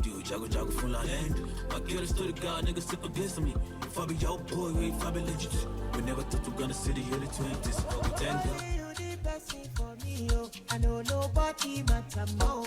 Nobody, hey, nobody. It be like I don't win a lotto. I know if it cool it down. Whiskey away, on holiday. holiday to Mozambique. Follow me go to Mozambique. Baby girl, are you on your way? She made her bring helicopter. Oh, mom, Nana. Shake you look like I do overdo. But we go trouble their timeline. Give them a reason to laugh. Chop all their megabytes. Make them fight for love. Trouble their timeline. Give them a reason to laugh. Chop all their megabytes. Make them fight. Baby girl, you look at Okay. me. Yes, ma'am. Yeah, go on. Volume, please.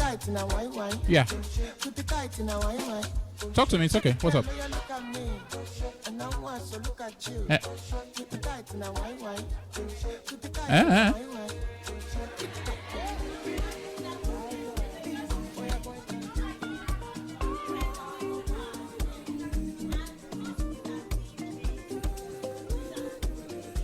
So the problem is that the problem. Give her the mic, please. So what were you saying again there? First of all, no Unilag student has fortunately. No, okay. Let's the joke about Unilag and Lab 2 was just it started as just. It's not even that. We got here earlier. Hold on, I see a lot of hand movements. I can't hear you. So get your mic closer. I Fantastic. said we Yes. got here earlier than them. Yes. And at the beginning, what was said was that the first 50 people will be getting. Yes. But it's a random pick. Do you understand? What's the problem? Did you guys give your numbers? No, I'm talking about the people that have gotten. Did you give your numbers? That's what I'm saying. They have your data. They are matching your name with your database. Do you understand now? Why did they randomly pick Unilag students? Why is it just Hold on. First of, hold on. Is everyone together? One house? We still have more to go. We're not done. Do you get?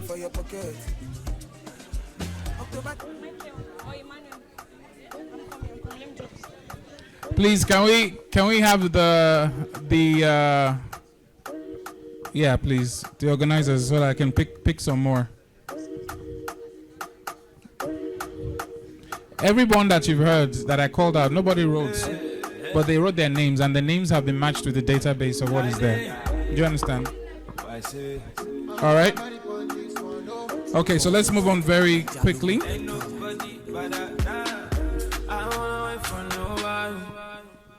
All right, so this is a quick fireside chat.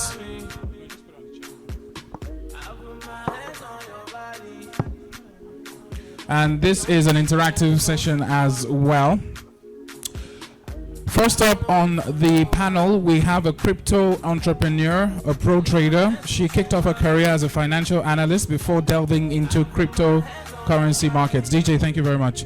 She's the founder of Felbet, an online financial education platform that demystifies trading and the business of cryptocurrency markets, which is extremely necessary in a new world of crypto. You need people that can simplify the matter.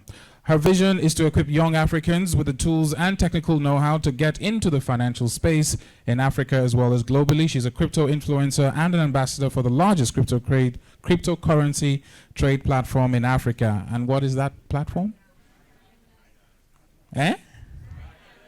Say it with excitement. Ladies and gentlemen, please do make welcome Some Crypto.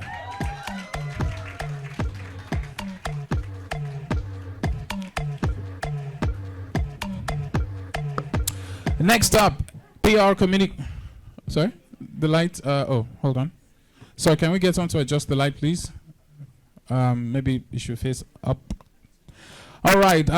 She's a PR and communications manager at Binance, the leading blockchain ecosystem behind the world's largest cryptocurrency exchange. She currently drives communications and media relations across regions in Africa. She began her career at Access Bank, Nigeria's leading retail bank, after graduating with a BSc in economics from the University of Warwick, England.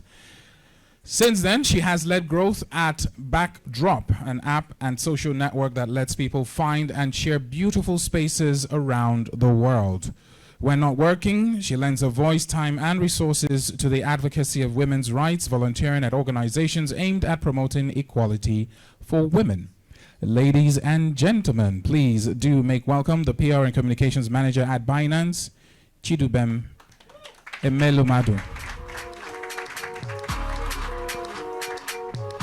Great to have you. We also have with us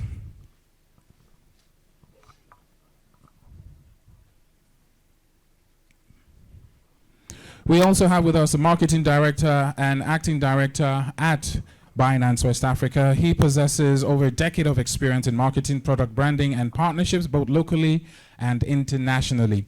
Currently installed as the marketing director of West African region, he has perpetually utilized the opportunity to scale crypto education across Africa, especially in Nigeria. The marketing network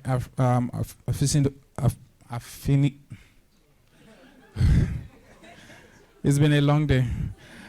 Aficionado through Binance has launched several successful projects and campaigns, understanding that the crypto community in Nigeria is growing exponentially and more knowledge in the space keeps new users seeking more. Outside of work, he might be spotted driving fast cars, playing VR video games, casually networking, or listening to music. Ladies and gentlemen, the marketing director at Binance Africa, Emmanuel Ebanehita.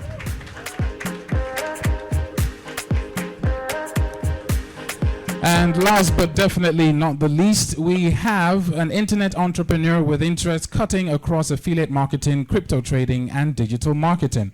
He is a facilitator at Daba.school and works as executive assistant to Chris Annie, the CEO of Digital Abundance.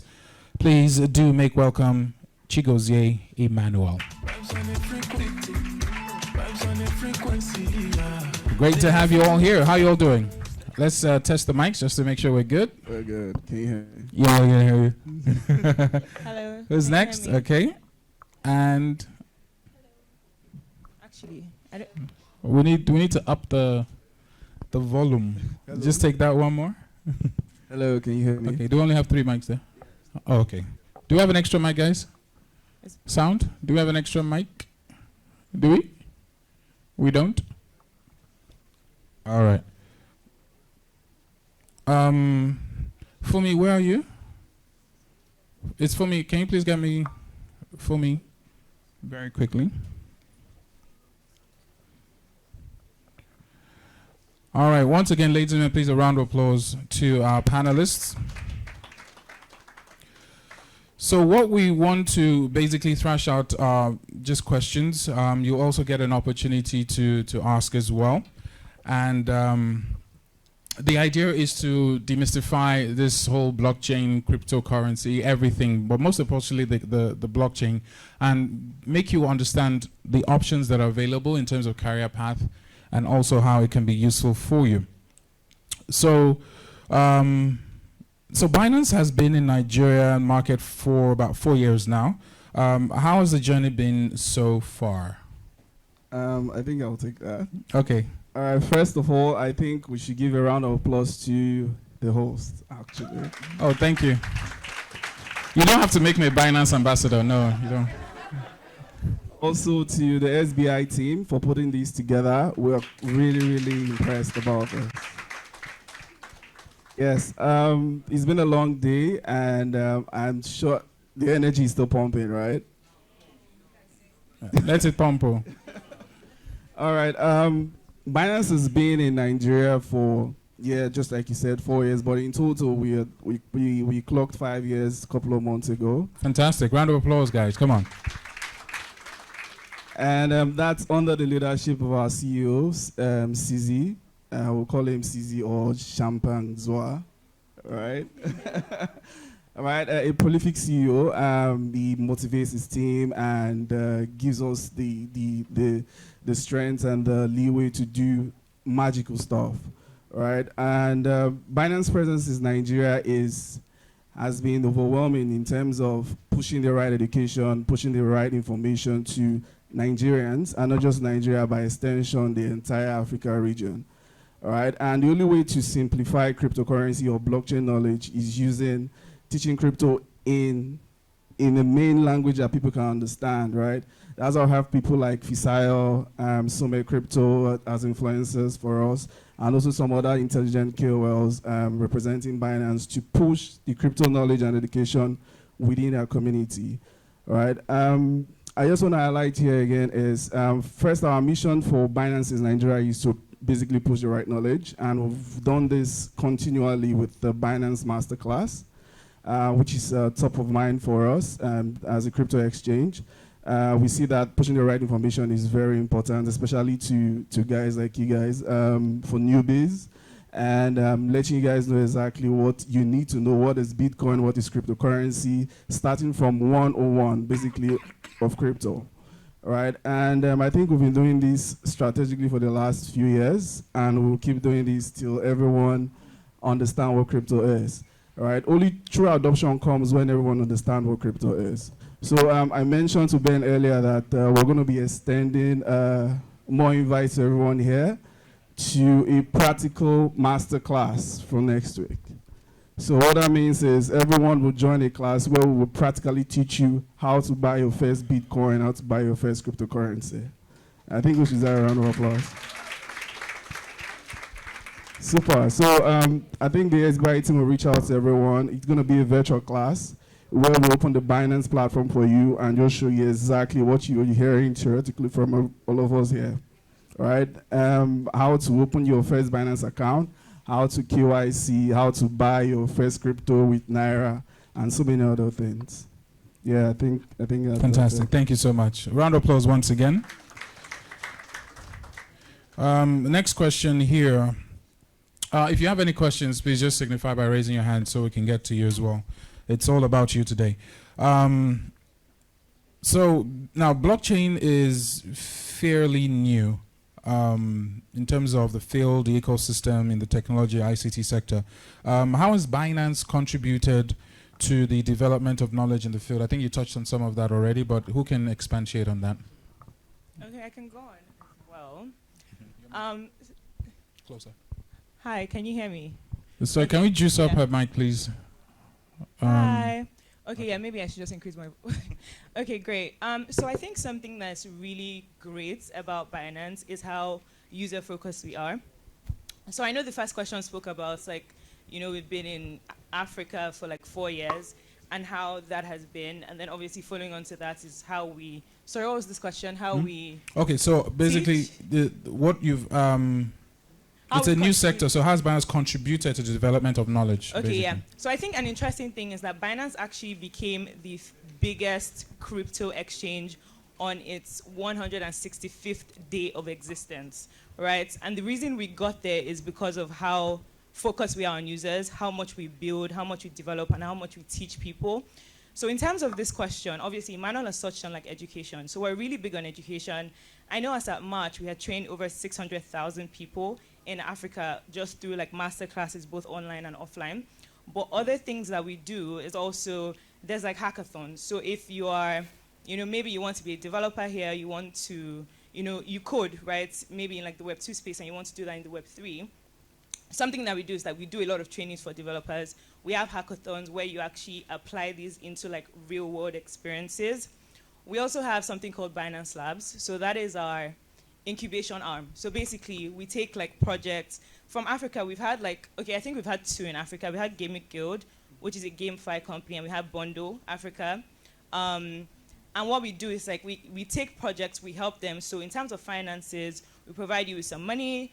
You know, we obviously have the expertise, we have the knowledge base, so we help you, we train you, we teach you. So what have I touched? So I've spoken about Binance Labs, I've spoken about hackathons, obviously education, but also even in terms of skills. Like Binance is so big, but like we're so focused on community. Like it's so amazing how many people are actually part of the Binance ecosystem. Like you don't find that many really big global companies that care about like every single person in every part of the world. I think my microphone is off. Okay, let me just give you my, So yes, use these are this, just can you some of switch? the ways that- Just in case. Okay, yeah. So these are just some of the ways that we actually train people in the space. Another interesting thing that we do, obviously I'm in PR and maybe I should just continue. No, they need to record Oh, okay. So obviously I'm in PR, right? So obviously I interact with the media. So literally last month, we had media training, so like virtual media training, where we had a lot of journalists just come together and we taught them. So basically things like security, cryptocurrency. So obviously you want people covering the space to actually understand the space, right? So this is just how much like Binance actually goes through lengths to make sure that everybody involved actually understands. Like we have something called the Global Law Enforcement Program, where we actually train law enforcers. We train them about security in like the crypto space. We have all sorts of programs really. So I think what I'm trying to say is that we invest a lot in education, in people, in skills, and in learning as well.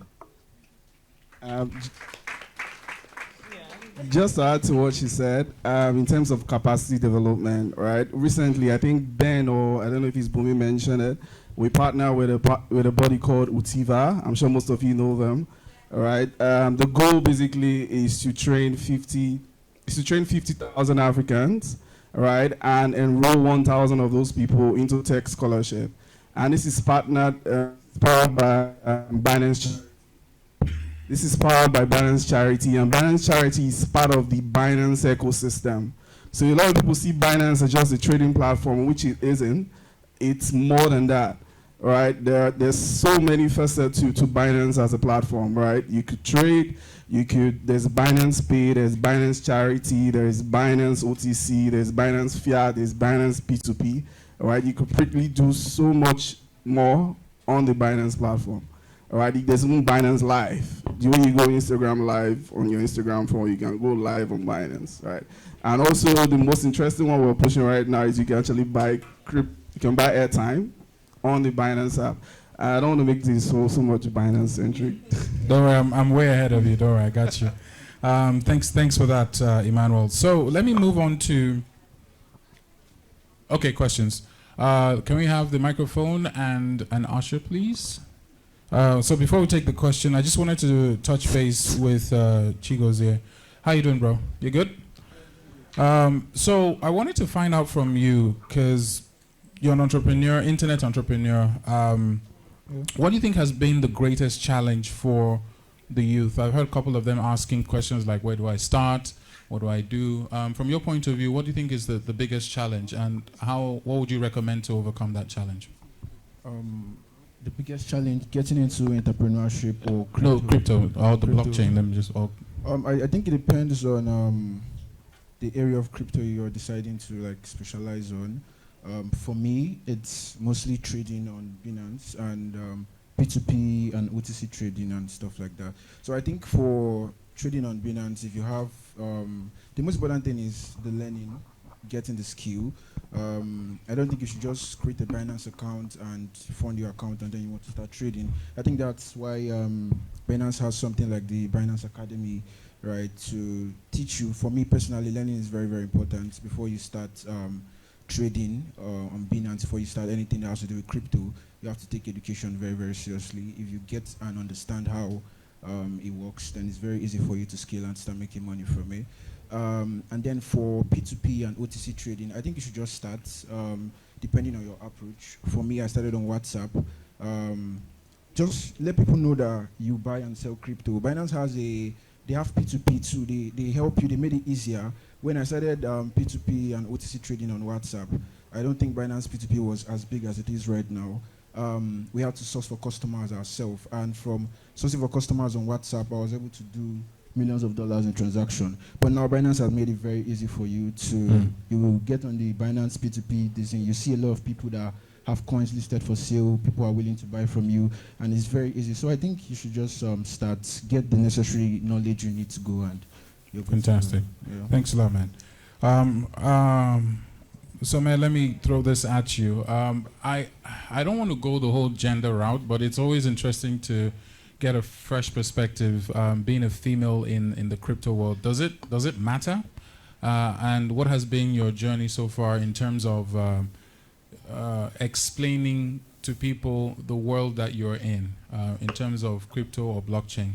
So just like a 2-in-1, so you can get. So number one, as a woman, does it actually matter? Are there challenges? Are there different challenges? Because there are a lot of women here and girls who might want to tow your path. Yeah, I think it's the most asked question. One is laughing at me. You get why? Yeah, it actually matters because then we are not really accepted. Like, I always say, women were not programmed to make money. Women are not programmed to. Is that me? Women are not programmed to make money or work. But then being in this space, because it's a male-dominated industry, and then you're just a girl coming to say you want to trade, you want to read charts, so you want to. It was just weird at the beginning, but then if you know what you're doing and then your A game is there, but then you have to work. If the guys are working, you have to work extra too, because that she's a woman. It might not really succumb like that too, but then it's still there. It's really still there. And what has been? Really Sorry, how many of you, the ladies in the house, want to go into like crypto, blockchain? Just signify. We are not much. Like we're like. Women, or bros, women. Hey! Can we get a doctor in here? Are you a woman? They are not up to 1% of women in blockchain. Take it from me. Like, we are not. It's very rare to see a woman that's a trader or even a crypto influencer. Like, we're not. Even in the tech industry or. Generally, yeah, we are not here. Like. So the women, where are the women here? Just raise up your hand once again. And women want to enter, but they don't know how to. How many of you are actively participating or involved in like the crypto blockchain space? Actively? Wow. We need to talk. Oh. Yeah, it's really There's a lady, like you're actively involved? Not yet. And they will not, they want to, but there's really no. Okay, so let me throw in my next question very quickly. This is also to you, Some. So what has been the one recurring issue when you meet people and you're trying to break down this whole blockchain, crypto space? What's been the recurring question, and how have you solved or approached that particular problem? Well, in this part of the world, because regulators still frown on this because they don't really still, I don't even know whether they don't understand or whether they don't want to understand. Most people in, let me say Africa, still see crypto as a scam. They will tell you it's internet money. You can't really explain Bitcoin to a layman because they're like, oh, okay, we are used to fear. It's what we are used to, Sha, but you can't really explain Bitcoin or maybe even go deep to the technology behind or the blockchain or like you were asking of Web3. You can't really, people don't really get that part. And then that's what like adoption and awareness and is here for. And I think by like soon, people will get like to that part. Yeah. Okay. Is Mr. Amos here? Okay, fantastic. So Mr. Amos is from Marketing Edge. Sorry, Marketing Edge. He's an editor at Marketing Edge, and he raised a very interesting question when he came up before the lunch break in terms of those who are older, who are trying to integrate and understand what is happening in this space. So if this is like Gen Z and the young people, they're like up here and there's this gap, So I think let me go to the PR and communications manager. This is more your field. What is being done to address this, Chidubem, in terms of getting the likes of Amos and his demographic to integrate Expo? Okay. So wait, is it in terms of the knowledge gap or the scam? No, the knowledge gap. Like they want to know, they want to learn, they just want to. So, for example, how do you explain Web3 to a man like that? Could you just stand up so they don't think you're a student? Hello. Thank you very much. Okay, so a few things. I think something that Binance does quite well is explaining things in like the barest minimum language. I know somebody spoke about like the jargon in the blockchain space, but Binance actually does a good job at like breaking it down. Obviously starting from Binance Academy all the way through. But if I'm speaking directly at like the age group, we have affiliates, right? So we have people, we have KOLs that we work with. One of which is Betty Orabo that I'm sure a lot of you here know. So what we've started to do is we know that a way to actually communicate to you is through people in your age group, people that speak your language, people that speak your language, people that are relatable to you. It's much easier to digest information from them. So we've started to engage people like that because obviously if they're speaking to like people in their age group, they know how to like break things down. So that's one. Even on that side as well, we recently announced like our global advisory board, where we essentially engage like experts in like policy, government, and all of that to assist in Binance, right? So in that, a lot of them are also in that age group. And so to even be able to convince them to join the board, there was a lot of training involved. There was a lot of explanation involved. These are consistent things. I think like Bumi mentioned, something that your brain does is like the more you hear about something, at least if you're intrigued or interested, right, eventually it becomes like a norm. So just keeping the conversation going is one. But also, I find that a major barrier is like the whole scam versus fast money thing, where a lot of older people are just like, these young children just want quick money. You know, there's nothing like quick money. And yes, like, first of all, blockchain and crypto is not a get-rich-quick scheme. So I wouldn't advise anybody to get in just for the money. So something that we've been doing is just like encouraging people to do your own research, but also talking about the scam aspect, right? Let me just give you guys some statistics. So according to Chain Analysis, in 2021, 0.5%, so let's say we have, I don't know, 1 billion crypto/blockchain transactions, right? 0.5% were illicit. And then when you compare that to the United Nations statistics in, you know, the traditional systems, we have like 2 to 5% of fraudulent activity. So there's fraud everywhere is what we're trying to see, right? And sometimes even much less. But the reason why you hear about it so much is because the blockchain is transparent. And so us explaining all of these things to like older people, obviously there's still people that see like crypto as get rich quick. But like at the end of the day, there's still a technology and the use cases are solid, right? So when you have like use cases like payment, there are some things that you actually cannot avoid. Like even before, my mom would be very skeptical, right? But she was doing this transaction with someone in, I think it was even Ghana. And like it was so hard to get money across, even with like the advent of like so many platforms. Sending money across is still hard, right?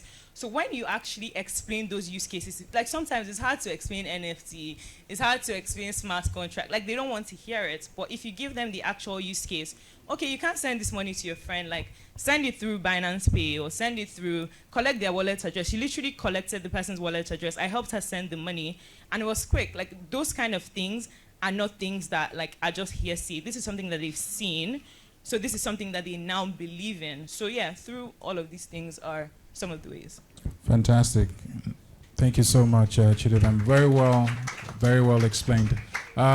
Let's get, is there anyone that hasn't asked a question before? If you've asked before, huh? But you've asked a question, I remember your voice. But I know your voice. Anyone else? Okay, let's have the, I'll come to you, don't worry. You haven't asked before. Okay, let's have the lady in front very quickly. I'll come to you. Where's the microphone? Oh, is this the only mic? Is there a mic there, please? All right, guys, you good? What's wrong? Aren't you good? Eh? Who is that? Me? Okay, hold on, me. I'll come to you. Your name, what you do, and your question straight to the point. All right. My name is Victoria.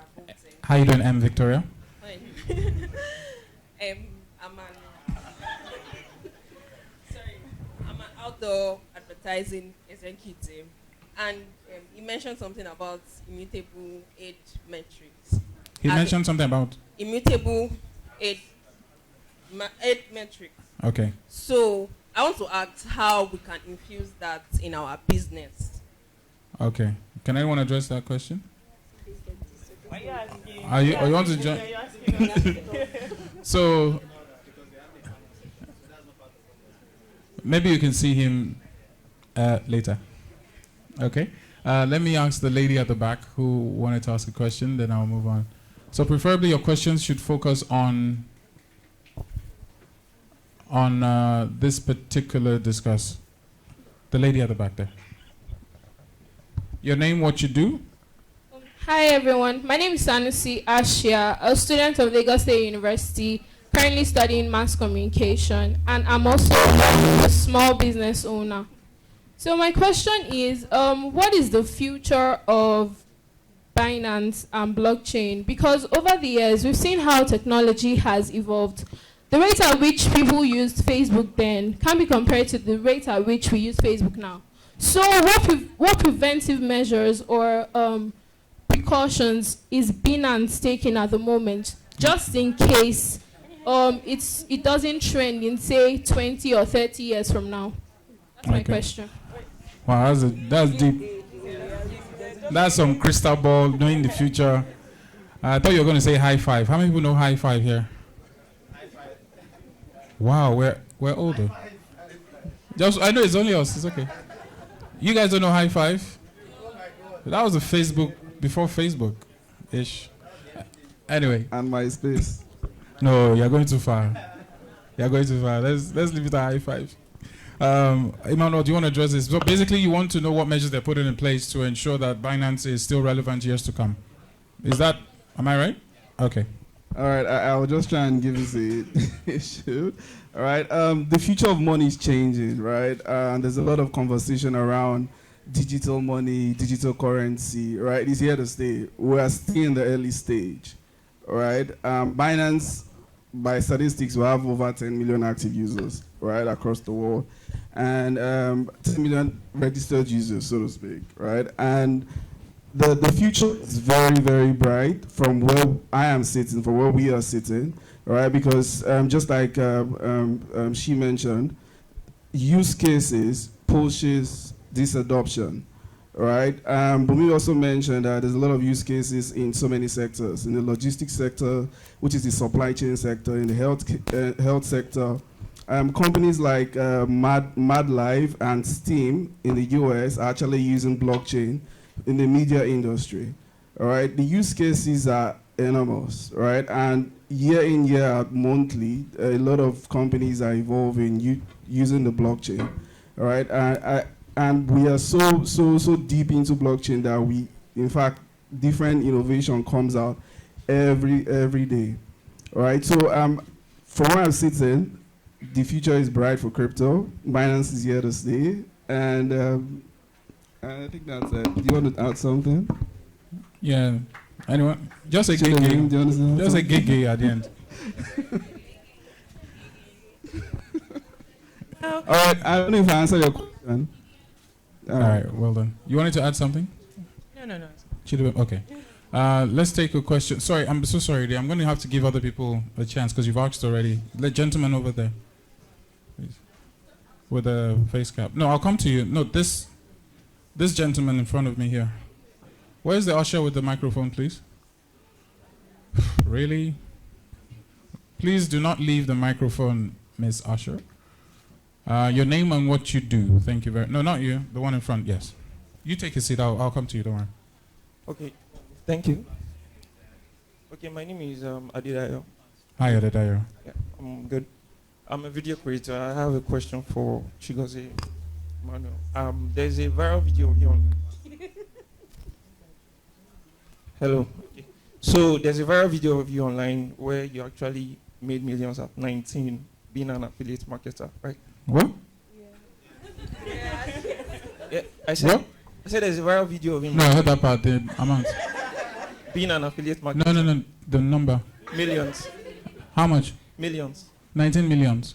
No, I said millions. Oh, millions. Yes. Okay, I thought I had 19 millions. No, I said millions. So okay. I was pondering or asking, how did you really get into the game? Was there an existing platform for you to trade? And let him land. It's okay. And how did you really get people to trust you to be able to trade with you? And the whole crypto game, how did everything just go? Parental influence and then schooling. So how did he balance, when you say parental, in terms of the influence they had on him, whether they prevented him? Yeah, and then balancing with school? Because I can tell my dad I want to start trading crypto and you'll be like, you want to be a scammer, right? Which is part of the bias that we've already discussed. Okay, let's see if Chigozie can touch on that very quickly. Okay, so... You have to start from the beginning, when you were born. So the hospital, the name of the hospital, what time you were. I'm just kidding. Let's fast track. Okay, so for affiliate marketing, I I know if you watch that video, I pretty much said it there. Started off from when I was done with secondary school, I needed stuff to do, and then I got into affiliate marketing, or I got into various ways of making money online. I think I got my first Bitcoin in 2018. So I did this freelance job for somebody, and he was going to pay me. So he paid me with PayPal. I think it was about $300, $400 then. And then when I received the funds, it was difficult for me to sell it because PayPal has these issues with F&F, GNS, and stuff like that. And A&A. I don't know, just throwing letters around. So F&F is friends and family, GNS, goods and services, and stuff like that. So the exchanger was like, you can actually receive Bitcoins. It has better rates, and it's easier to send and transact. So I asked the guy that, oh, can you pay me in Bitcoins? And he said yes, and he sent me Bitcoins. And the funny thing is, I was receiving payments in Bitcoin. I had about 1, 2, 3 Bitcoins, and I didn't even know that Bitcoin was something I could actually make money from. I didn't know it could appreciate in value or stuff like that. I just had it in my blockchain wallet. Whenever I needed Naira, I would message the exchanger that, yo, what's up? I want to sell $500. He would give me his rate. I'll send it to him. But then at some point, I noticed that, oh, I have $3,000 here. I'll come back. It's 3,001. It's 3,002. And I'm like, guy, what's up? What's this Bitcoin thing all about? So when I understood that, oh, there was actually money to be made apart from Bitcoin being, a way to exchange value and stuff, I started going for what I said earlier, learning more about cryptocurrency and how I can make money from crypto. It was going to be Forex, but, I just preferred crypto. So, I got into crypto. So when I got into crypto, I already had some capital for a start. So it was easy. And then there are groups. For instance, for P2P, you don't need trust from people. For Binance P2P, you don't need trust. There's an escrow service in place. So you buy, and then the person releases your coin, you release your Naira to them, and you're good to go. But for WhatsApp, you need to be in some kind of groups. People have to vouch for you and stuff like that. It takes time to build that trust. You start with $100, $200, $300, and you're growing from there. And then for the whole parental thing, at first my parents were not really catching the vibe, especially my dad. But my mom was supportive. Then I was using there's something Etisalat had then. I think it was called Free Basics. So you can actually use the internet for free. But whenever I needed to do something that requires me to be like on the internet per se, my mom would always, give me sub and stuff like that. So, but with time, when the money starts coming, everybody's like, fine, what you do. And I'm proud of you, my son. Fantastic. Unfortunately, guys, it's quite late. It's 6:28. You see what I did there? It's quite late. 6:28. It's okay. It's okay. In my other life, I'll have been a rapper. And there's still the certificate. Okay, there's still the certificates to give away. So I want us to just give our panelists a round of applause. Thanks to Emmanuel, Chigozie, Chidubem, and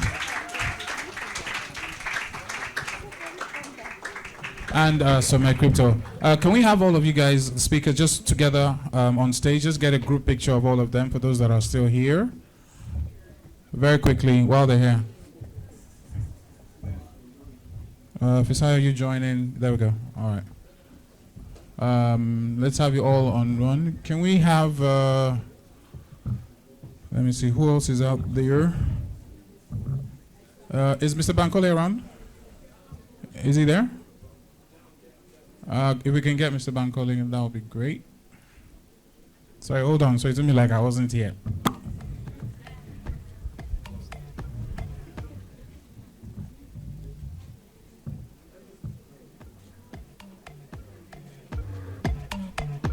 You guys are meant to be screaming as we're taking pictures.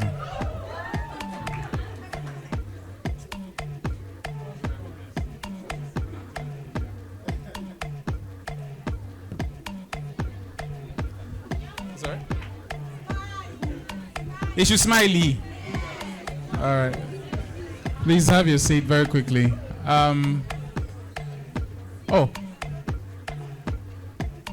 Okay, 1 second. DJ, let's get some music.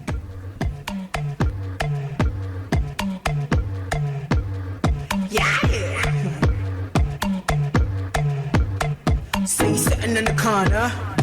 You're in Dolce and Gabbana. Our boys done hammer. You wearing no Prada. Say he's sitting in the corner. You're in Dolce and Gabbana. Our boys done hammer. You wearing no Prada. Say he's sitting in the corner. You're in Dolce and Gabbana. Our boys done hammer. You wearing no Prada. Fresh off the boat, bad girl looking at roller boats. Me, I want to touch on your hula ho. Do we need the chairs? I don't think we need the chairs. Okay, can we get the chairs out, please, very quickly?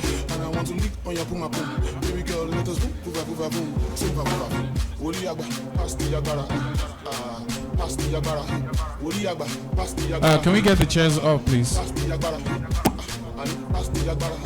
It doesn't feel like it's late, Abby.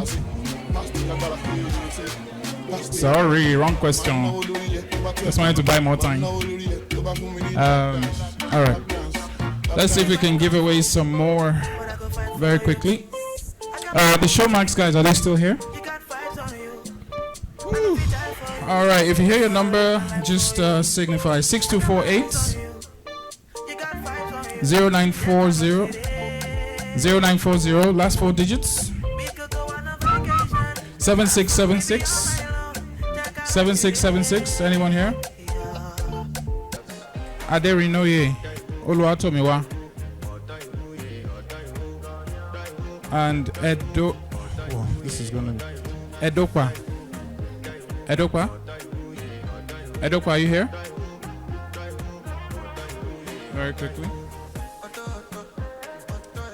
Daniel hasn't come yet. Anyone that hasn't come, just bring them back in. Okay. Gosh, it's cursive writing. Adeoluwa. No. Ada. Is that M? Wow. Medunoye, you here? Medunoye? If you're here, just signify. So, okay, good. So, Medunoye. Adebayo. This is Favor, I think. Is it Favor? Are you Adebayo? Adebayo, okay. She's here. Blessing.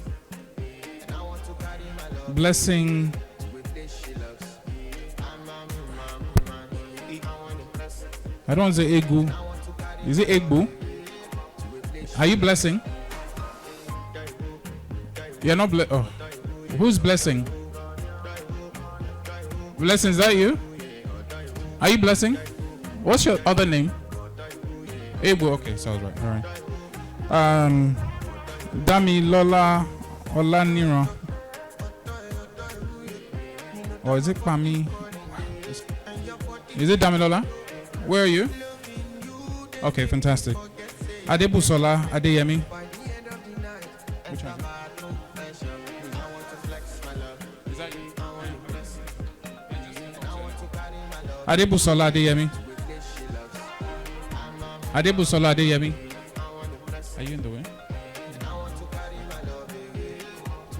Adebusola, Adeyemi. Anyone here?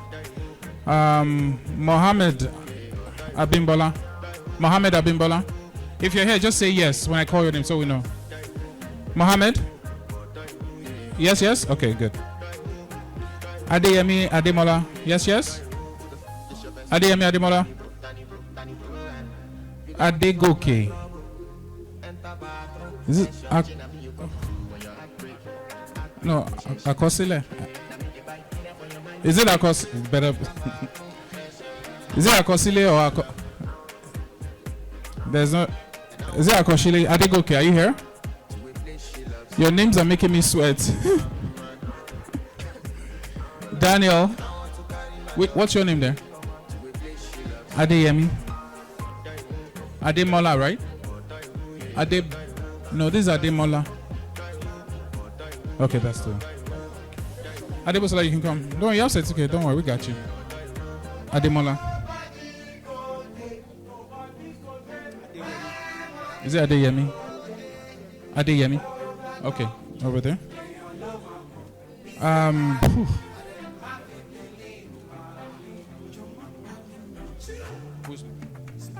Okay, participants, don't forget there's still a group picture. So once you get your certificate, please try to 228. Adegoke. Adegoke. I think. Daniel. Huh? What's your name? There's a Daniel. Oh. Sif. Is this Kafaya or Sifai?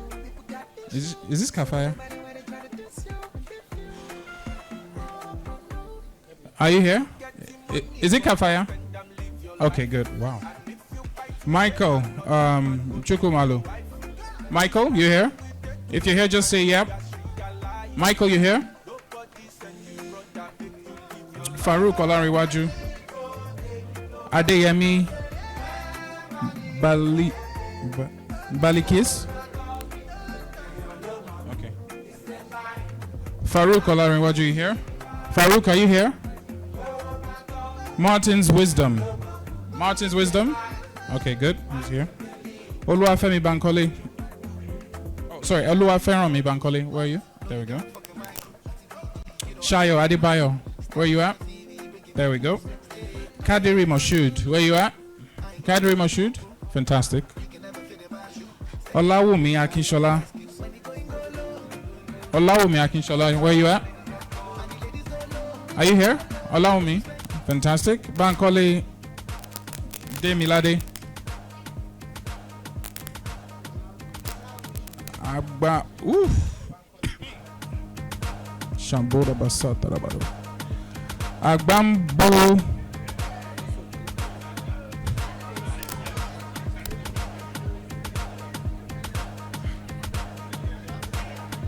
So who's this? Agbambo. What's the surname? And what? Kosi Sotu. Kosi Sochuku. Wow, this writing is epic. So sorry about that there. Okoye Chima. Okoye Chima S. Are you Okoye? Is it Chioma? Oh, this is not an O. They'll need to respell. We'll edit it. Don't worry, it's still yours. Or you can do change of name. Lawal Bulwatife. Bulwatife, you here? Alright, please, if you're here, just shout, say something. That could work. Bolaji Badmus. If you're here, just shout SBI. Alright. Frederick Manuela. Manuela. If you're here, let me hear you say SBI, please. Oladapo Nafisat. Alright. Flavor.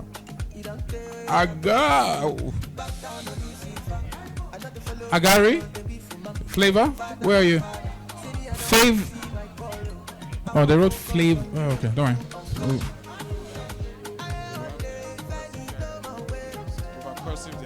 Favor. Afolabi Olamide.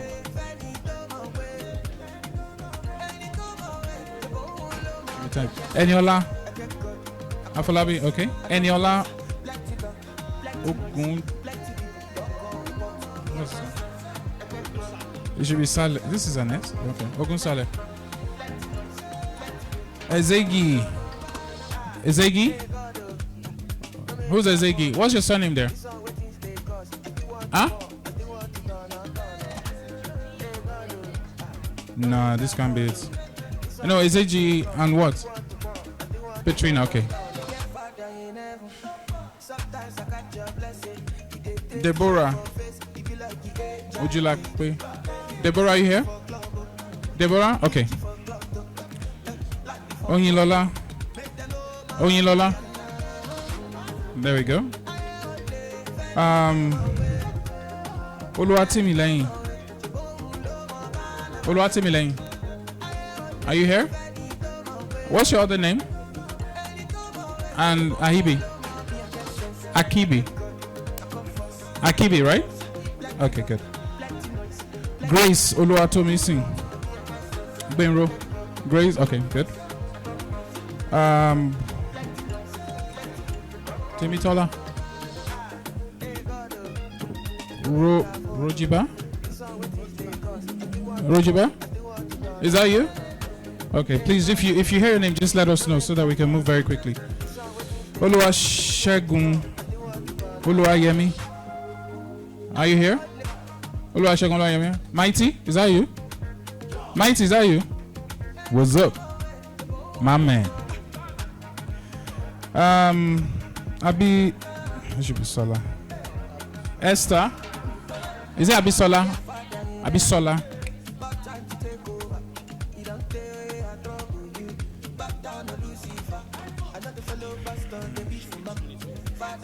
Okay. Please check the spelling of your name. If for whatever reason there's any issue, notify any member of the SBI team so they can rewrite it, okay? Faith Adegoke. Olaniyi. I think this should be Feoluwa. Olaniyi, are you here?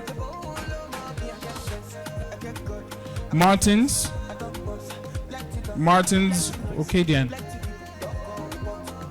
Which one? Olaniyi. Okay. Martins, are you here? Chidima Akosa. Chidima, you here? Chidima. Abiola Akinwande. Abiola. Olumide Hamzat.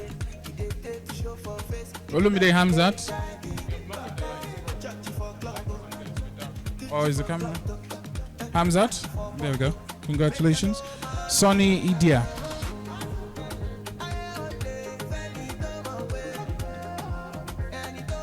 Put it on that side. You want it to show? Yeah, it should be. When they're done. Okay. Sonny Idia. Sonny. Nice one, bro. Akonde Oluwatimileyin. Oladoyin Victoria, you here? Oladoyin, you here? Okay. Kehinde Olatunde. Daniel Temitokwe.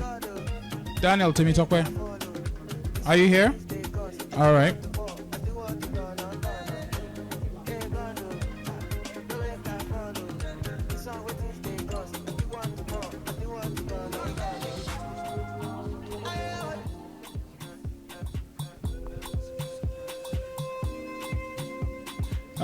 Kalik. All right. Chinonso Emmanuel.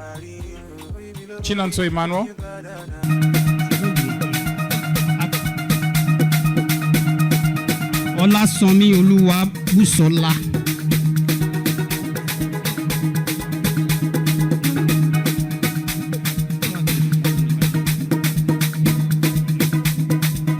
Olasanmi. Professor Adepoju.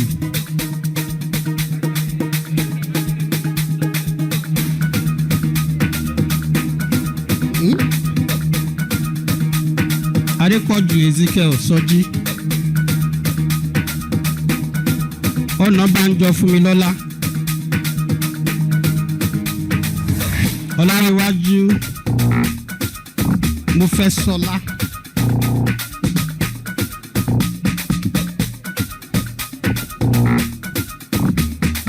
Olúpìtàn Jésù tó fún mi.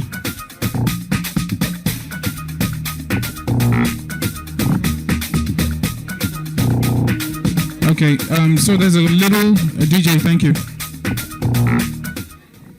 Sorry, there's a little update because of time and those who are going to distant places. We want to do the group picture and get that out of the way. That's number one. Number two, for those who have received their certificates, they will be able to go, and they need to go because I noticed a lot of people are beginning to leave. It's getting late, so we want to achieve that and also present and announce the winners for Green Africa as well. So I just want to pause this. So for those left, we can finish it very quickly. Can we have all of you on stage? Okay. Wait, hold on. What's the problem? What did you say?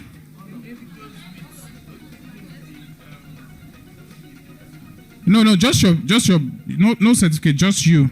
Those that we haven't given certificates will continue very quickly. We'll just need to quickly do it in batches. I don't think we can get everybody on stage. One batch and then, okay, so let's have the facilitators in front and the speakers in front. So we'll just have all of you, the geges on this side, very quickly. So come over quickly, let's go. So just get behind them and then we'll take a group picture. So we can continue with the picture, the certificate pictures. Up.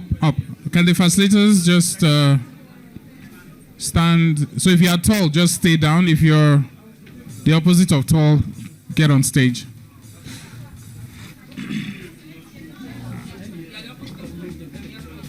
So please arrange very quickly. Let's do this very, very quickly. We've achieved so much in just one day. I was looking for you. I thought you had left.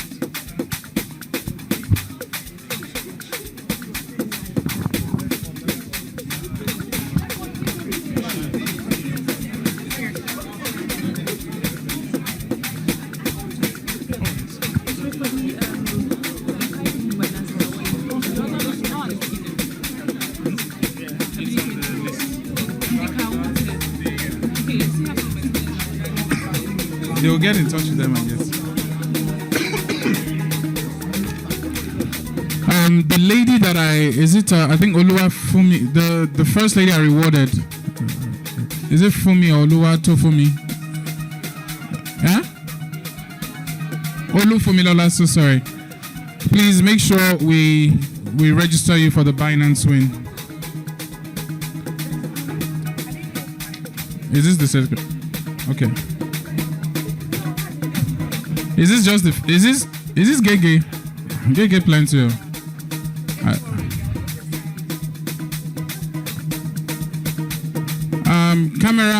Cameraman or men? Can you get everyone? Those of you that are don't let me say short. So if you are not very tall, go to the front because I'm seeing some people that my shoe is taller than them. Go front now. Go. If you're tall, please come to the back so that we can get as many. Go front now. Go. Go to the front. There's some on the edge.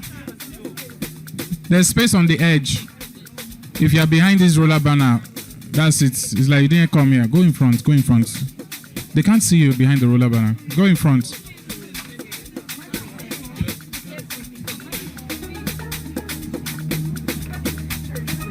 Camera, can you get out? Okay, good. Tiptoe, stretch up. All of you that are not so tall and you're giving chance to go front. This is how God will catch you. Camera, Press, are you good? Press, are you good? On the count of 3, everybody say SBI Media Workshop. 1, 2, 3, go. SBI Media Workshop. It's very dope. And I will be here. Next year. But all right, thank you very much. Next batch, please. Team Bubbly Bubble Bubs. Where you guys at? Hold on first. Let them dismount, and then we'll get the next batch. For those of you going in the same direction, maybe you can pull car, share Uber ride. Mary. Oh, okay. So let me also announce the winners. We have the winners of the competition for the Green Africa Engagement. On Instagram, Tommy_WA, and then at Dorothy_Eloise. On Twitter, we have Oluwafowora Abiso 2. So yeah, shout like you know them. You know them? So congratulations to the 3 winners on Instagram. On Instagram, Tommy_WA, Dorothy_Eloise, and Oluwafowora Abiso 2 on Twitter. Congratulations to all 3 of you. And of course to Binance.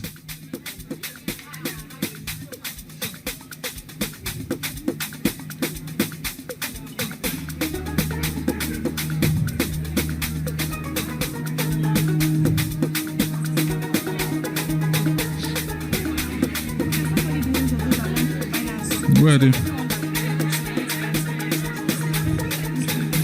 All right, so here's the list for Binance. Remember? Okay, first 10 3. So first 10 for Binance. If you heard your name, the pictures now, the next batch. The next batch. Anu, Darmi, Kola, Abisola, Esther, Bolaji, Igwe, Favor, Damilola, Kende, Fajobe, Hawa. Those are the first 10. I should call it again. This is for the Kahoot game. Alright, so how you saved your name is how I'm reading it. Anu, Darmi, D-A-R, Darmi, Kola, Abisola, Esther, Bolaji, Igwe, Favor, Damilola, Kende, Fajobe, Hawa. Next up, Isaac, Isaac, Joel Plush, Hassan, Tochuku, Demi, Optimistic, Obago, Dayo, that's D-A-Y-O-O-O-Y, Dayo, Sonny Slim, Jibo, Travis Scott, hey Travis, Supervillain, Petrina, and Irewole and Anu, okay?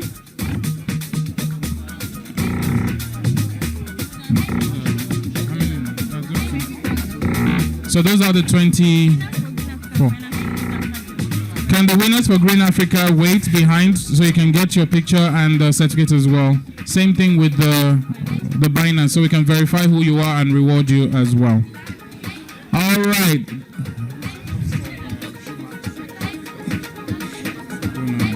We'll just call them randomly. Tim Bubbly, you ready? I want you guys to shout Merry Christmas, SBI, on the count of 3. For those of you that can't see the camera, that means the camera can't see you. So make sure you get line of sight quickly.